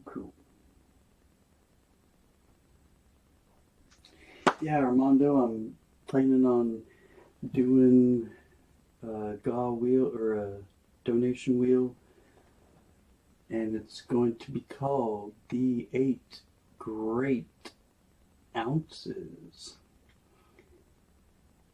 It will be 8 ounces divided up, 4 ounces to the last person off the wheel, 2 ounces to the second to last person off the wheel, 1 ounce to the third to last person off the wheel, and 1 ounce to the very first person off the wheel. And every 8th person off the wheel also gets a silver dime. So you'll have your choice if you win an ounce or 2 or 4 of silver. Between, you get to pick between 2021 ASEs, 2021 Britannias, 2021 British Valiants. I'll also have a couple of options of 2021 Maples and one option of a 2021 Kangaroo. So, no, you don't have to be present to win Lucky James. Will be held on the 8th of the month at 8 o'clock. If you're not catching the theme here, it's $8. So, the Grateful 8. Yeah, buddy. The Cantaloupe. I missed something. Still looking for the Morgan, maybe in the mail tomorrow. So Jack, I take it you heard from Cujo, and Cujo is already sent to you. Um, oh, they can't elope. Is that what I'm missing here?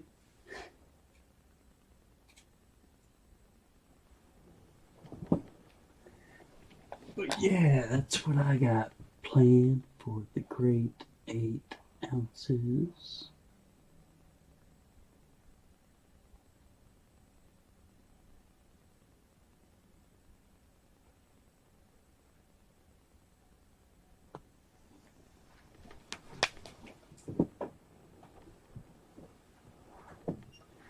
We already got the first 2 people on. We got the Irish Collectors, the first one, and the Lucky James is the second. You can get as many spots as you want. Just need to write it up for someone like your brother, sister, mother, father, fairy godmother, puppy dog, kitty cat. I don't care.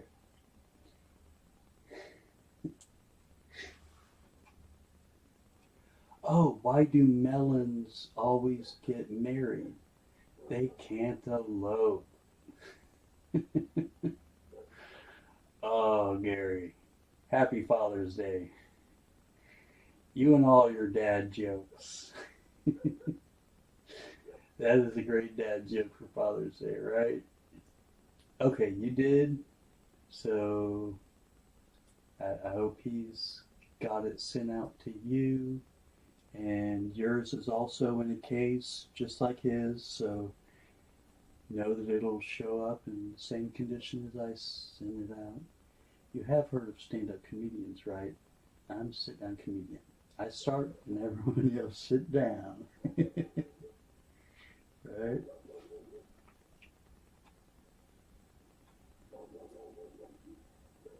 Halfway paying attention.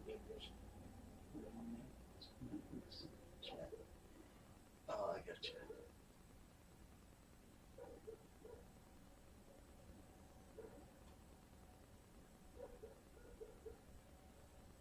Cool, cool.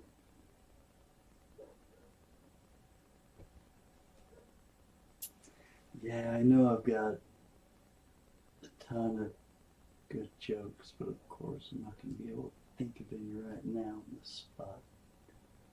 Cool, Rhonda, we'll be here.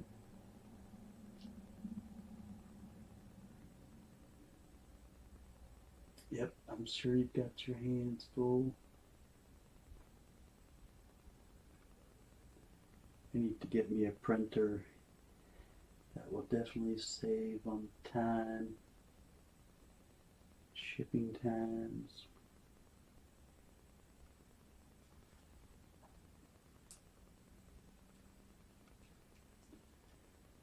Cool, cool. It's looking to be a beautiful day.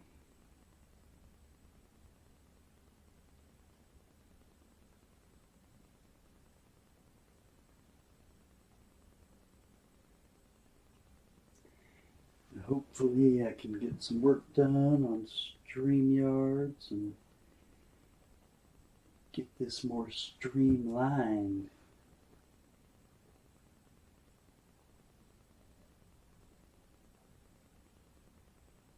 Yep, my birthday wish list is going to be a microphone and a printer. I'm really not trying to be crude this time. But does that particular SLQ typically have a nipple? Absolutely it does. And that's because this is, well, it's not the first year. You could pretty much consider it the first year. Because the 1916 is when they started, and they had the dies made up, Rocky, but they never used them until like the last month of the year. They were like, hey, we got these dies, you know, we got to put some out, and they scrambled and they got out 52,000 of the 1916 Type 1 SLQ. the only piece of American coinage that has nudity. Well, and in 1917, in the beginning of the year, the design has changed just a little bit in a couple of spots. Actually, there's 14 spots that I can tell between a Type 1 and Type 2, or a 1916 Type 1 and a 1917 Type 1. But yes, this and the, I believe it's 1897 $3 educational note are the only ones that have an exposed breast. So, and I need to do a video about it because really not a whole lot of people. This is also a 1917, same year, but they changed the design and added the chainmail. So yeah, that is the covered 1917. That's the Type 2. But here's another one of the 1917s. Bare-breasted. And that's why I was saying, Rocky, I wanted to make a coin ring out of one of these, but they're just so pricey, especially with this much detail, which, you know, for coin rings you want as much as you can, but this is probably a $200 coin.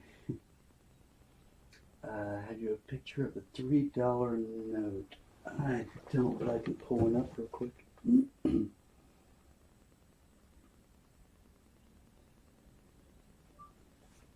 1897 $3 educational note.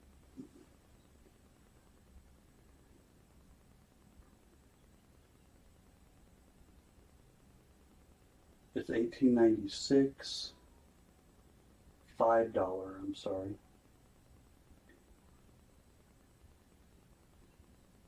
It's right here.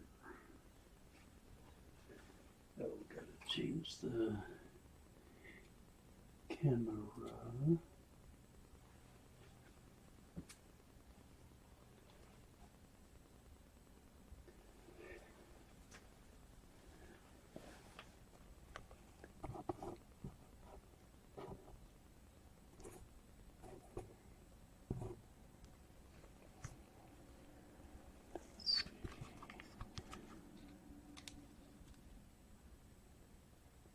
Yeah, you might want to just go ahead and Google it.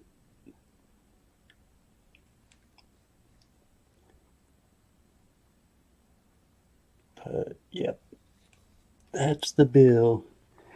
And they are super pricey too. Yep, this was certainly my favorite coin until I got my first Libertad, which now I can't really tell you what my favorite coin is. Yeah, I'm really surprised more people don't know about the Type 1 SLQ. I mean, the 1916, it's, you know, virtually unheard of to get one.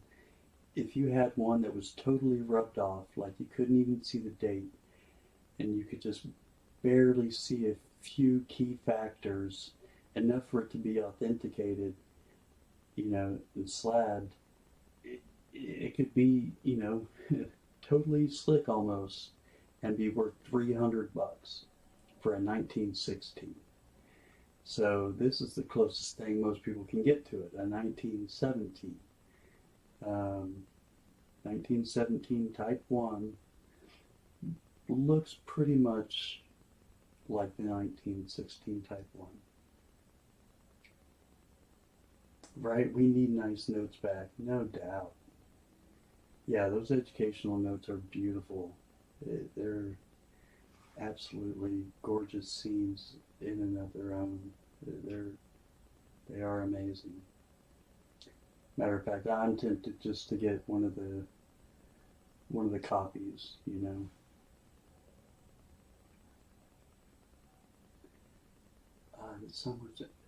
No, there's a nick there.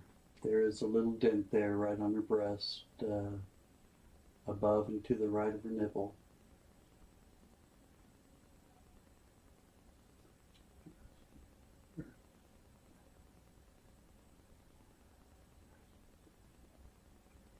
And yeah, it is, the areola is, the nipple's one of the high spots, so yeah, it's one of the first things to go, generally where the shield touches her other breast. It's one of the first spots, and the the horizontal lines on the shield within the shield. Um, to even be able to see them, like you can see them there, you can see like 4 lines in there. Typically, you don't get to see any. They're, you know, it's worn down and they're all gone. But yeah, save the Type 1 tatas, no doubt. And I do whenever I can, man. When I first started collecting them, it was actually a present from my father. He, what was it, Christmas? Yeah, Christmas was coming up, and I hadn't had money for a while, and I had money, and I was able to buy something nice for my father. So I, you know, kind of asked him, or no, I didn't even ask him what he wanted.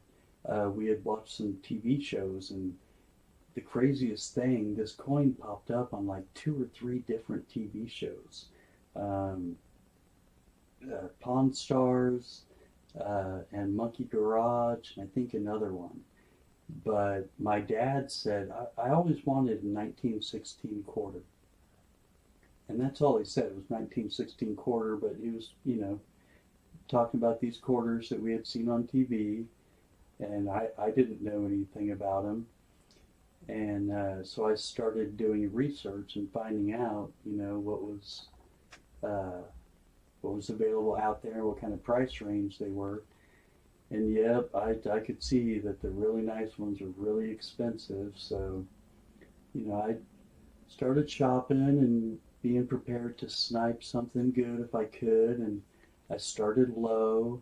And as a matter of fact, I ended up picking up a 1916 Barber quarter, um, because, you know, I had come across it and it was a really good deal. So by the time Christmas rolled around, I had picked up probably at least 10 in varying different stages. And actually, when I picked up the nicest one, it was actually slabbed. It was an AU-55, and I got a sweet deal on it. My dad was in the room when I bought it, and I let out a little shout, you know, and he was like, "What? What? You know what?" And I'm like, "I, I, I, I can't tell you." I was like, but after Christmas, remind me to tell you." So when Christmas rolled around, I actually wrapped up like 8 different quarters. And the very first one that I gave to him on Christmas was that 1916 Barber quarter. And when he opened it up, I said, "How do you like it? That's the coin that you said you've always wanted one of, right? The 1916 quarter?" And he looks at it and he's looking at me and he's like, "Yeah, there's actually another design. You know, it's the same year that they started a new design." And I was like, "Oh, well," and I reached in my other pocket and I said, "Here, I'll trade you." So I took the 1916 Barber, and when he opened it, there was a 1917 Type 1, and he was like, "Oh, yeah, this is it." And it was the lowest quality of all of them. Well, in all different pockets, like I said, at least 8 different gifts, I just kept moving up. I said, oh, you know what? That one didn't look all that nice. Here, open this one. I'll trade you again. And we did this like 7 times, right? Until the very last one that he opened up was the slabbed, nicest of the bunch. And man, it does look pretty. Beautiful 1917 Type 1. And that was his real gift. But yep, that's how I got into him, and ever since then I can't help but I can't stop looking for them and trying to pick up good deals and trying to find any that I can find. And in the beginning, you could find them for, just barely over what any typical, quarter would be. Maybe a buck more than, another SLQ or even a Washington. There wasn't much of a premium there. Well, now you can't get them for that price anymore. You can't find them like that. And I'll be perfectly honest with you, there's a little part of me that doesn't want to let the secret out. I'm seriously still amazed that so many people don't know about them. I'm just afraid I'm going to have more competition now. Jack's going to go and take every single one I want. Yep, these are actually the ones that I donated to Mad Stacker's first 250 GAW. I actually sent him 2, one for himself and one to give away at the stream. I forget who won the first one. Oh yeah, Jack. The other cool thing out of that is that 1916 Barber, it was actually I think a 1916D Barber quarter that I gave him a few months ago.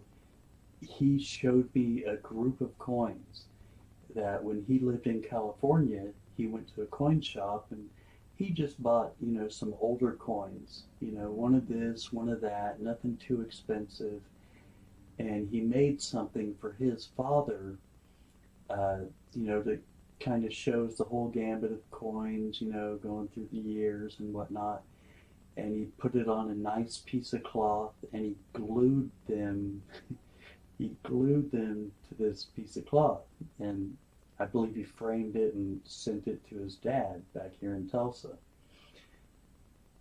So he showed me all these coins that were on it, and they've been removed from the cloth or whatnot now. So they, are not in that great a condition, but still some really cool old coins. So are definitely not, cheap or junk now. Well, one of the coins that he had given his father was a 1916D Barber quarter. So I told my dad, hey, you remember that first coin I gave you on Christmas? It was a 1916D Barber quarter. So both you and me have given our fathers 1916D Barber quarters. That was pretty cool.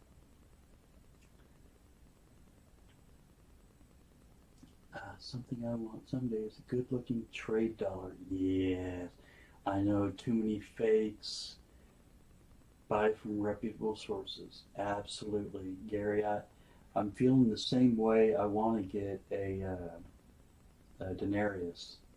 I'd like to get an old silver coin. Just one of those ones you can say, this is my oldest coin. It's BC. That would be amazing to get a BC coin. But even a 100, 200, 300 AC or AD would be really cool. But yeah, there's so many fakes out there. I don't even know where to start.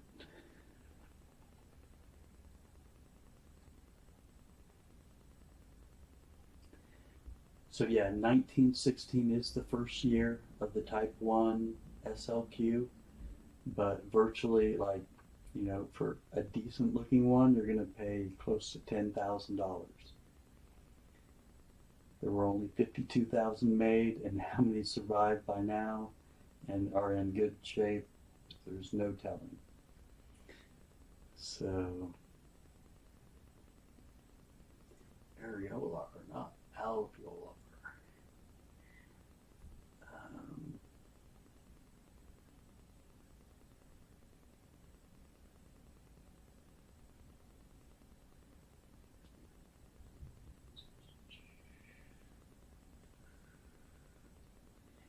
Yep, and I gave one away to Cody Ammons, I think, because he was my 100th subscriber, but he refuses to claim it.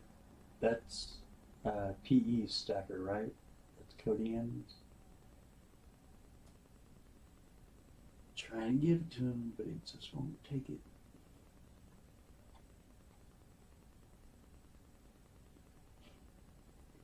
You have a trade dollar put up. China loves the fake stuff, and they're getting better and better, man. I know.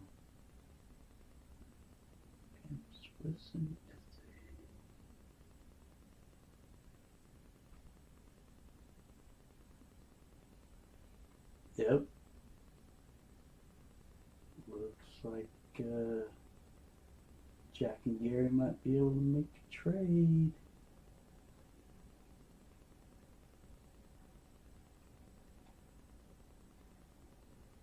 That would be cool.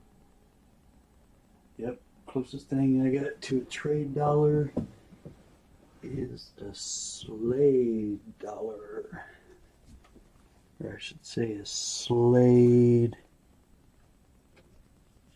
Zombuk. Oh. Keep forgetting I gotta change the cameras.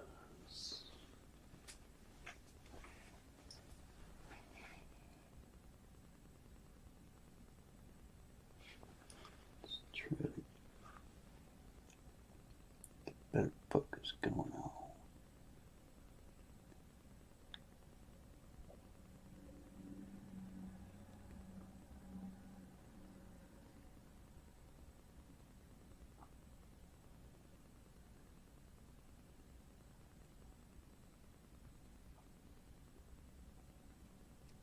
Well, it says a Slade dollar on the bottom.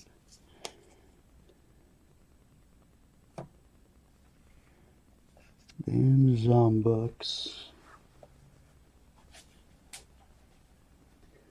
Love them Zombucks.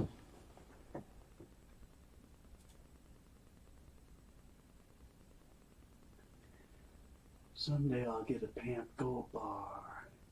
Alas, only silver. Not a rich dude. Hey Gary, there was a 1 gram Geiger gold last night that Pammy put up, and Plumber Stacker bought it from Pammy and then said keep it as a tip for doing the after hours trade show. That was pretty cool. That plumber's got some class. Did you see that, Gary? That was cool. That was really nice of him.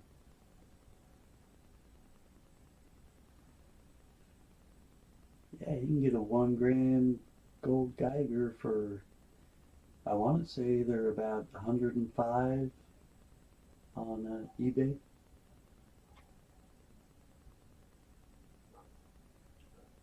Oh wait, thinking slash me. I won a silver coin that was lost in a shipwreck and found almost 200 years later from Silver Sea Captain. Sweet. Too cool. No, thank you, sir.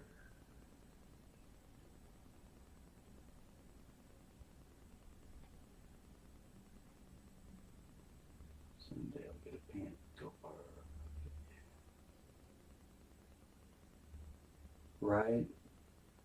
It is so cool. You really, I don't think could go a day without seeing just a huge act of kindness, bestowed on someone. If even just to try to bring their mood up, I mean, it's amazing. We have some beautiful people in this community. Muscle Shell always donates back stuff he wins. I know. Not always, but yeah, especially lately, virtually everything he has, he's either bought it at an auction and then immediately turned around and said, give it away. It is so cool when he does that. Pay it forward stuff, absolutely.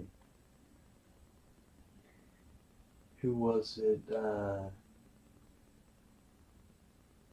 Oh man, was it you, Jack, that two people bought a spot for you on the wheel and you won? They had bought two spots for themselves, I think, and each one of them donated one to Jack, and then Jack ended up winning the wheel. It was so cool. I think it was Coin Dude and maybe Cujo, and it might have been someone else, but they were like, he's done so much, nice things for other people and me, and they were just paying it forward for all the kindness he had done. I give away fee nickels to kids to get them interested in collecting. That's perfect. Man, that's a great idea. That's a great coin to get them started too. They look awesome. They have that old antique look to them, just, in the artistry.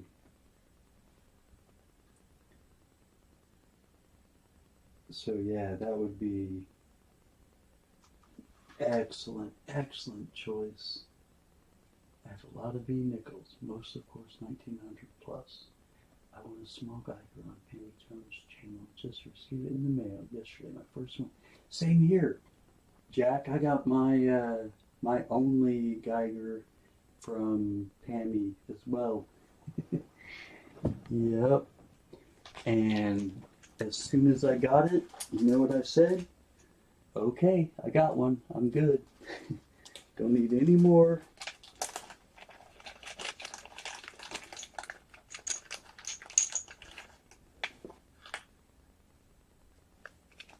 Actually, don't need to go to that camera. Just okay.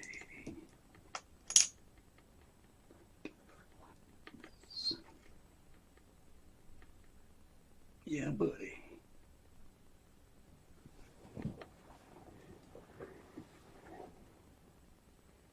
Just picture me golden. Pammy likes German dudes. I bet she do. Yeah, I like the Geigers. I mean, they're okay. I don't really understand the infatuation with them. I mean, I can appreciate precision and always putting out a quality product, but I don't know. I guess for me, the flair is not there. They look good, and I would buy them if there wasn't a huge premium, but man, that premium, that's me enough to say, hey, I got one. I'm good. That's enough for me. It's just those premiums, man. Like that 1 gram gold. Gonna cost you like, it's a little over 100. Might be 105 or 110, but you could get some other brand, you know, for 60, 70 bucks. So it's a big old premium for them Geigers.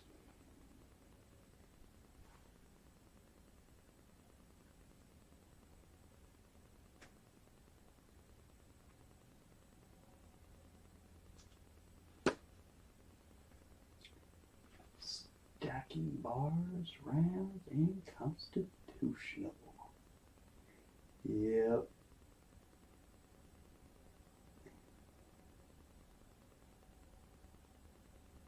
Yep. That's a 1 gram. Should be just like yours. Picture it golden. That's what she got from Plumber. Too cool. Or actually, she got to keep it. Just didn't even have to mail it out. It's a heck of a tip.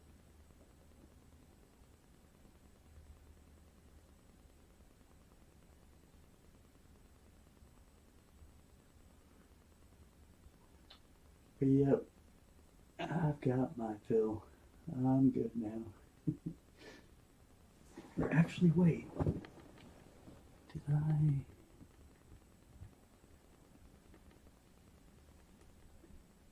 I thought I might have gotten one from someone else, but no, I think that's it. Oh yeah, that's right. I got a couple of other little 1 gram bars, but yeah, that's my only Geiger. And that's all I need. And this chair, and this lamp, and that's all I need. Anybody know the movie I speak of? What have I missed? I had the video on pause and just noticed. I guess I am the weakest link. Hello. I won't say goodbye, I'll say welcome back. Didn't miss a whole lot.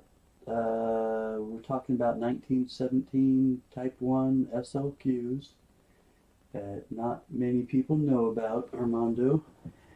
Although I am sure you are well aware. Here, let's pull out the one that doesn't have the notch on her. Yeah, Armando, I'm surprised at all the people that don't know about the SLQ Type 1s. I mean, I get it. The 1916 is unobtainium, but 1917s are reasonable. And I told him the story about how I got into them.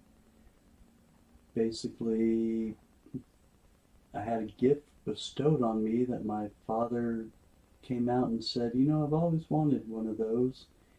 You know how you rack your brain to try and get, you know, your dad or your mom something that you know they're really going to want. And they come out and just happen to tell you something that they've always wanted.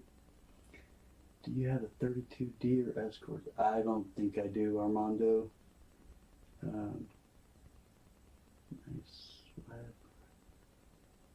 Why have heard?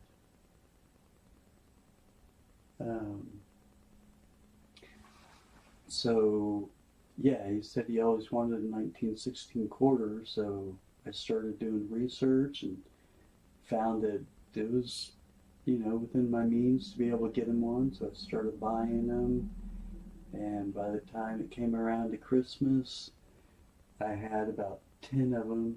Yeah, that's what I was figuring out, Armando's. Those are, yeah, I would know if I had them. So, yeah, when Christmas came around, I handed my dad his Christmas present, and he opened it up, and it was a 1916 quarter. Barber.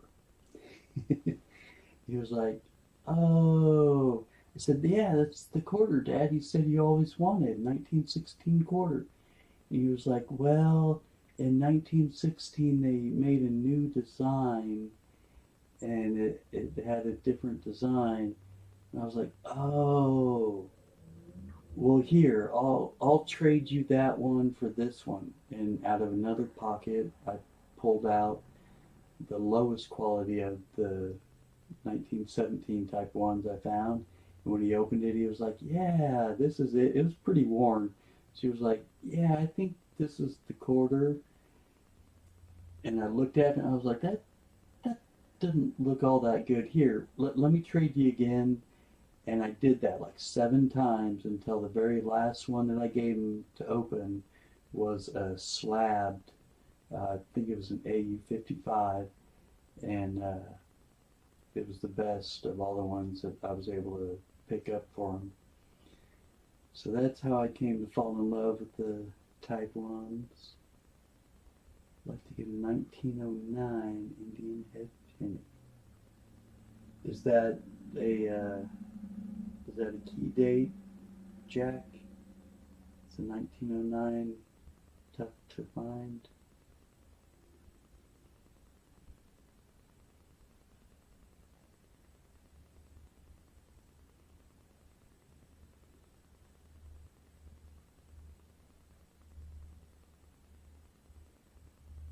What's the VDB? My dad has one. I don't know why I was thinking 1906. Is it the 1909 SVDB?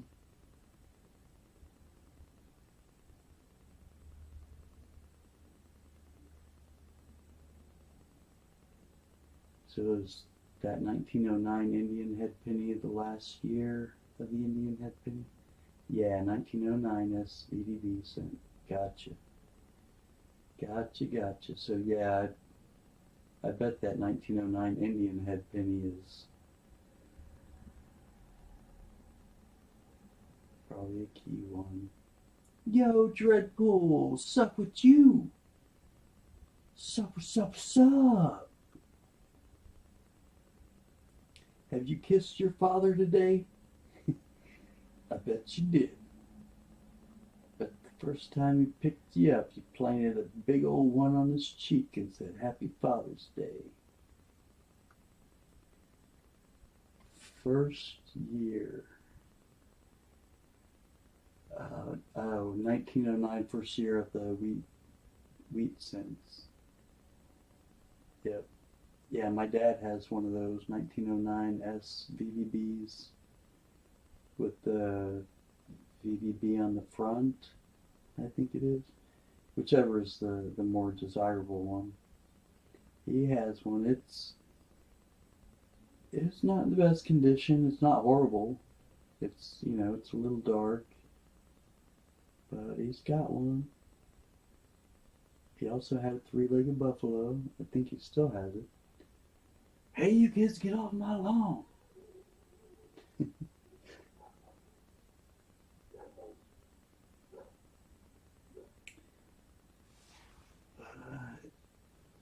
Yeah, he also, at one point in time, had an X-Men #1 comic book. I only have one 09 SVDB. The VDB is on the back. Okay. Happy Father's Day to those out there. Yes, sir. Happy Father's Day. Armando is quite the father. Nice, big, beautiful family.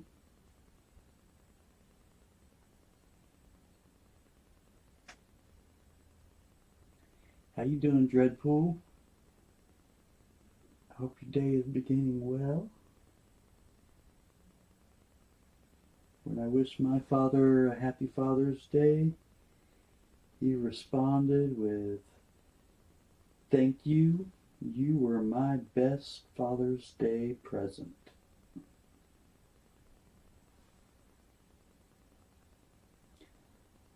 And that was pretty cool to hear. Of course, I've got an older brother, So I might not be the only one he sent that message to. All from tips. Oh, my mom was a waitress for 25 plus years, lacking only 2 coins. She has all the cents from 1909 until her. Holy cow. That is cool. Gary, did she get you into coin collecting? That would be too awesome, man. To have that job and be able to see so much change go through and pick out things. I'm okay. Tired. Woke up at 6. Oh, ouch. I hear you, Dreadful. Hopefully you can get a nice nap in later on once it starts to hit you a little bit more.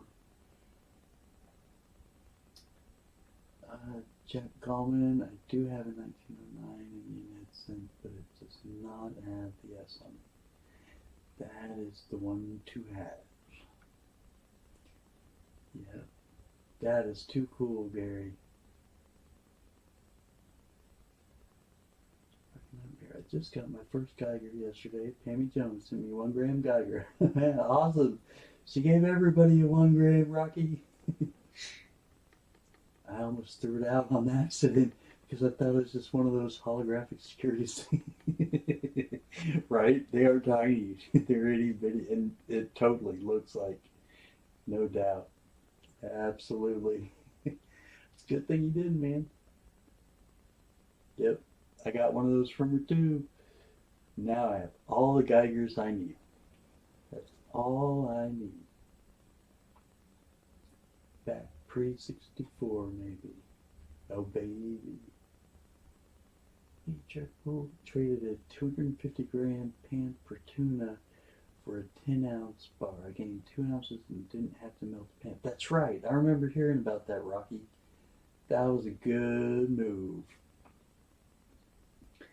Yep. You're just gonna melt that sucker.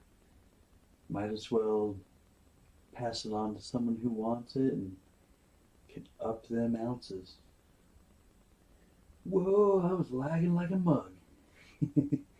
Dude, I've realized when I'm on the computer, it seems to lag and pick up a lag way more than on my phone.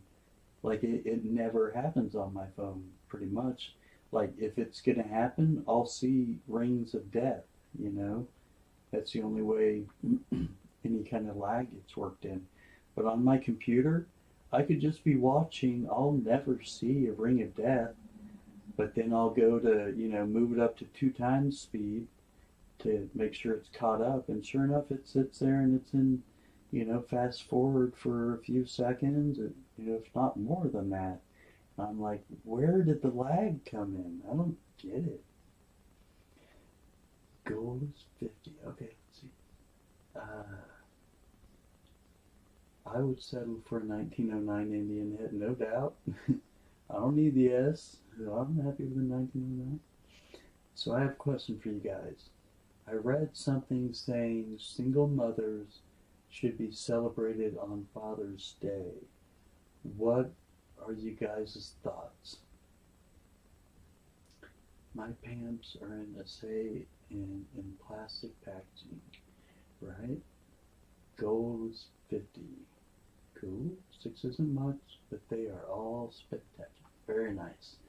So, Dreadpool, I saw some video that a woman did on TikTok, and she was talking about how we need to save Father's Day just for guys, just for the fathers.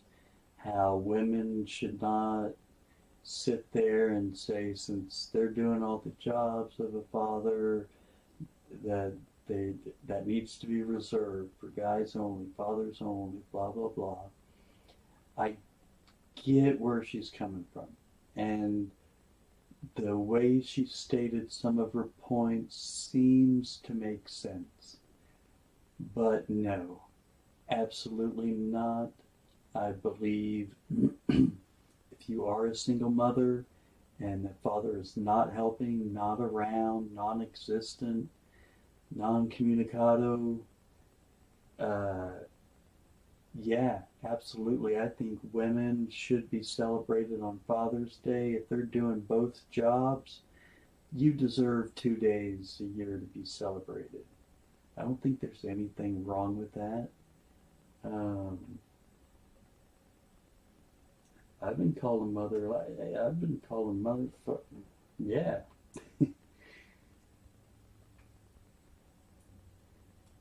Um, let's see. So, uh, should. Okay. So Rocky says no. I'm a single father with sole custody, and I don't get celebrated on Mother's Day. Well, maybe you should. That's all I'm saying is if you're doing it all and there's no mother to celebrate, then yeah. You know, if you're that they should be separate. Right. Yeah, there's many ways that you could look at it.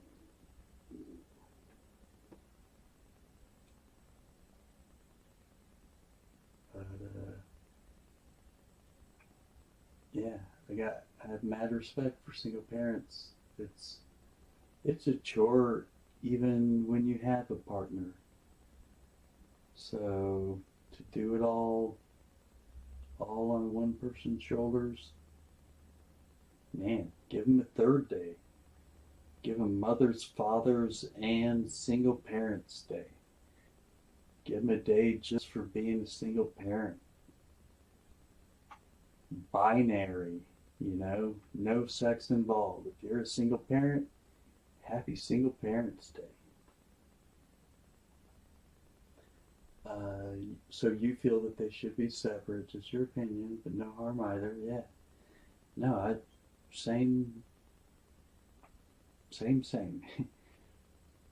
I can see an argument for both sides. I don't think it's anything to get in too much of an uproar for. Now,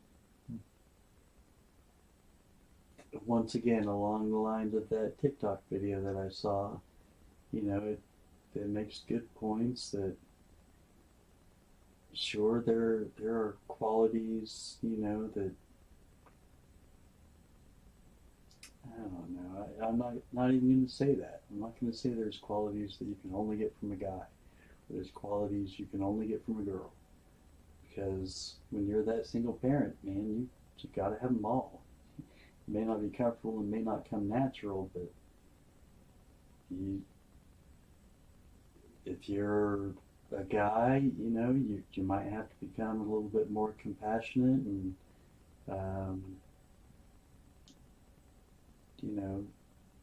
focus on your feelings a bit more, empathy. I don't know. And if you're a girl, and you might need to toughen up and teach your kids, when not to cry and when to toughen up and rub some dirt on it and move on. There's, I only need one. There's Mother's Day for mothers, Father's Day for fathers. Screw all this birthing person's day. Right?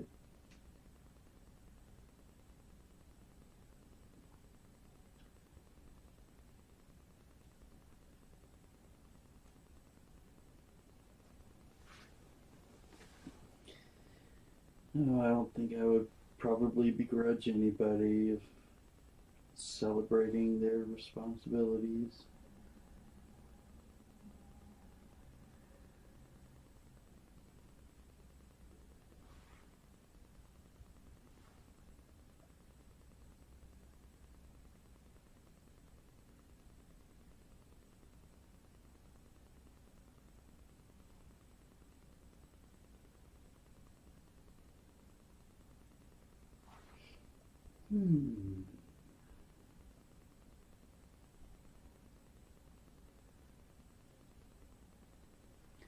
I do my best, but there's things mothers are better at and things fathers are better.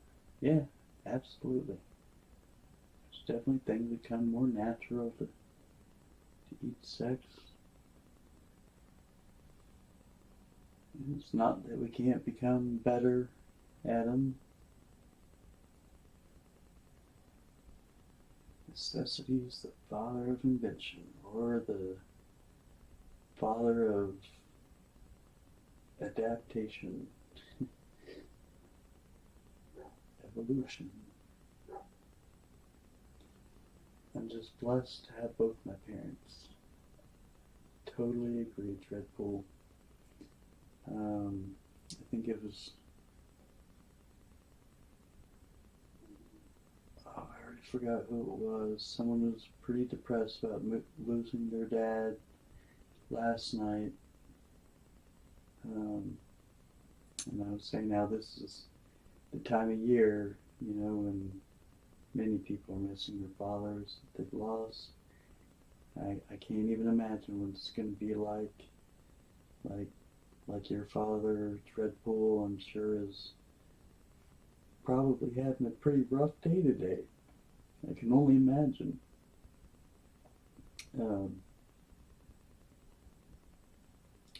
I'm sorry, I had assumed that it was your father's father that passed recently, Dreadpool. It might be your mom's father. But,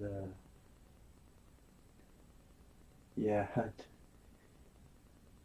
do not look forward to that time when Dad's not going to be here.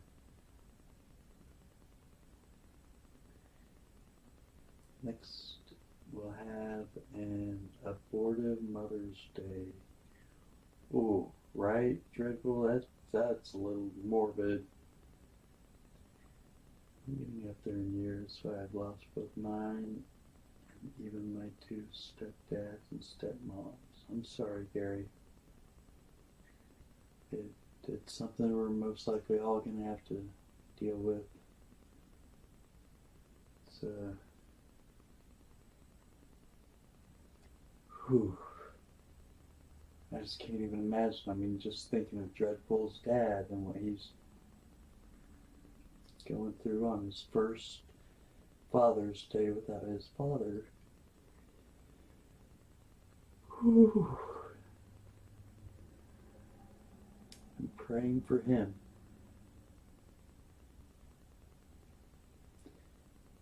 I don't know why. The piece of advice I want to give out is to just try and remember and cherish the great memories you have, but for some reason I don't think it translates well.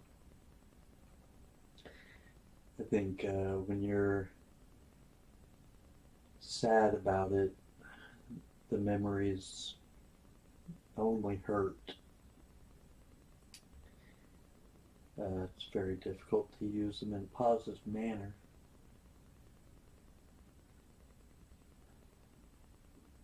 So I am very sorry for all of you that have lost your fathers.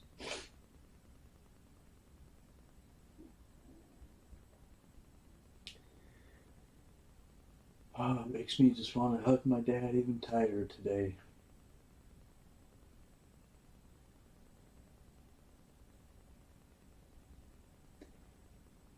And remember that my dad's probably having a little bit of a tough day thinking about his day. Which, speaking of, let me show you a picture that I was showing off earlier of my dad's dad's dad. Or actually my dad's mom's dad. This is from World War II, 1918. Person front and center, right in the middle. It says Lewis.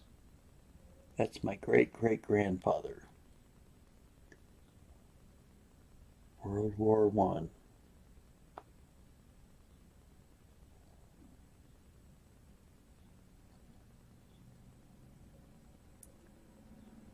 Pretty cool old picture of him.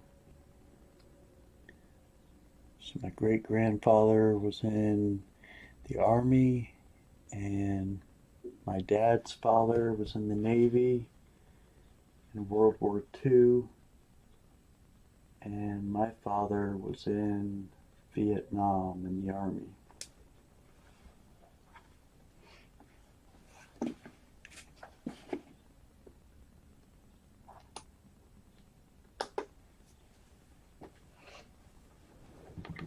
Oh, I didn't think I was going to be crying today. Oh, that's alright.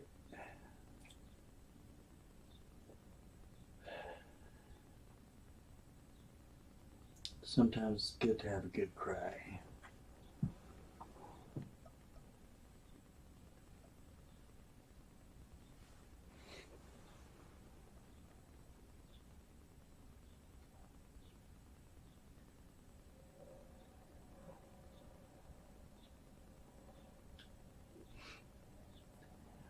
Okay, so now that Gary's here, and hopefully everybody else, Armando, hopefully you're paying attention. I'm going to do Right, Rocky. I just came across that a few months ago, and that is an awesome picture. I love it. Wall. There you go, Gary. Type in those ones, people. Type in one, and I'm putting you on the wheel. We're going to give away another merch dime. Oh my God. Armando is here. That's all I needed to hear. They're going on the wheel.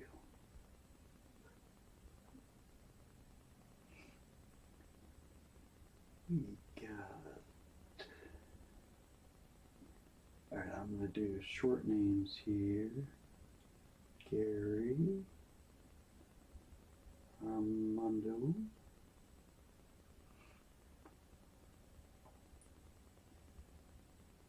Irish.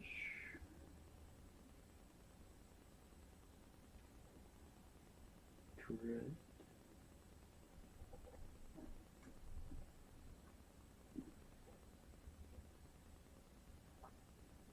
The Lucky James.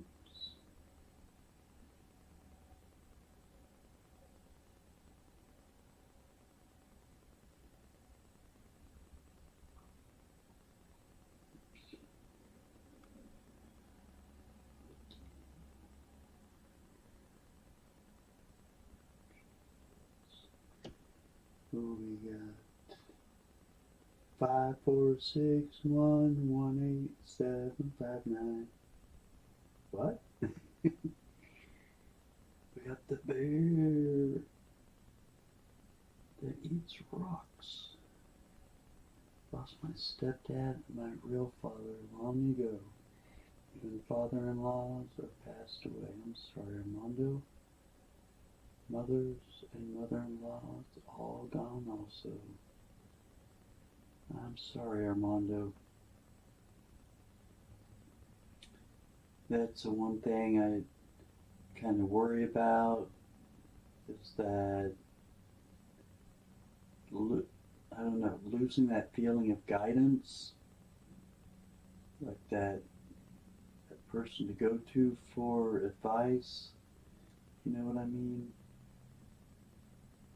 I mean, I'm sure I'll be fine, you know, but there's just that sense of security, you know. You can go to that parent and be like, hey, I need your advice on this.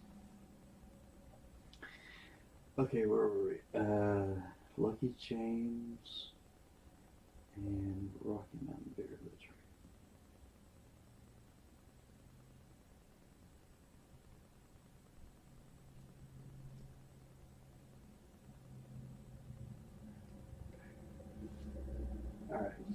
6? Yeah, we got 6 in here.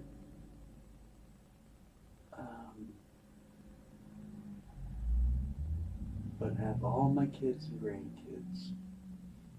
You do have much to be thankful for, Armando. I miss my mother most of all. Really didn't know my real dad and stepfather was a piece of crap. Long story. Yeah.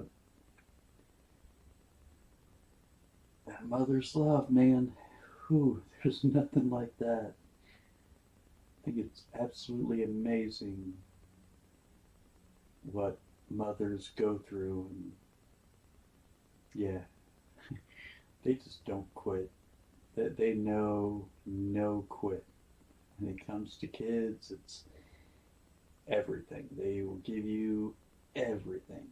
And it's not like you haven't already taken enough. You literally zapped her body of half of her calcium and nutrients, and you've already just about sucked the life out of her just before childbirth even, you know.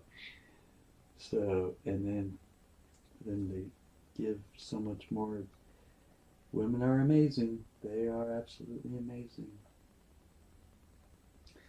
At least none of my children have predeceased me. Yeah, that would be a horrible thing to deal with. See your children go before you. Wasn't trying to bring a bad light on Father's Day. Stepfather was abusive. Yeah, it can come from anywhere. I hear you. Pie. Pie. Did someone say pie? Pie. Who's got pie? Did you bring enough pie for everyone? Gary, you got apple, cherry, peach. What kind of pie you got? Alright, let's not delay any further. I've been streaming almost 6 hours. Good lord. Good lordy now. That's a long time. Alright. Good luck, Gary Armando, Irish Collector, Dreadpool, Lucky James Eller, and Rocky Mountain Bear. We're about to get this thing. Don't stop. Get it. I can't until you can watch me hit it. So I better change this camera. Alright. Partridge, just in time. Pie are round, cake are squared. Ice are cubed. You missed one, Gary. Ice are cubed. Dreadpool. Okay, yeah, I thought I just heard something. Yeah, partridge. I got you, brother. Jack on there? No. Awesome. Jack, you're in there too? I meant to check through in Denmo. Sweet. Welcome, Denmo. Thanks for coming in. Yeah, Ice 3. Ding, ding, ding, ding, ding, ding. Ice, ice, ice. Ding, ding, ding, ding, ding, ding, ding. Pecan pie. The PPP2.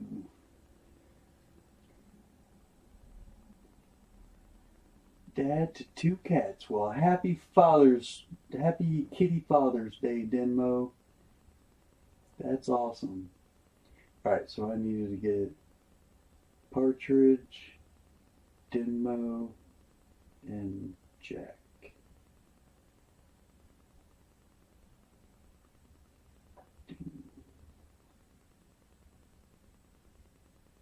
Partridge.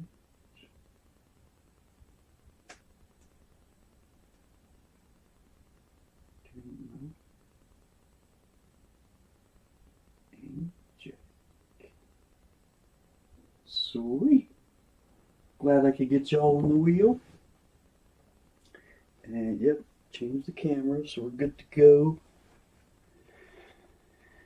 Alrighty. Going to do 8 shuffles. 1, 2, 3, 4, 5, 6, 7, 8. And away we go, y'all. Round and round and round she goes. Where she stops, I know.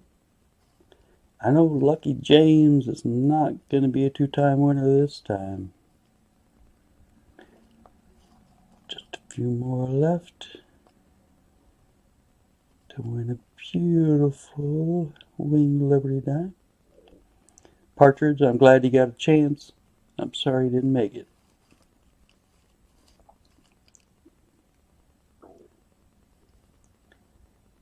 It's looking like Jack, sir.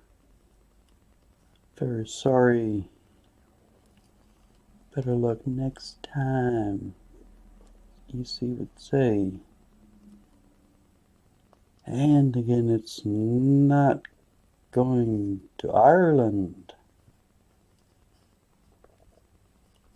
Not this time, at least. And Denmo, sir, you made it on the wheel. And you made it off the wheel.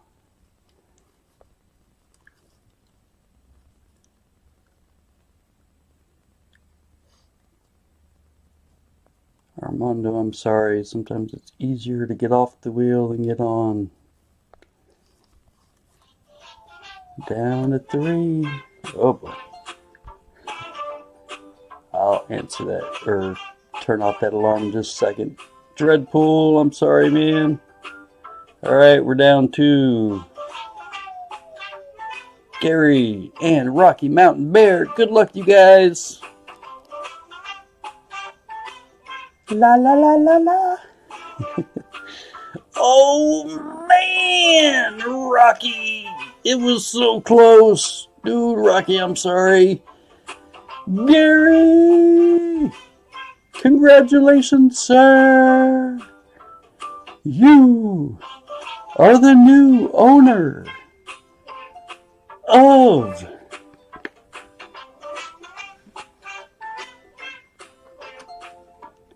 this 1941 or 42 Merc dime. Alright, I'll fix that alarm. Sorry, guys. Shush.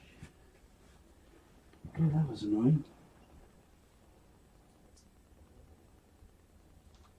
Alrighty. Gary, you, sir, get to send me an email claiming your prize with your address. And if that's not your real name, your YouTube name, and all that good stuff. Love Silver. Love all silver. I'm gonna type it in chat right about now.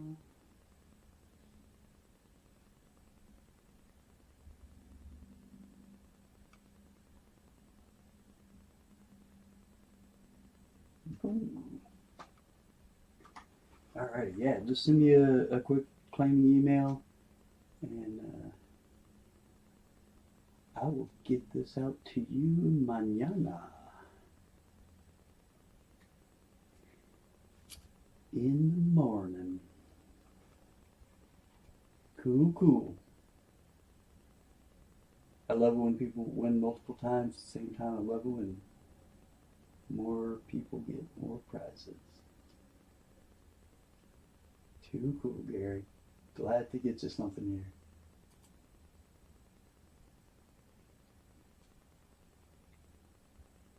You're very welcome.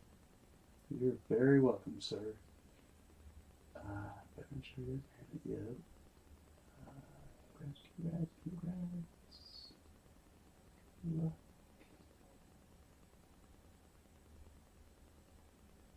Oh, wait. Go back.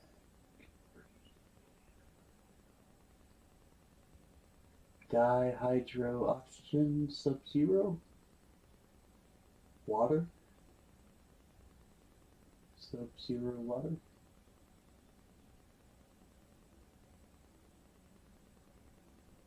Oh, the ice cube. Gotcha, Gary. Gotcha, gotcha.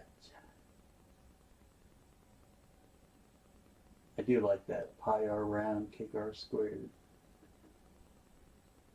and ice r cubed. Yeah, thanks for the Happy Father's Day with Partridge. Happy Father's Day to you, sir.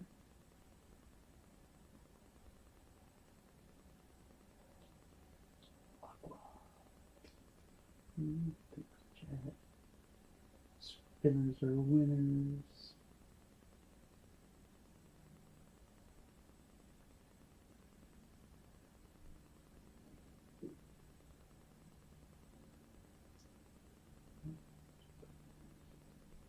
Hey, I have a hope.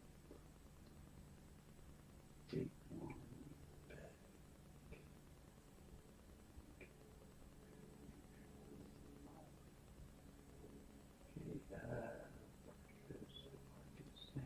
I'm doing good, Partridge Family Prospecting. I sent a text to my dad saying Happy Father's Day, and he sent one back saying thank you. You were my best Father's Day present. So that was a pretty cool response. Almost brought a tear in my eye.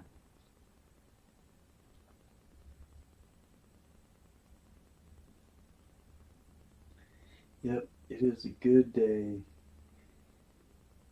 Even if we don't have our fathers, we can reflect on what great fathers we had while we had them. If they were good, that is. But, yep, we can all be mentors and father types to anyone at any time. Even a stranger that we just meet today, we can make a positive influence in their life. We're just being the best guys that we can. Hopefully someone's looking.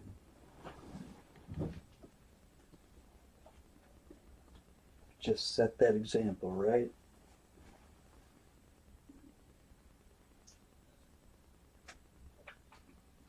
Yeah, Partridge, I got a good one. Yeah, pretty cool pops. Without a doubt. I got no complaints. That's for sure. Man, the anatomy on that coin is so correct. I love it. And I love it. She is a beaut. I even got one of these dirty gals. She's a little more dirty. But man, does it show the details.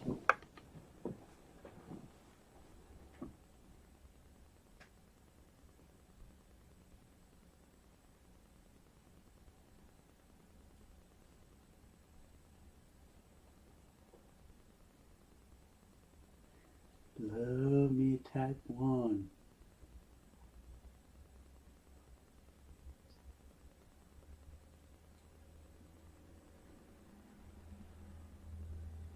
If it were just 1 year older,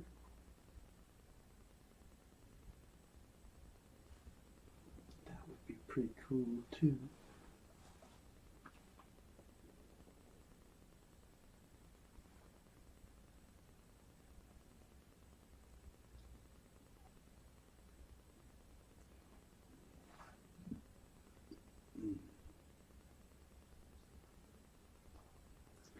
Enjoyed. I have to leave later, y'all. Right on, Armando. Yeah, I was thinking about ending this and getting my grandma some good breakfast. But thanks for stopping by. I hope you come by again. I hope you have a great day.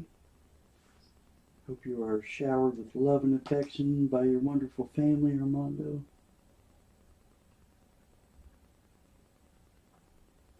You take care. Every time I leave my house, I carry a 2007 ASC as a pocket coin. Very nice.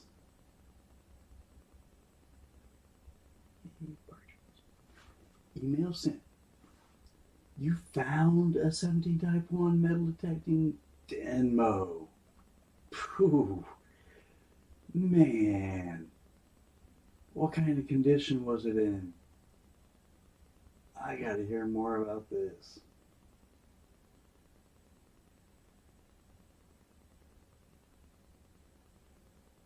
Gary carries a 2000 ASC as a pocket coin. Nice.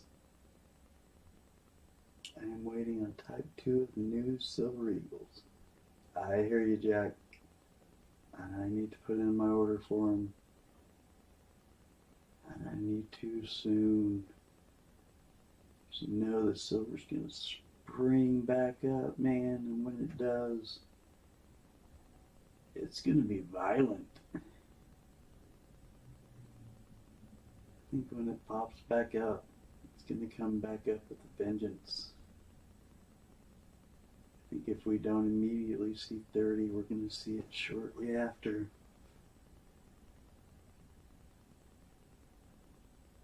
Been through a lot. Not as sharp as that one. Well, yeah, that's tough, especially if it's been in the ground. Yeah, it tends to eat at it a bit. But you're not saying it's horrible, so I bet when it went in the ground, it may have looked close to this when it went in the ground.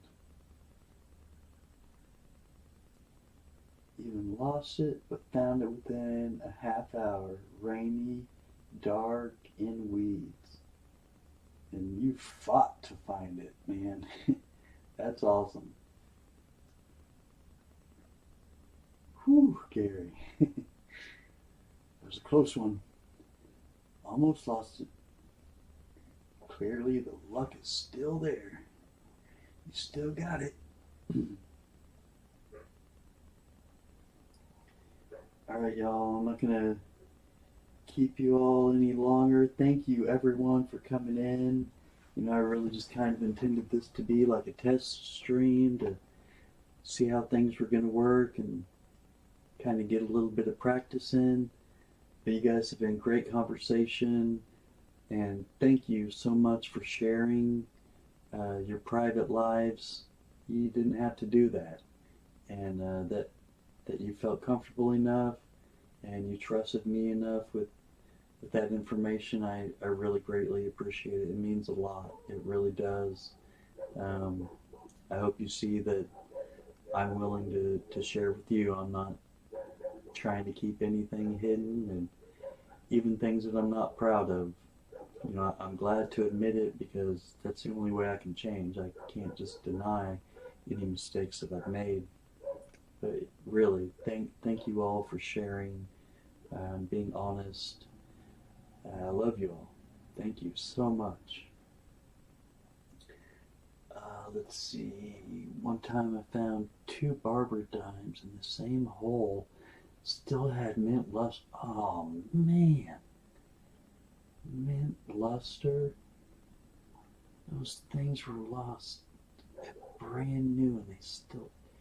That's what amazes me, and it's got to be something to do with the soil composition in the place, or movement of the soil, people stepping over it here and there. If it's off the beaten path, then it's probably not going to get stepped on and squished so much. Yeah, it's amazing. Sometimes they come out trash, and sometimes they're still beautiful. That's awesome, Jack. Or Denmo. That is too cool. I have 2. One absolutely spotless, MS, not pro, and the other my coin. There you go.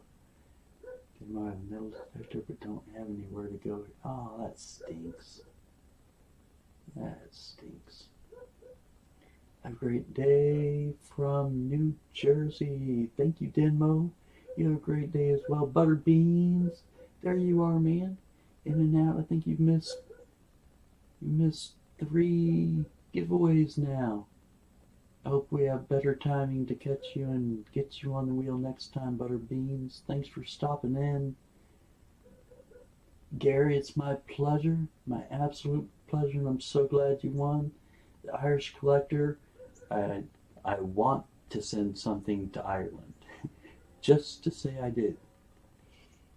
There's something in my genes that's calling for the homeland. Denmo, been hunting 25 years. That's awesome. Clearly you've got your skills down, sir. Peace Bear out. Rocky, thanks for coming in, man. Thanks for hanging. I'm so glad at least 1 or 2 people in here are going to be getting a hold of you and get one of these sweet ass coin rings. Anybody who does will not regret it. It's illegal to metal detect here. Oh man, I hate that. I freaking hate that. I don't understand. I don't get it.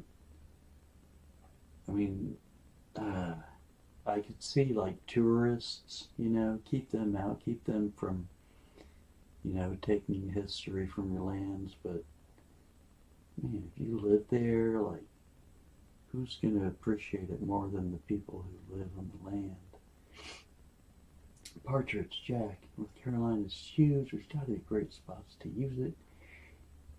Is it a legal thing? I know, I think, I want to say it's his terrain.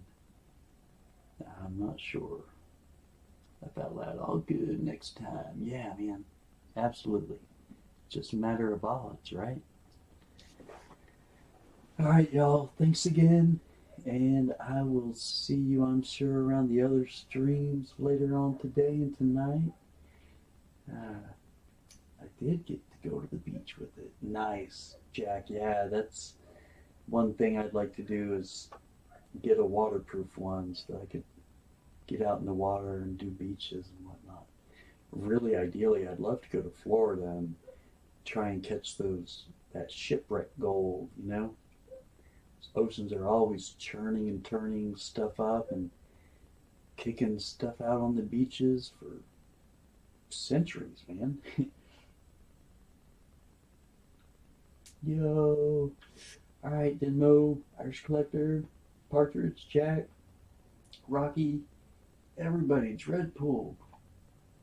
Thank you, Scott. Have a great rest of your weekend. Thanks, Jack. I will. I'm going to do anything and everything I can for my dad today. I'm looking forward to it. I'm going to start with taking sweet, sweet care of his mama. It's awesome, Jack. I'd like to do that too. Alright, y'all. I'm going to end it. I could go on forever reading and talking. This is one of my faults. I find it difficult to find the right time to end a stream. I typically want to go too long and need a reason to end it, like I have something else to do. So I'm trying to work on that. So I'm going to go ahead and get out of here, y'all.